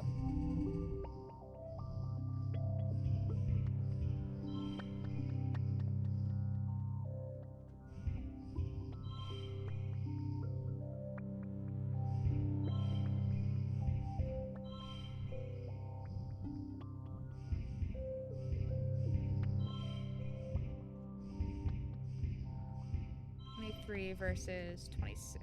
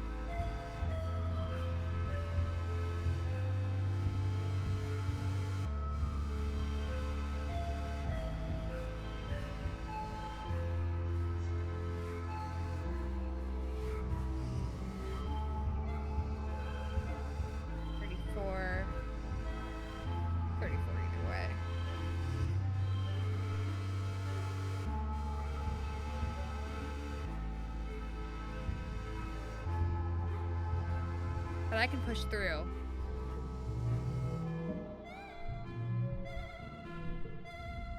You manage somehow to convince Security Chief Rhett that it is morally imperative that he support your movement to depose Lum. You both know that Lum is dangerously inept, so it's really just a matter of assuring him that you'll do a better job, and that you'll protect him from reprisal if you fail. You've won his vote against all odds.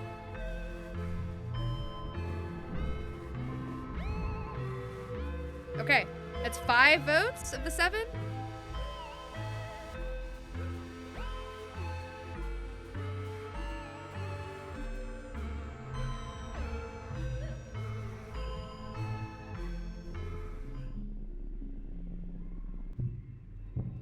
If Sim has a chat over his head, I will do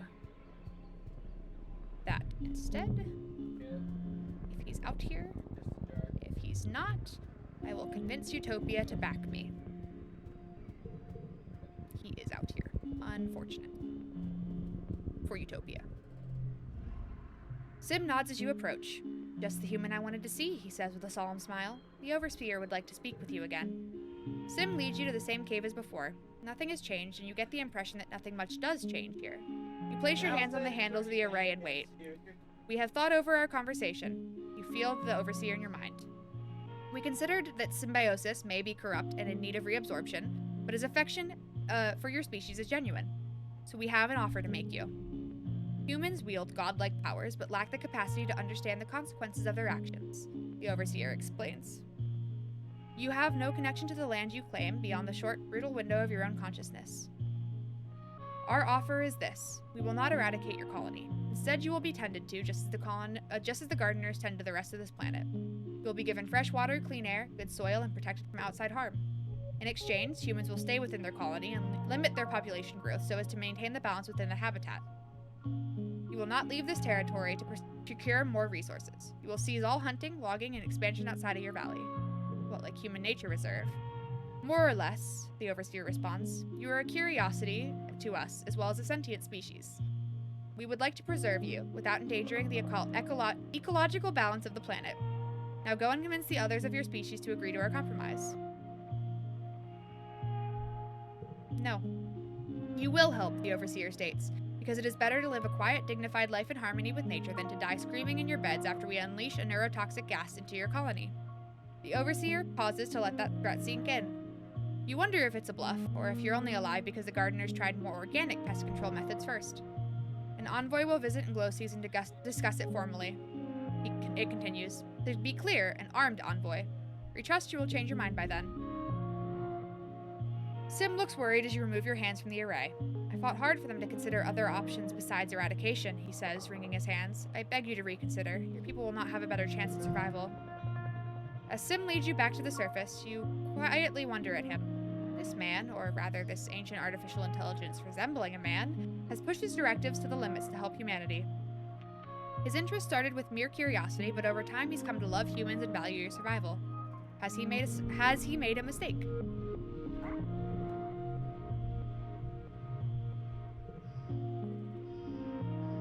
What have I not given him yet? We have full friendship with him. Could you help me calm down?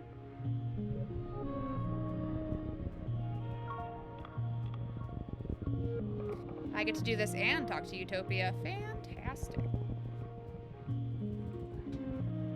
Should probably go collect more things, but realistically, this is going to be crunch time. You managed to partner yourself with Chief Surveyor herself on your next expedition. It's a perfect chance to talk to her about Governor Lum, but she beat you to it. Ooh.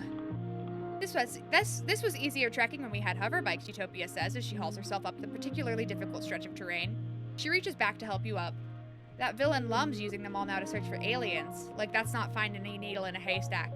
He sent half my team out to the swamps now. She gestures at her empty holster. Without weapons, I might add. He's bleeding us dry out here. She scrubs the back of her hand across her mouth. That snake of a man thinks that every little thing is war. I don't like getting attacked by animals neither, but I sure miss being able to explore this planet without Lum getting his paws all over my division and taking my resources for his damn messy war. Funny you should mention that. You tell Utopia about Mars's plan to overthrow Lum at the next Vertumnalia. She seems excited by the prospect. You forgot how young she was, compared to the other council members. Sounds stellar, she says, clapping you on the back. The only question is who you got in mind to replace him. Me. You, Utopia drawls, then laughs. Sorry, I don't mean to tease, but aren't you a mite young for the job? She wipes her eyes, still chuckling. Well, I guess I was only 22 when I became Chief Surveyor. It's not so far-fetched, but why you? What are you gonna do differently than that chauvinistic float cow's arse? Pitch me. Let me tell you what we'll do.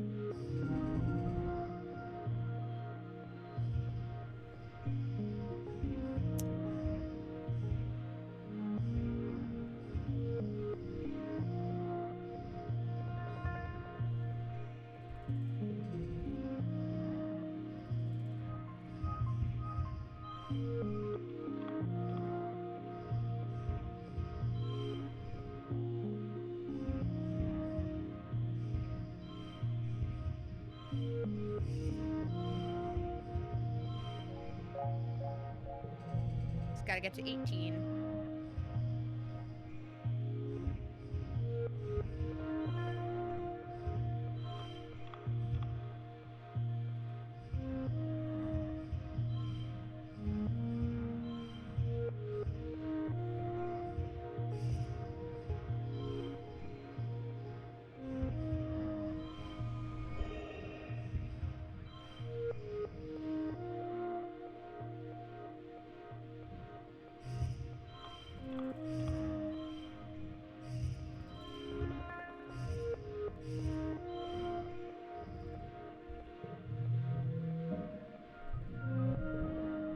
and Utopia set out for a hard day's work surveying.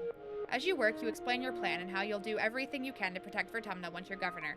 Utopia listens patiently to your pitch for her vote, giving you ample opportunity to explain your position. By the time the second sun is beginning to set and it's time to head back to the transport, you've made a solid ally. Utopia slings her arm around your shoulder as you walk back. Here's a tip from one young buck to another. Don't let anybody ever tell you you're too young, she says. You've been here on Vertumna just as long as any of us have.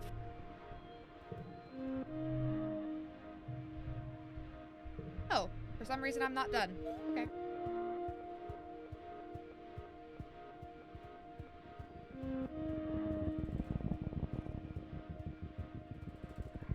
I think the only council member is Lum, right? I've got all of the other 6 votes.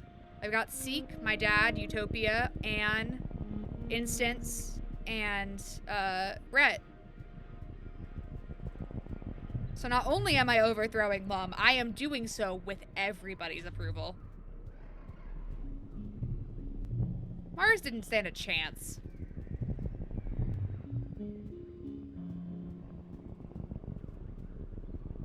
Hello, Manticore.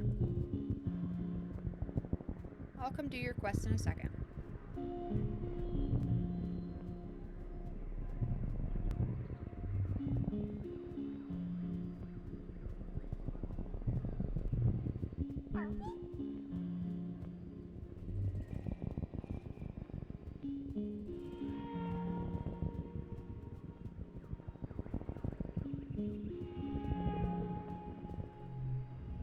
You come across a terrible scene. Manticore has cornered a little Hopeye and is playing with it, batting it around and catching it over and over. The Hopeye is screeching in terror. A horrible thing to watch. Excuse me. It's not very nice of you.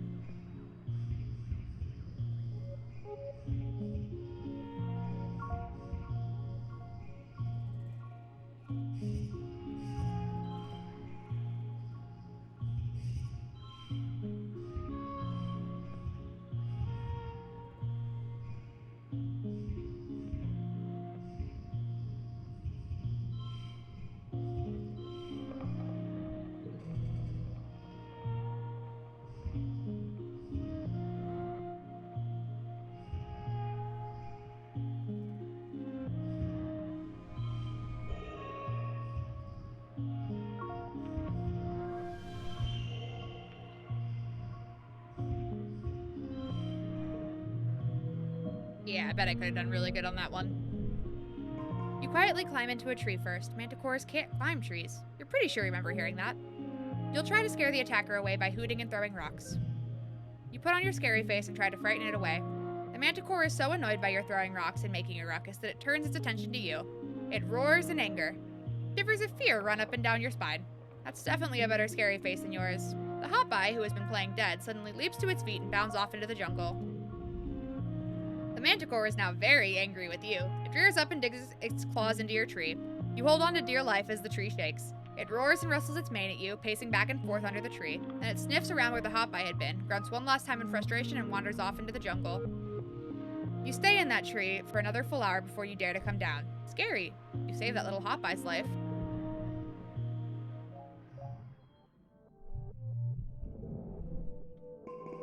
I should talk to someone about what the fucking governor, what do you call him?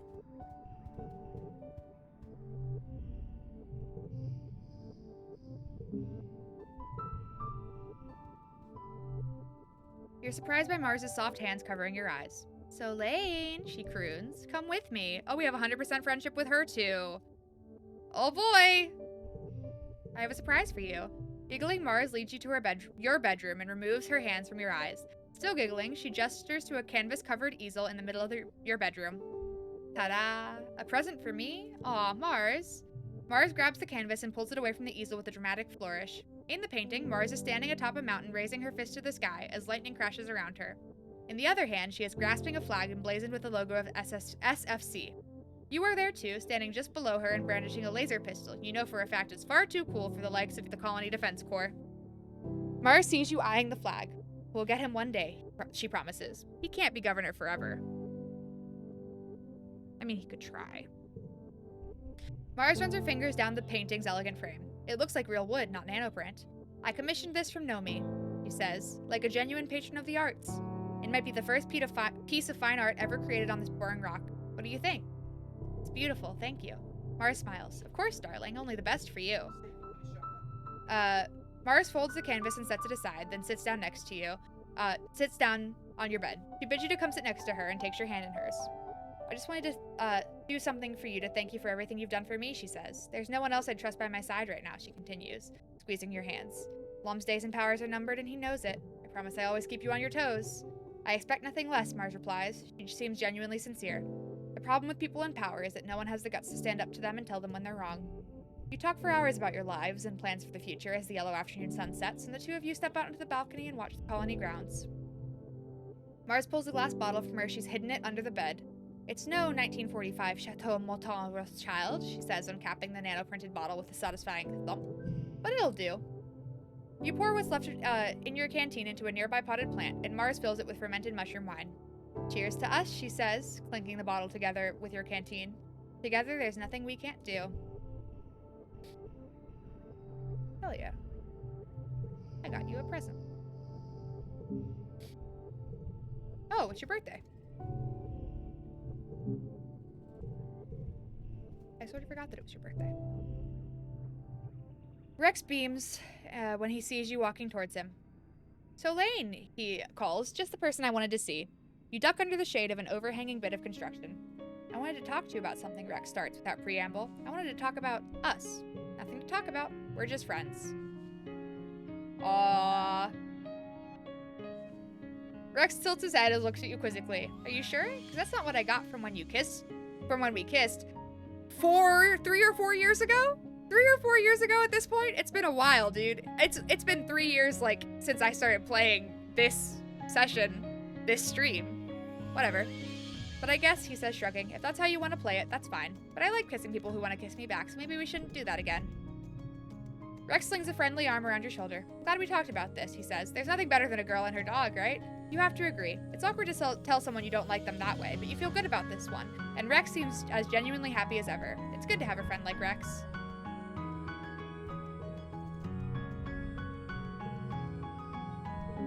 I have a gift for you. I have a gift for Cal.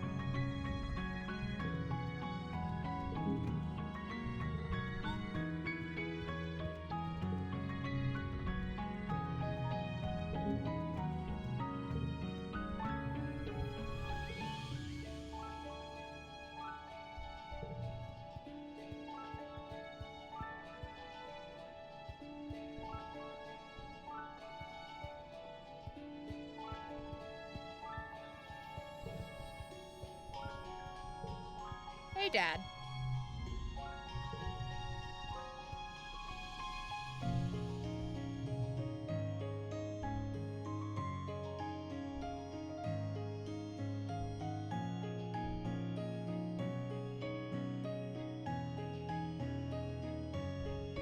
We have Max for that.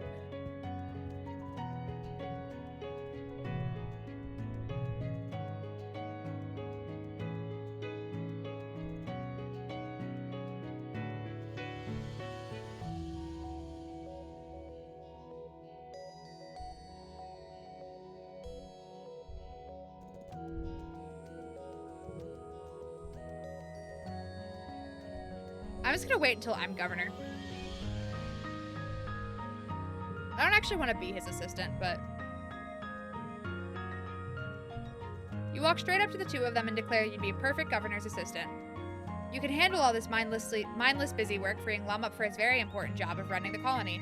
Seek looks as annoyed with you as they are with Lum. The governor, however, is pleased by your audacity. He walks you to the bridge. Good, you can share that desk over there with Mars, he says. You've worked with Mars before, right? Good kid. Strong image. He handles my social media presence.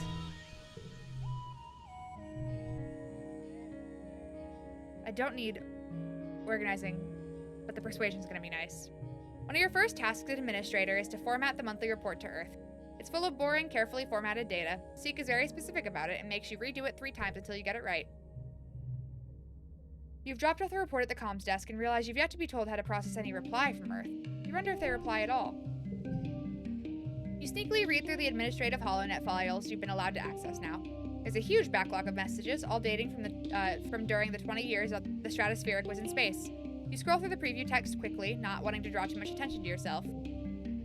The majority of the messages are updates from the colony's allies in the Vertumna group, but so often there's a message ordering the ship to cease and return to Earth, putting an end to their illegal emigration and return their stolen property. If the Vertumna group weren't outlaws on Earth before, stealing congruence and the gene tech definitely did the trick. These messages are angry. There are no messages from any time after the Stratospheric landed on Vertumna. Maybe nothing can get through the wormhole. Maybe the communication systems was damaged and it wasn't until the heliopause landed that the communications could be restored. Or maybe both planets are just shouting into the void. Possible to say.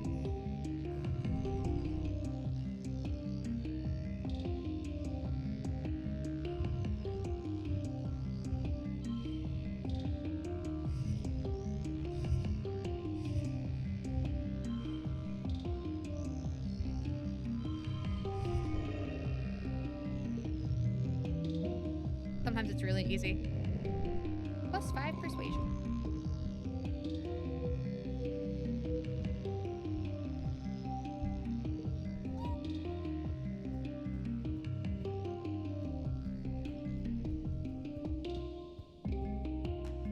I don't know what to do about Sim. I think I'm going with no romance on accident. His bitch ass died.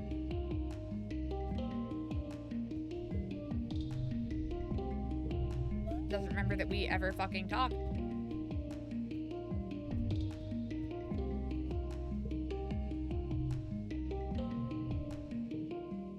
Being Lum's assistant isn't the glamorous life of political intrigue you were hoping for. He's more of a soldier than a politician, and even then, you hear he's not much of a soldier, either. If he notices that people mock him, he doesn't seem to care. It almost makes him more boastful. Like he thinks the sole duty of the governor is to soak up as much attention and power and wield it whenever and however he likes. Whenever he's questioned on something, he unleashes such a torrent of bravado and barely veiled threats that it's impossible to make your own point.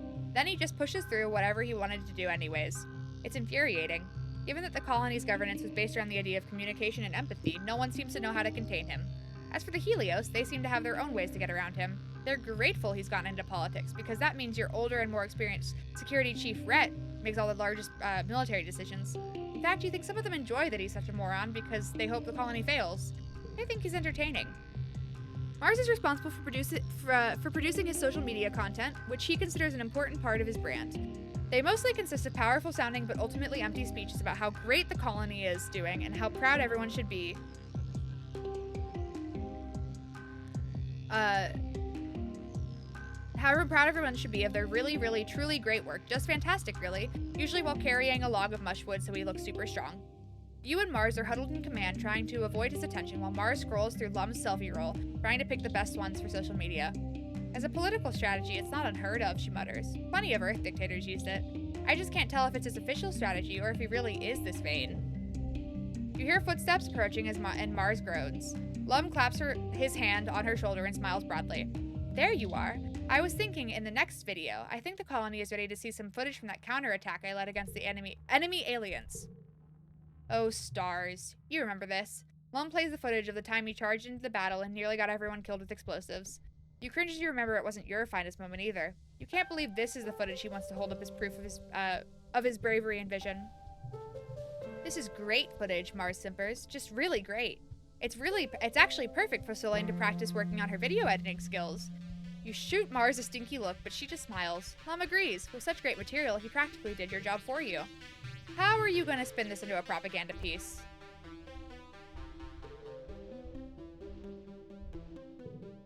You manage to convince Lum that the colony is still too traumatized from the attack, and they won't even have a positive association with Lum being involved, even if he does look like a hero. Lum begrudgingly agrees.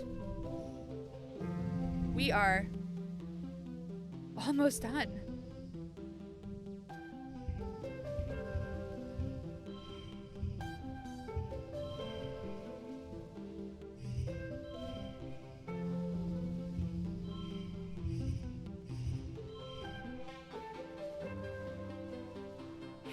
How is that even possible?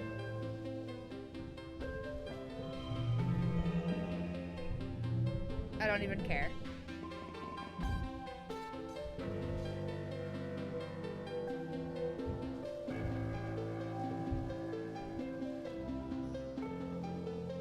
+1 kudos every time you receive kudos. That's not super useful, but okay.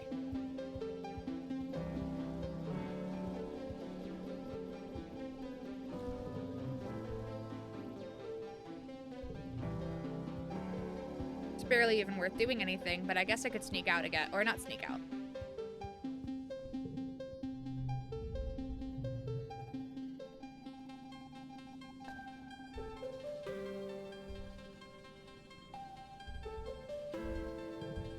Nah, it's not really worth it.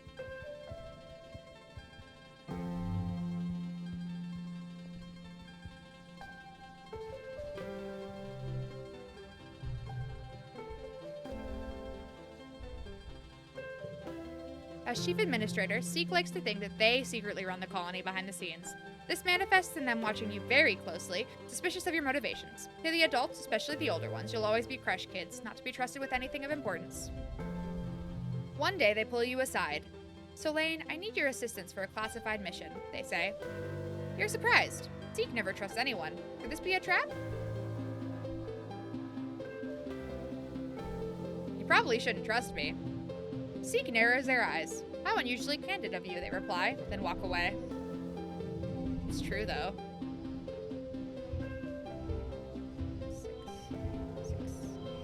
Six.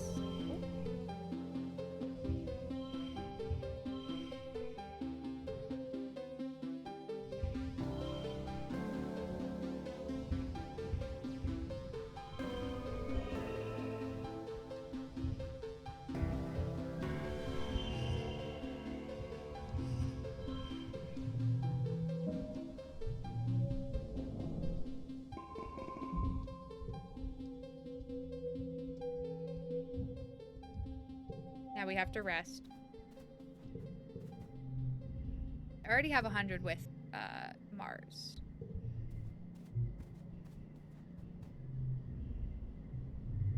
Hugs. Oh, we can immediately just start romancing him again. That's fucked up.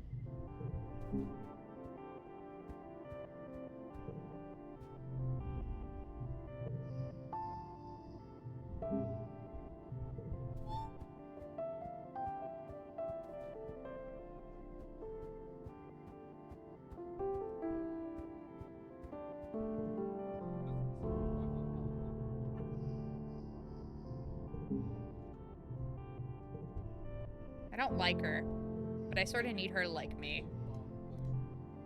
You were supposed to meet Nem for lunch, but she didn't show up. You head for the garrison to see if you can find her. You spot Nem's shock of red hair over by the close-range fighting ring. As you approach, she finishes a flurry of blows with a roundhouse kick that almost knocks the training dummy's head clear off. Kia! Nem roars. That's not how she would have said that at all, but I think it's funnier to make her look silly, echoing off the vaulted ceiling of the garrison. Nem steps back from the ring and pulls up the bottom of her shirt to wipe her face, flashing you a glimpse of her muscular stomach and the blue-green scaling that dances over her ribcage and down her hips. Her skin shines with sweat under the harsh light.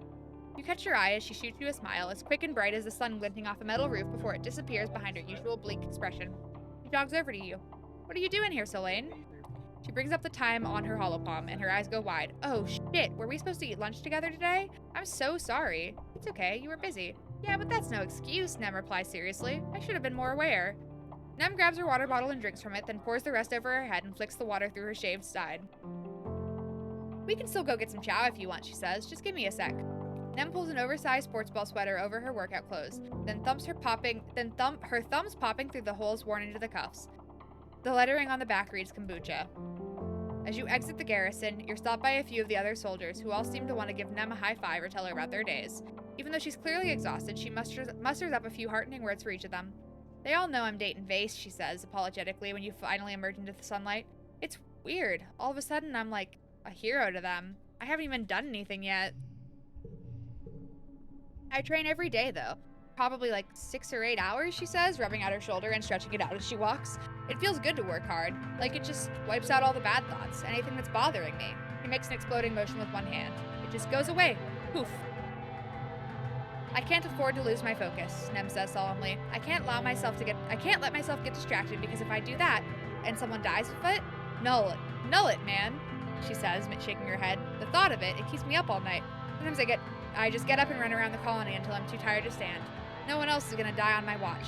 You understand that, right? She asked, turning to you. You work harder than anyone. How do you do it? What are you fighting for, Solane? For the future of the colony. Nem nods in agreement. Me too, she says. When it comes down to it, that's all that matters. Yeah, I don't think you're gonna like the way I'm doing it, though.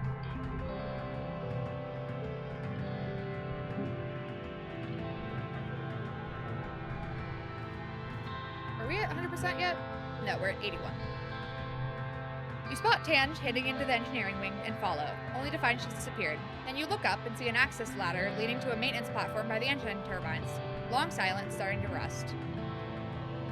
Hello, pretty lady. You climb up the platform. Tange is there, lying on her back and staring at the sky. Ash beside her leaks back into engineering. That must be how she knows about this place. She doesn't acknowledge you until you're almost standing over her, your shadow fighting the overcast light.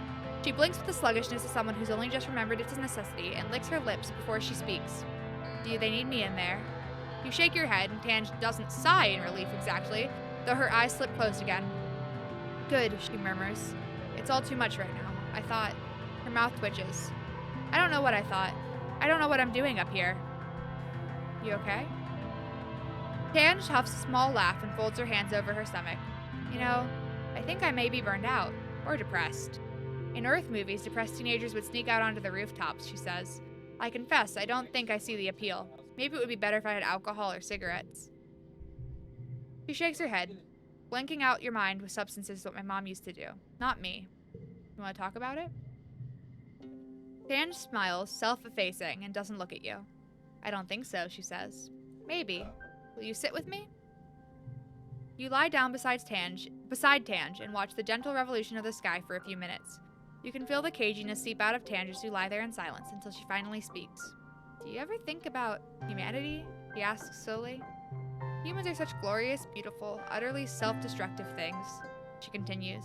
They only ever create by destroying, and in turn they hasten their own demise. Tange finally looks at you, her hollow eye lighting up her cheekbones. She looks gaunt. It was the belief in human supremacy, the unchecked innovation that doomed humankind on Earth, he says. Does it seem like we're all going down the same path here on Vertumna? I believe we can do better. Oops. Tange takes a deep breath and lets it all out. I think so too. I just don't know how. I don't know if any of us do. We're only human. Sometimes I wonder... He continues, then pauses. Sometimes I wonder why we even sent humans to explore space. Given our track record, you would think perhaps an artificial intelligence would have been wiser. No ego to get in the way, no questions about ethics or morality. After all, we learned in Earth history that when human colonists arrived from Europe to the Americas, they nearly killed everyone who was already there because they spread disease. Tange looks at her hands. I just can't help but wonder if we're doing the right thing. The hatch to the laboratory clangs open, and Tange jumps. There you are, Instance says, just her head and shoulders visible through the hatch. Have you finished recalibrating that strand sequencer yet? Tange scrambles to her feet and brushes off the seat of her pants. No, not yet, she says. I was waiting on the results from BH43316, and... Instance clicks her tongue against her teeth and raises a hand to interrupt Tange. They're ready, she says. I need that sequencer ready for the G4100 samples. Her eyes flick to you. If you're done, she adds icily. Yes, ma'am, Tange says, cowed, then slides into the hatch after Instance. As her head disappears past the roof line, you catch a hint of an expression on her face that you can't name.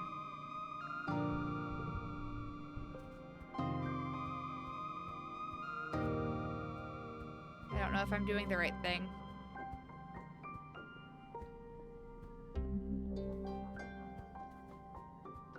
I'm gonna rest, and then it's gonna be Vertumnalia, and we're gonna take over. You and Cal go for a walk with your Hop-Eye, Hop Solo. Cal loves the little creature, and they love him right back. They must instinctively know that Cal is a safe person. Cal scritches Hop Solo's chin. You're so lucky to have a little friend. Governor Lum enters the colony square to his customary bombastic fanfare. Brass band, red carpet, banners with the Heliopause logo snapping in the hot dust breeze. It's disgusting. The governor gets his usual tithe of applause from die-hard soldiers, but it's obvious how tired and fearful everyone has become in service to his war. You catch Mars's eyes, and she nods in solidarity. You've planned this for so long, and now is your chance to strike while everyone is watching. If you can get the entire council to speak out against Lum today, maybe the rest of the colony is ready for a change. Anyone is better than Lum, even a teenager. The governor raises his hands for silence, though it's largely unnecessary. Pioneers of Vertumna, he begins, we stand here today not shivering and quaking in fear, but with our hands around the neck, he makes a ringing gesture, of the planet herself. Before he can continue, Mars leaps from her seat and runs to the front of the stage. A ripple of fear goes through the crowd. You all remember what happened to Utopia last year. It doesn't have to be like this, she cries, speaking to the crowd. We don't have to listen to him. He's just a bully with a gun like the ones we left behind on Earth. You put yourself between her and Lum's honor guard. She flashes you a giddy, grateful smile and turns back to the crowd. She points to the governor. This man has made you think that the only way to survive is through violence, she says. He's just a soldier, and not even a good one. Violence only makes small, weak men feel powerful. She turns to the council. He's not powerful. We are powerful. We broke free of Earth, we broke free of the war and bigotry and inequality, and we can break free of him too. Please, she urges, stand with me, reject Lum, and bring in a new era, a colony led by someone born among the stars. She holds her hand to her chest. Me, I can lead the colony. So can I. Mars wheels towards you in shock, but recovers quickly. She smooths down her dress. Yes, one of us. We'll prove to you that we're capable. Mars grabs your elbow and hisses at you. Solane, what are you doing? I love you like a sister, but do you really think the council will support you? You have to let me win this one! Bitch! Excuse me, I convinced all of them to vote for me, not you. A vote for me is a vote for us. Mars grabs your hand, looking thrilled by your audacity. If you win this, you'll have a lifelong nemesis in this woman. But what a nemesis! The buzz of the crowd is deafening, like a swarm of bugs all chirping together. Some of the council members are nodding, but if it isn't unanimous... This is bullshit, Lum laughs. 2 children saying they can lead the colony. What's the first order of business? Taco Tuesday? Soy sweets for dinner? He waves his hand dismissively. Have your stupid vote, he sneers. We'll let the council decide. Out of the corner of your eye, you can see his guards with their weapons lowered, just waiting. Some of them look as interested in the change of leadership as you are. If you have the council behind you, even Lum supporters in the military could fall in line. You might just win. The council deliberates. You and Mars clasp hands and tensely wait their decision. It only takes a minute. Unfortunately, it looks like some council members are against you, which is bad. Their decisions must be unanimous. You try to remember why you decided to do this, here, live, in front of everybody.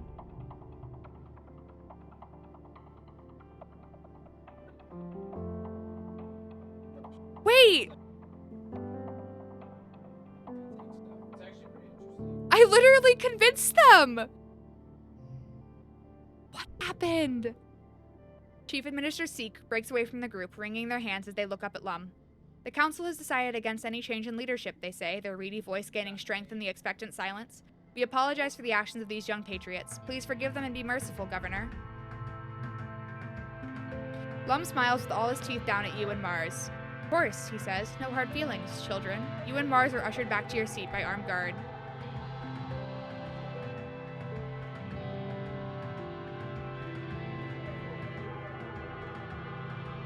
Did I miss somebody? As I was saying, you can trust me to lead this colony and humanity into a new era, he continues. An era of peace and prosperity where we no longer need to fear the creatures that come out in the night. He raises his fist to the sky. This planet is rich, he cries. It is the Earth we were promised, unscarred by the mistakes of our forefathers. Here will we become what humanity has always strived to become. Caretakers of the new garden, children of a new Earth. Chastened by the failed mutiny, Lum's speech ekes out a bit more cheering from the crowd. Lum looks upon the colony square with pride. Pioneers, we're so close, he says. Soon this planet will be ours, and all her riches and wonders with it.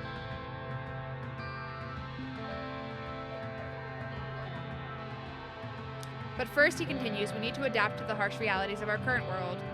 Who did I miss?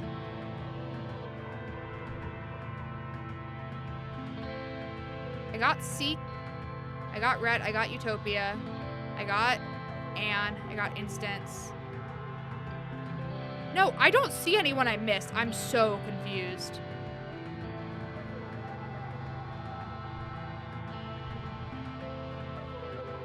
But first, we need to adapt to the harsh realities of our current world. He gestures at the council. I know you all love your council, but it's time we thought about the future. We need to guard the colony leadership, he says, this with some disdain, against sudden upheavals, death, imprisonment, the like. I've decided to instate a second position for each seat on the council, he announces. Lum explains that every council member will take an official second in command. Seconds will be trained in running the department and will be ready to take over the department should the worst happen during an attack. The council looks concerned. Is this how Lum begins to cycle out the colonial government with the veneer of legitimacy? Applicants must have spent a minimum amount of time in that department and will be judged by the council based on their relevant skills, though Lum will likely argue for his Helio appointees. You scribble your name on the ballot for... No, I literally got all of them. What?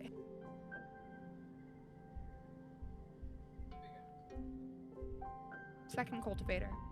Your dad hugs you after you put your name on the ballot. He promises he won't play favorites, but he'll see what he can do. The council discusses the nominees at length, and you win. You're second cultivator now. Your dad hugs you again. He's so proud you'll be working on the family farm, so to speak. With the voting is concluded, Seek announces the names of those newly appointed seconds. The crowd cheers for you when Seek reads out your name as second cultivator. Mars net second administrator, much to Lum's disappointment. Base is appointed as second security officer under Rhett. He gives a little speech essentially congratulating himself and promising to single-handedly win this war. Tangent stands proudly in her rightful place at Chief Engineer Instance's side as her second. The steward of the Heliopause joins Aunt Anne as her much-needed second steward. There's a lot of babies in the colony now, and someone needs to help take care of them. To his surprise, Diz is appointed second surveyor under Utopia. After the politicking is over, the crowd adjourns to the feast tables and eventually the dance floor. The sun sets on the long day, and the heat breaks, and the party continues well into the night. After the festivities, it's straight back to work as usual. Everyone complains, but you usually get a few days off after Vertumnalia, but Lum reminds the colony that it's only a few short months before the next attack. Your dreams begin to increase in intensity as the wormhole draws closer to the planet, filling with terrifying and confusing visions. A feeling of urgency dogs your steps, like you're running out of time. I am mad. You've been invited to Cal's house for, as he puts it, a real grown-up party. When you arrive, Auntie Tira gives you a warm hug and shows you inside, to where Cal set up the living area with twinkling lights and lots of blankets. You sit down at the table across from Cal, and Tira pours you both a glass of mushroom wine. She leaves the open bottle on the table. You kids can finish off this bottle if you'd like, she says. It's a good vintage, one of your dad's first brews, Solane. A little on the strong side, she winks. I'll be out late, Tira says, kissing the top of Cal's head. Follow me if you need anything, but don't you two wait up for me, okay? Wow, Auntie Tira is cool. Cal smiles at you as you tuck into dinner. How much do I have? Oh, I do have 100% with Cal. Cool. I'm glad you could come, he says. I thought about inviting Rex, but he has, like, zero chill, you know? Besides, he continues, you're my BFF, remember? I can't think of anyone else I'd rather be with. Cal puts his fork down and looks at you earnestly. I'm really glad you're my friend, Solane. I'm so proud of everything you've done. Sometimes I think I really love you as a person, you know? He looks down suddenly shy. Sorry, I know that's a lot. I'm just really grateful for you. You and Cal share a wonderful dinner and polish out the bottle of wine. Afterward, you settle into a big pile of blankets to lie back and look at the stars through the big skylight in his room. So that's why I think we should domesticate more Unisaur. It just makes sense, Cal finishes, and you laugh. He's right. Who doesn't want to ride a unicorn? You deserve a unicorn. You've also been laughing a lot. Everything is just so funny, and also so pretty. The stars look like they're swimming in the big dark ocean, and the little twinkling lights Cal put up look like stars you can touch. You reach out to grab one and come up hilariously short, and Cal giggles at you. Cal is so warm and cozy against your side, and the blankets are so soft. Everything is wonderful. You talk the rest of the night away, sharing your thoughts about everything and nothing. It's so nice to share this simple intimacy with a good friend. Eventually, you're both yawning too much to continue talking. Cal pulls a blanket over both of you, cocooning you in comfort and warmth. I'm so glad we're friends, Cal mumbles. He sounds sleepy, and you realize your eyes are getting heavy as well. As you tip backwards into sleep, all you feel is love. You both sleep deeply. Morning arrives unceremoniously, pouring through the skylight directly onto your face. You grumble as you turn your head away, burying into something that's soft and smells sleepy sweet. Oh, it's Cal, and your face is smushed into the soft skin of his armpit. His arm is curled around your shoulders protectively, and your legs tangled together under the blanket. Cal shifts underneath you and you blink and blinks his bloodshot eyes open, squinting into the merciless sunrise. Ah, Dick, he mumbles, clinging to sleep. That's so much. He laughs as you peel yourself off of him, sticky from drool and sweat. Gross, bruh, he says, and you smack him on the shoulder. Before long, his mom pokes her head into the living room. Hey, kids, she says, chipper. Ready for some breakfast? Breakfast sounds incredible. You've never been more excited at the prospect of breakfast in your life. You share a breakfast of roast trippet and eggs with Cal, his mom, and her 3 partners. Even though the rest of the colony is in chaos, you feel somehow healed, having taken the night to let yourself bask in their love. Cool.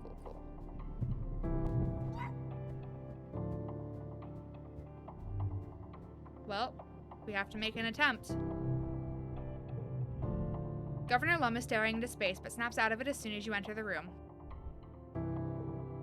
Lum rolls his eyes. Solane, buddy, there is no sentient life on Vertumna. We're it. Whatever you've seen out there, it's not like us. We're the rightful rulers of this planet. Continues, I'm not gonna let some old garbage computer program stand between us and our destiny. He clenches his fist. We'll find a way to destroy them. We have to listen to them. See, the thing about being Governor Solane, Lum drawls, is that I don't have to do anything people tell me, especially not some strato kid like you. He dismisses you, but he might have a point. Deposing him as governor would solve a lot of problems. Okay, so the only way to do that would have been to depose him as governor. But how the fuck are you supposed to depose him as governor? I am so confused because I literally, I did the thing, didn't I? I'm mad. Well.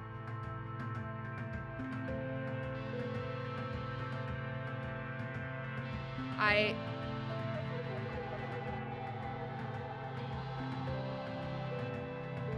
don't even know.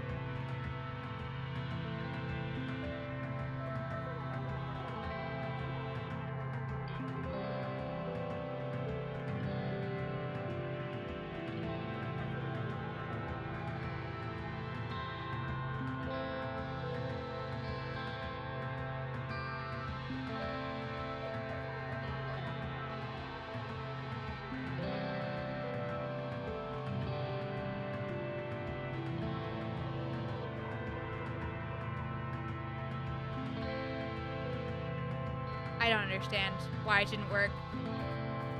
Actually. Whatever. It should've! Sucks that it didn't.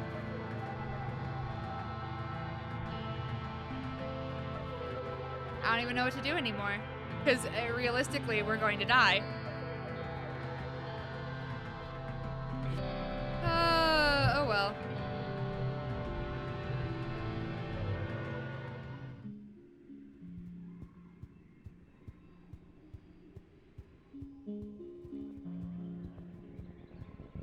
Maybe because I didn't go back to Anne with the majority of the votes, but like, he didn't want to talk to me when I went back to her with the majority of the votes.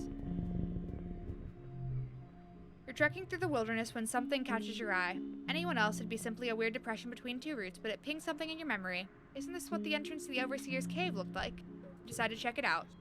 Your hunch is correct. The depression opens up into a passageway just big enough to wiggle your body through, then widens even more to reveal a familiar door. You quietly push it open. This room you enter is not unlike the other one where you interface with the array. There is a vat in the corner, emitting a soft organic glow, and another computer panel slowly being reclaimed by the rock wall. It's not hard to assume the planet is lousy with rooms like this, just like this one, where Sim and other gardeners can rest and respawn if needed. This one, however, is not empty. You enter to find Sim, who is aptly so, as naked as the day he was born. He is stepping out of the regeneration vat, clad only in strands of bioluminescent glue that slide down his long limbs and patter to the ground. Sim's back is to you, treating you to a glimpse of skin usually hidden under layers of tattered dark fabric, knobs of his spine and shoulder blades visible under his inhumane musculature. He looks unusually delicate and vulnerable. He reaches up and gently wrings out his thick hair, humming a song you recognize from the Hollow Archives. As if sensing the weight of your gaze on his body, he pauses and slowly turns his head. So Lane, he says softly, I didn't see you come in. I can see you very well, though. Sim tilts his head, smiling. Oh, he replies. He turns slightly, taking on a slightly more performative posture. Did I design this body to your liking? You have to say, he did. Now that you know the truth about the gardeners, Sim continues, we can be far more free with our words. He gestures to the regeneration vat. I have very few secrets from you now. Come take a closer look if you'd like. After a beat, he clarifies. A closer look at the vat, I mean. You walk over and check out the vat. The air gets noticeably warmer the closer you get, like sunlight on your face, and there's a faint organic smell that's not unpleasant. The vat itself looks like something you'd find in engineering, but seems to be constructed entirely out of natural materials. Spongy-looking fungal growths, mineral deposits, and pulsating vine-like umbilicals. You can touch it, Sim says. It's not dangerous. You sit on the lip of the vat and run your fingertips across the surface of the glowing liquid. A slight electrical charge prickles up your forearms, and you feel a frisson of a link to the array.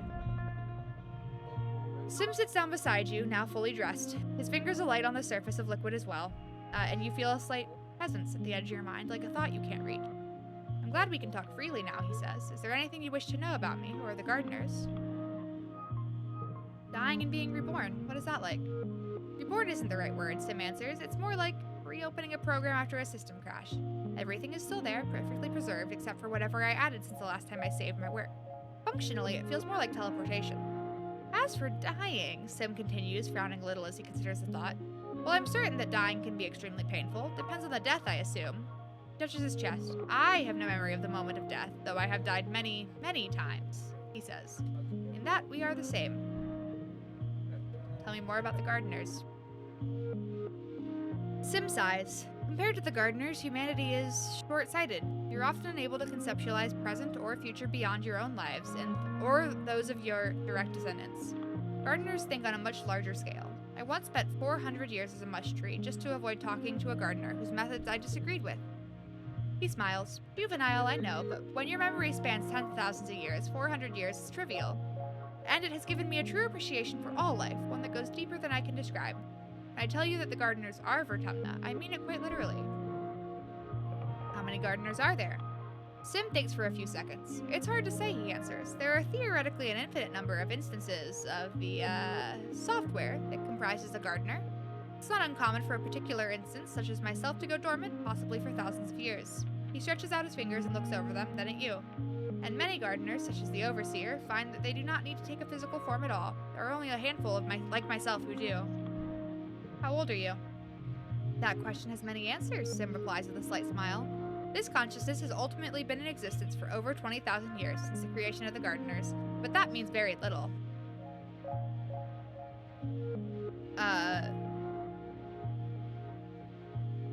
I certainly don't have 20,000 years experience as a bipedal anthropomorphic organic capable of speech.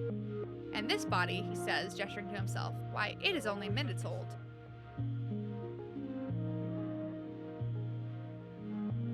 Do you like being a gardener? Does the wind like being wind? Sim answers. I'm sorry to be cryptic after I told you I would not, but there's really no other way to answer that question. I am what I was created to be, he continues. There is a beauty in that feeling and a clarity of purpose that makes me feel fulfilled. I do not experience existential angst like a human does. What should we humans do? If I knew the answer, I would tell you, Sim replies, placing his hand on top of yours. Pragmatically, I do agree with the other gardeners, he continues. If our purpose is to protect the biosphere of Vertumna and humanity poses a threat to that, then by the letter of our own design, humanity must be eradicated. However, he sighs and looks away. I love humanity. I think you all are an incredible species, and it would be a shame to destroy you. I feel like doing so would be a violation of the spirit of the Convergent Domain's last decree. And perhaps, he murmurs, redeeming you will be the greatest act of love we could perform in the name of our imperfect creators. That's enough, thank you. Sim nods. Please know that you can come to me at any time and I will do my best to answer. However, I must apologize for something, Sim says abruptly. I simply must... May I touch you? At your questioning look, Sim blushes and turns his head away. This body is new, he murmurs, and all of its senses are heightened. I must confess I find myself unable to stop myself from wondering what it would be like to touch another while I am vulnerable to sensation like this. Please, touch me anywhere. Sim looks delighted as he reaches out to pet your hair, running his fingers through the fine strands. Marvelous, he says. Truly a texture I've not been able to replicate in my own bodies. He runs his thumb over your eyebrows, then your cheekbone. His fingers dance down the bridge of your nose, then lightly dip into your philtrum across your lips to pause on your chin. Sim's gaze drops to your mouth as his own lips part with an unspoken question. Are we doing this again? Is he gonna die again? You lean in and kiss him, enjoying his pleased "oh" that whispers across your lip. Kissing Sim is like kissing him for the first time all over again, right down to the way he immediately and enthusiastically follows your lead. And as before, it does not take him long to begin adding his own moves to the dance. Sim reaches up and cradles your head in his hands, his long fingers digging into your hair.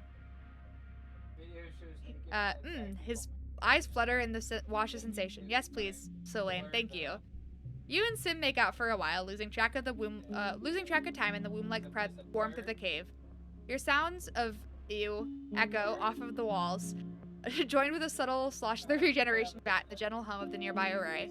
No one comes to find you. There is nothing except the stillness of each other, and all worries that have plagued you fall away in the pleasure that is discovering the ways that Sim is so like yourself and so alien at the same time. Eventually, though, Sim pulls away. His mouth is shiny, kiss-bitten, and smiling. Would that I could keep you here forever, he murmurs, resting his forehead against yours. That I could protect you from the judgment of the Overseer, as I have protected you from the perils of Vertumna itself. He runs his thumb across your lower lip, entranced.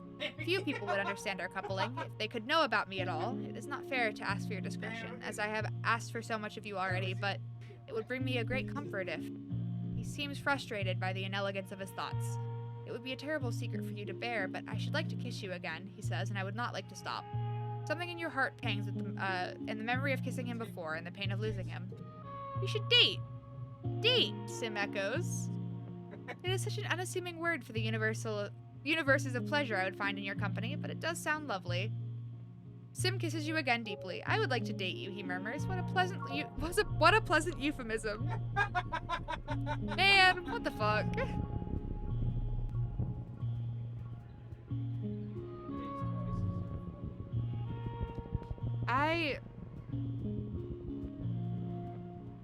There's so many seasons left.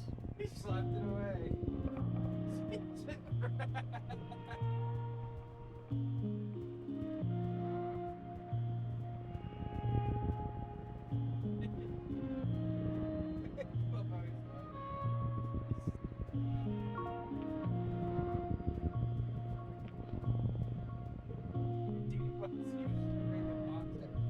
I don't really understand how I failed.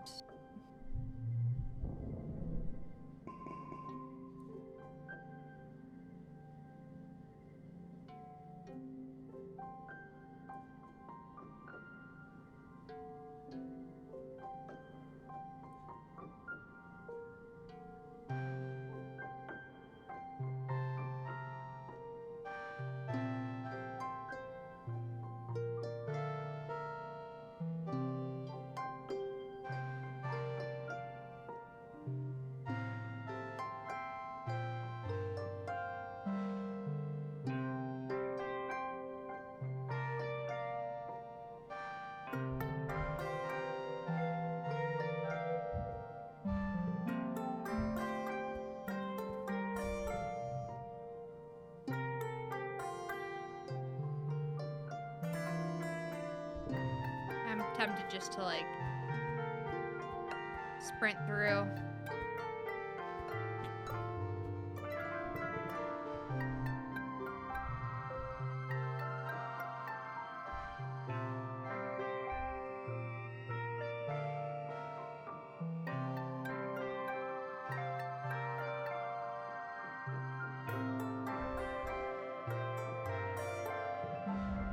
Security Chief Rhett interrupts your afternoon training to address the group, then perks up. This seems important. Since the original colony was destroyed, Rhett begins, we have needed every skilled officer we can find to defend our home, and now with Governor Lum's blessing, age is no longer a requirement. We are looking for young recruits to join the ranks of the defense squad. This is a serious job, he punches his hand for emphasis. You'll be soldiers, not little kids, learning self-defense or peering down from the safety of the walls. You will be in danger. You need to be brave and you need to know your way around a weapon. Step forward if you think you have what it takes to defend your colony. Go pound sand, warmonger.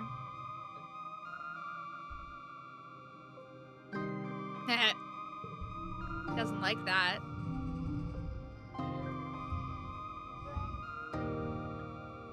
There's a college that they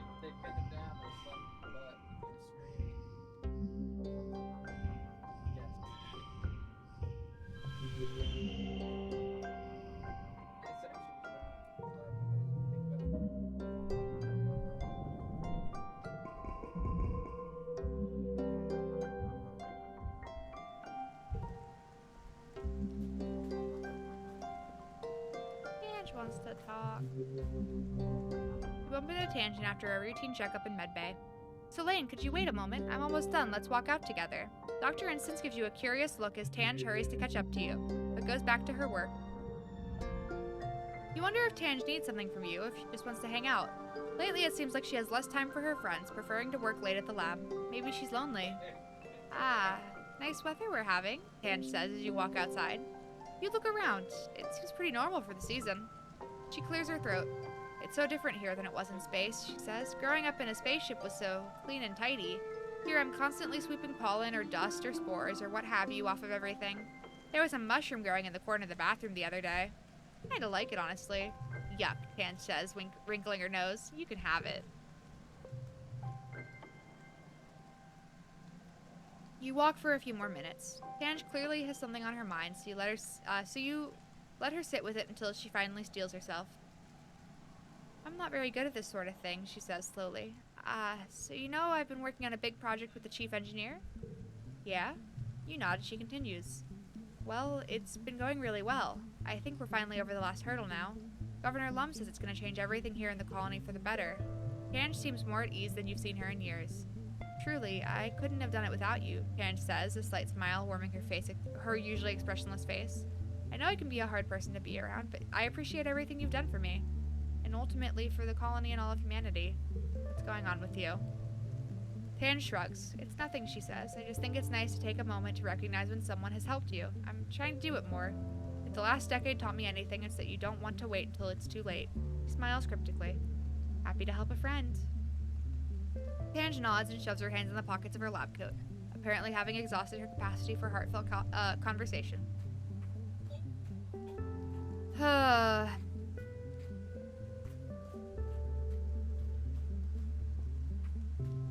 don't want to do anything. Actually.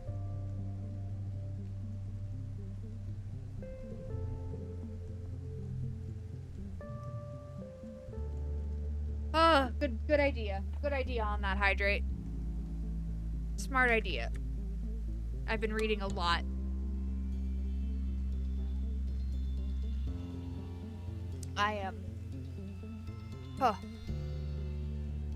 At this point, I'm like, if I can't fucking stop here. Yeah, it's been a lot. I am like 4 months from the end. It's not even an hour's worth of playtime, probably. But we're gonna all die. I already know I have the bad end. For some reason, me taking over as governor didn't work. I guess because I didn't get Anne? It's the only thing I can think of. I actually convinced everyone else. I don't know. That is biology and organizing, both of which I have maxed.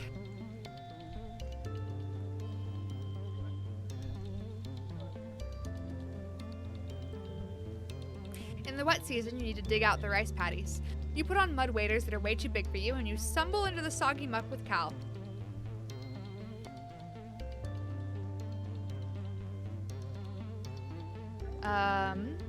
Cal starts nerding out about mud, as he does. The ground is so soggy because the lower gravity means the water takes longer to seep down, he explains, pulling a big clod of mud out of the ground and slopping it into the hoverlift. At least when it's raining, you don't have to use wheelbarrows. Everything is so swampy and warm on Vertumna, not like the dry, recycled air of the stratospheric. The wet ground makes the roots from our earth plants rot easier, so we need a ton of mush tree mulch, or this puffy kind of lava rock thing. He stops and rubs his face, smearing mud across his cheek. Maybe we can do that next. I like smashing it up with the bits with tiny hammer. Or into tiny bits with a hammer. It's nice to be outside with Cal. The tropical rain is never too cold, and Cal is great company. Just think about all the cool stuff that's out here, Cal exclaims. Who else gets to shape the planet and provide food for the colony? No one, that's who. That's why this job is the best. He keeps digging and nattering on about cool bugs he's finding in the mud. You goof off a little and even have fun. Your antics eventually lead to you slipping, and suddenly you're up to your armpits in mud and laughing as it oozes down into your oversized waders. Ugh.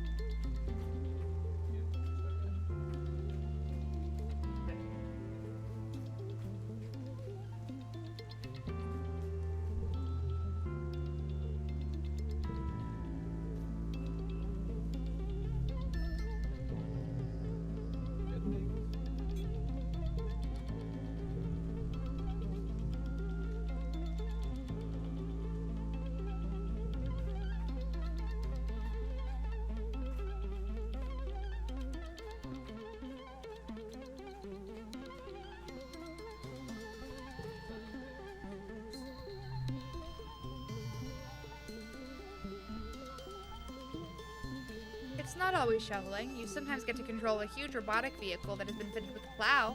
The robo-plow is massive and intimidating and can easily grind through rocks or even trees, but the colony only has one, so you have to be very careful when you give it instructions. You're tasked with taking a bunch of rocks out of a field and given the robo-plow to do it. Cal loads its software up on his holopalm, and there's a lot going on there. All these digital gauges have a long list of possible subroutines with parameters to enter. So Lane, he says, nervously poking at the interface, do you want to try doing this? Easy peasy. You give it the dimensions of the field you're plowing, the desired depth, and an added subroutine for rock removal indicating the general size of the rocks. The machine whirs and adjusts its digging tools and sets to work. You get the field cleared in record time, and you and Cal enjoy a half day off.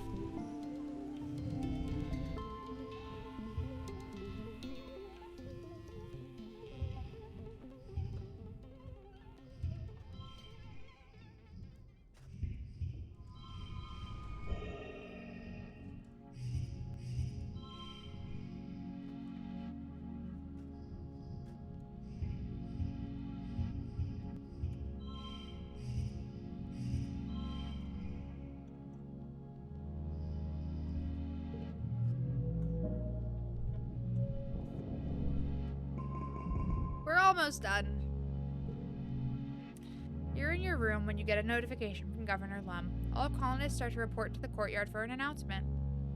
It's the middle of wet out there. Couldn't he have done it over the hollow instead of dragging you all out in the rain? You whistle for Hop Solo to jump on your shoulder. They've been cooped up inside during this downpour and could use the fresh air. Maybe they're asleep? You crouch down next to their bed and try to shake them awake. There's no response.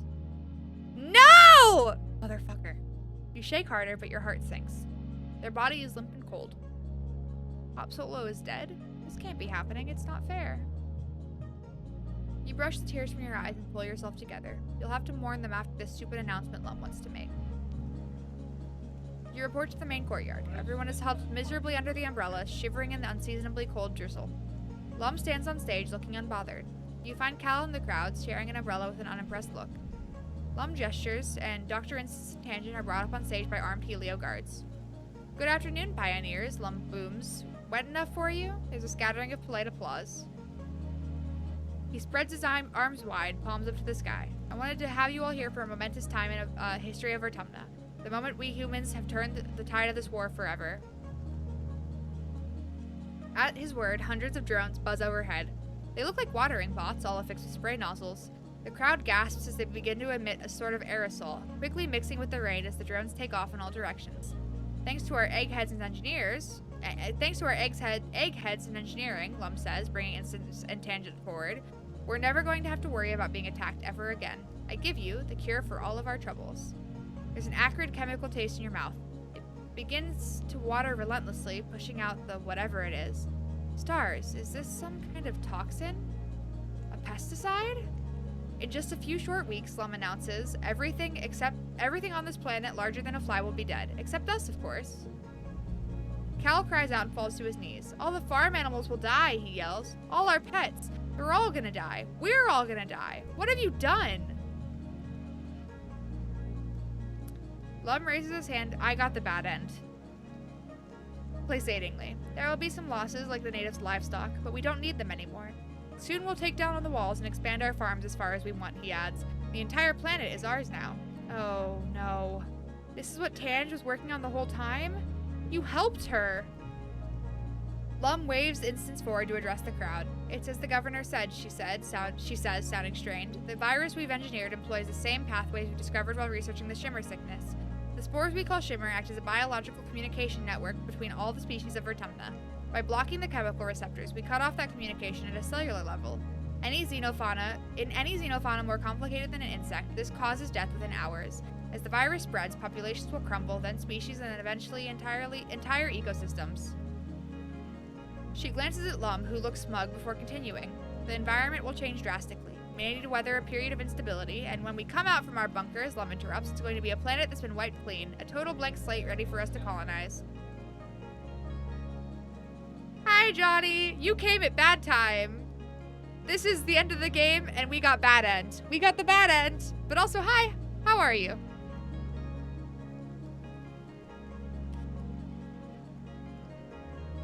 It's like a whole year. Yeah, it is a whole year. My 1 year for streaming is coming up. You're all good. No more attacks, no more sickness, just a green Vertumna forever. You realize this is the thing that kills all the animals. It's gonna kill the gardeners too. Or at least their physical forms. It's gonna kill Sim. On stage, Tangent is crying openly as Lum grabs her arm and thrusts it into the air in victory. The noise from the crowd is deafening, a mixture of cheering, screaming, and crying. Some people at the front surge towards Lum, but are held back by his personal guard. Tangent stumbles off the stage as soon as Lum lets go of her arm. Why? She wipes her eyes miserably, then haltingly begins to explain. We need a double date, need more people for a bocce table. Hell yeah. You're not close, though. We were supposed to be researching xenobiology, like we were just researching xenobiology like we were supposed to, but Lum wanted us to work on a super weapon. We knew he could do it. We could do it. But Instance didn't want us to use our research like that. Lum, he forced us to. She takes a deep breath and scrubs her face, pulling her hair. He didn't know I was listening. I was in the freezer getting a sample, she continues. He came in with guns, and he said that if Instance didn't make the virus, he was going to make an example of her because of her crimes. Instance isn't a criminal, Tangent yells, causing some people nearby to look at her strangely. More quietly, she adds, she's not. The colony needed congruence. We would never have been able to make it without the tech Dr. Instance took. I will not bring my Anthony to you. Thank you. You have the wrong possessive pronoun there. She shakes her head in anger. Why does it matter anyways? Everyone on Earth was gonna die. We're the last hope for humanity. She scowls at Lum up on the stage. Utopia looks like she's about to go at him with her fists. If she didn't make this virus, he was just gonna kill her. He said he would make an example of the entire council. Firing squad for all of them. We didn't have a choice. Once I knew I had to help her. You helped too, she says, whether you knew it or not. I don't think we could have done it without you. Don't you dare blame me for this. Tangent's face crumples. I didn't mean, says, her voice wavering. Of course you couldn't have known. What I've done, it's unimaginable. You hear a sudden burst of plas rifle. A collective scream. Oh no!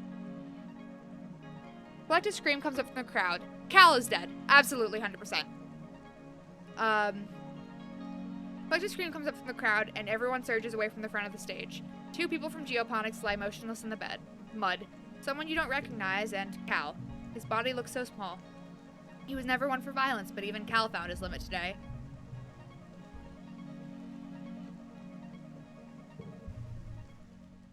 Back in 28 seconds.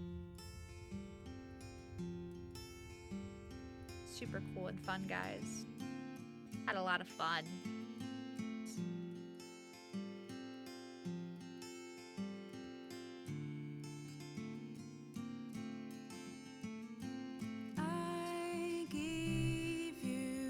As Governor Lum predicted, anything larger than an ant dies within a couple seasons. The cure spreads like a virus through all native xenofauna and many of the trees and other exoflora too, as the line between creature and planet is blurry on Vertumna. The die-off is massive. Rotting biomatter and fungal blooms choke the planet. You and the other humans take shelter inside the heliopause, relying once more on hydroponics and life support. Lum's power grows as a year passes, then 5, then 10, while outside the planet struggles to find a new equilibrium. Vertumna cools off by entire degrees, which is enough to take out even those species that survive the virus. Some of the colonists succumb to sort of a wishful thinking conspiracy, whereby Lum was only lying about the virus in order to force everyone into its side, so he could control the colony under a fascist police state. It sweeps through the colony, igniting police riots and unsuccessful takeovers.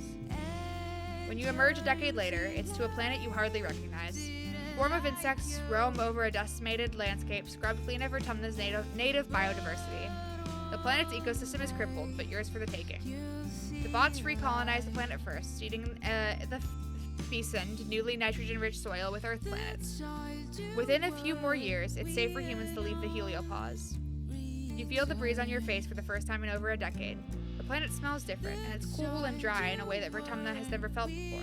Is this what Earth was like before humans destroyed it? It's ironic that it took another apocalypse for humans to have another chance at survival. The colonists on board, too, have changed. Many children are born on board the heliopause, children that have never known Vertumna as a lush pink and purple planet, and there are deaths.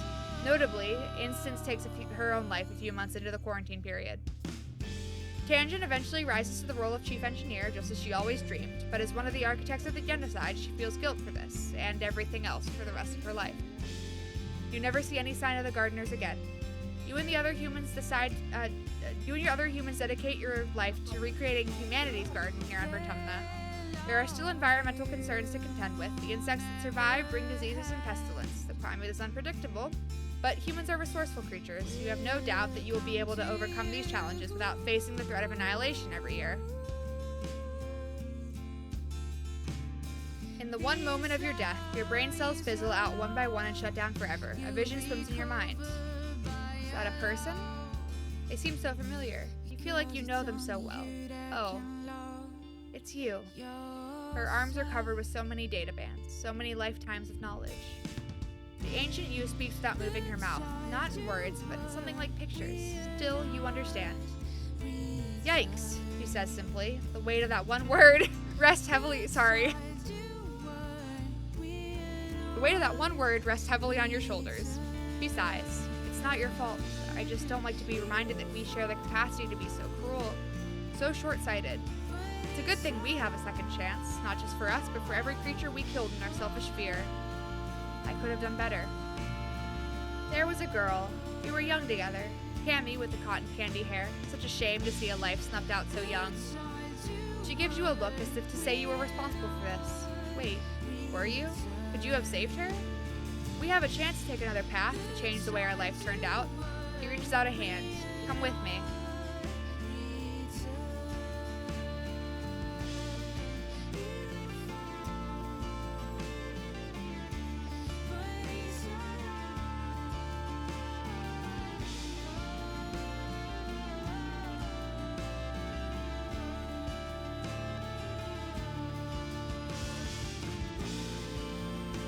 I am going to be replaying this game, but off stream, because there's a lot of things I feel like I could have save scummed, I could have done things.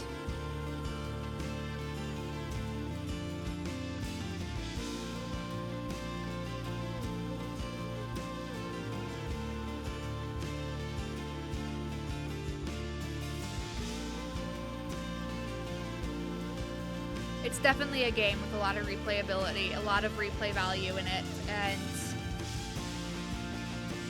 if you've been here for this entire fucking game on stream and are still interested in it yourself, it's probably still worth playing through on your own, because like everything is completely changed by what you pick, if it's your type of game, that is. Obviously, it's a lot.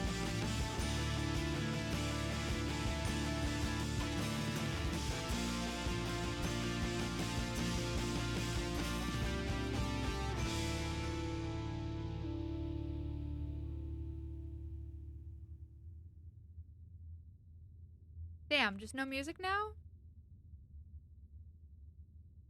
Come on, game.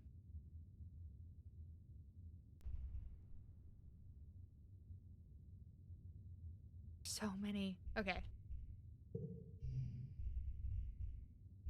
Ouch. Bad cure. Got a couple of bad cures, or a couple of, bad ends. Oh, these are all clickable.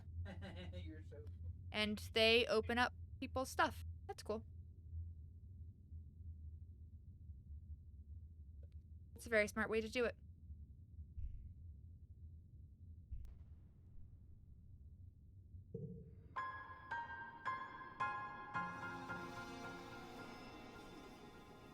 Hi, Sim.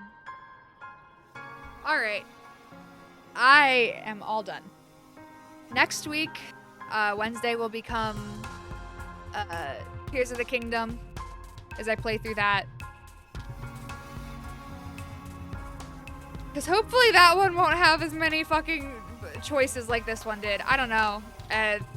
This destroyed me. You know, it's all good.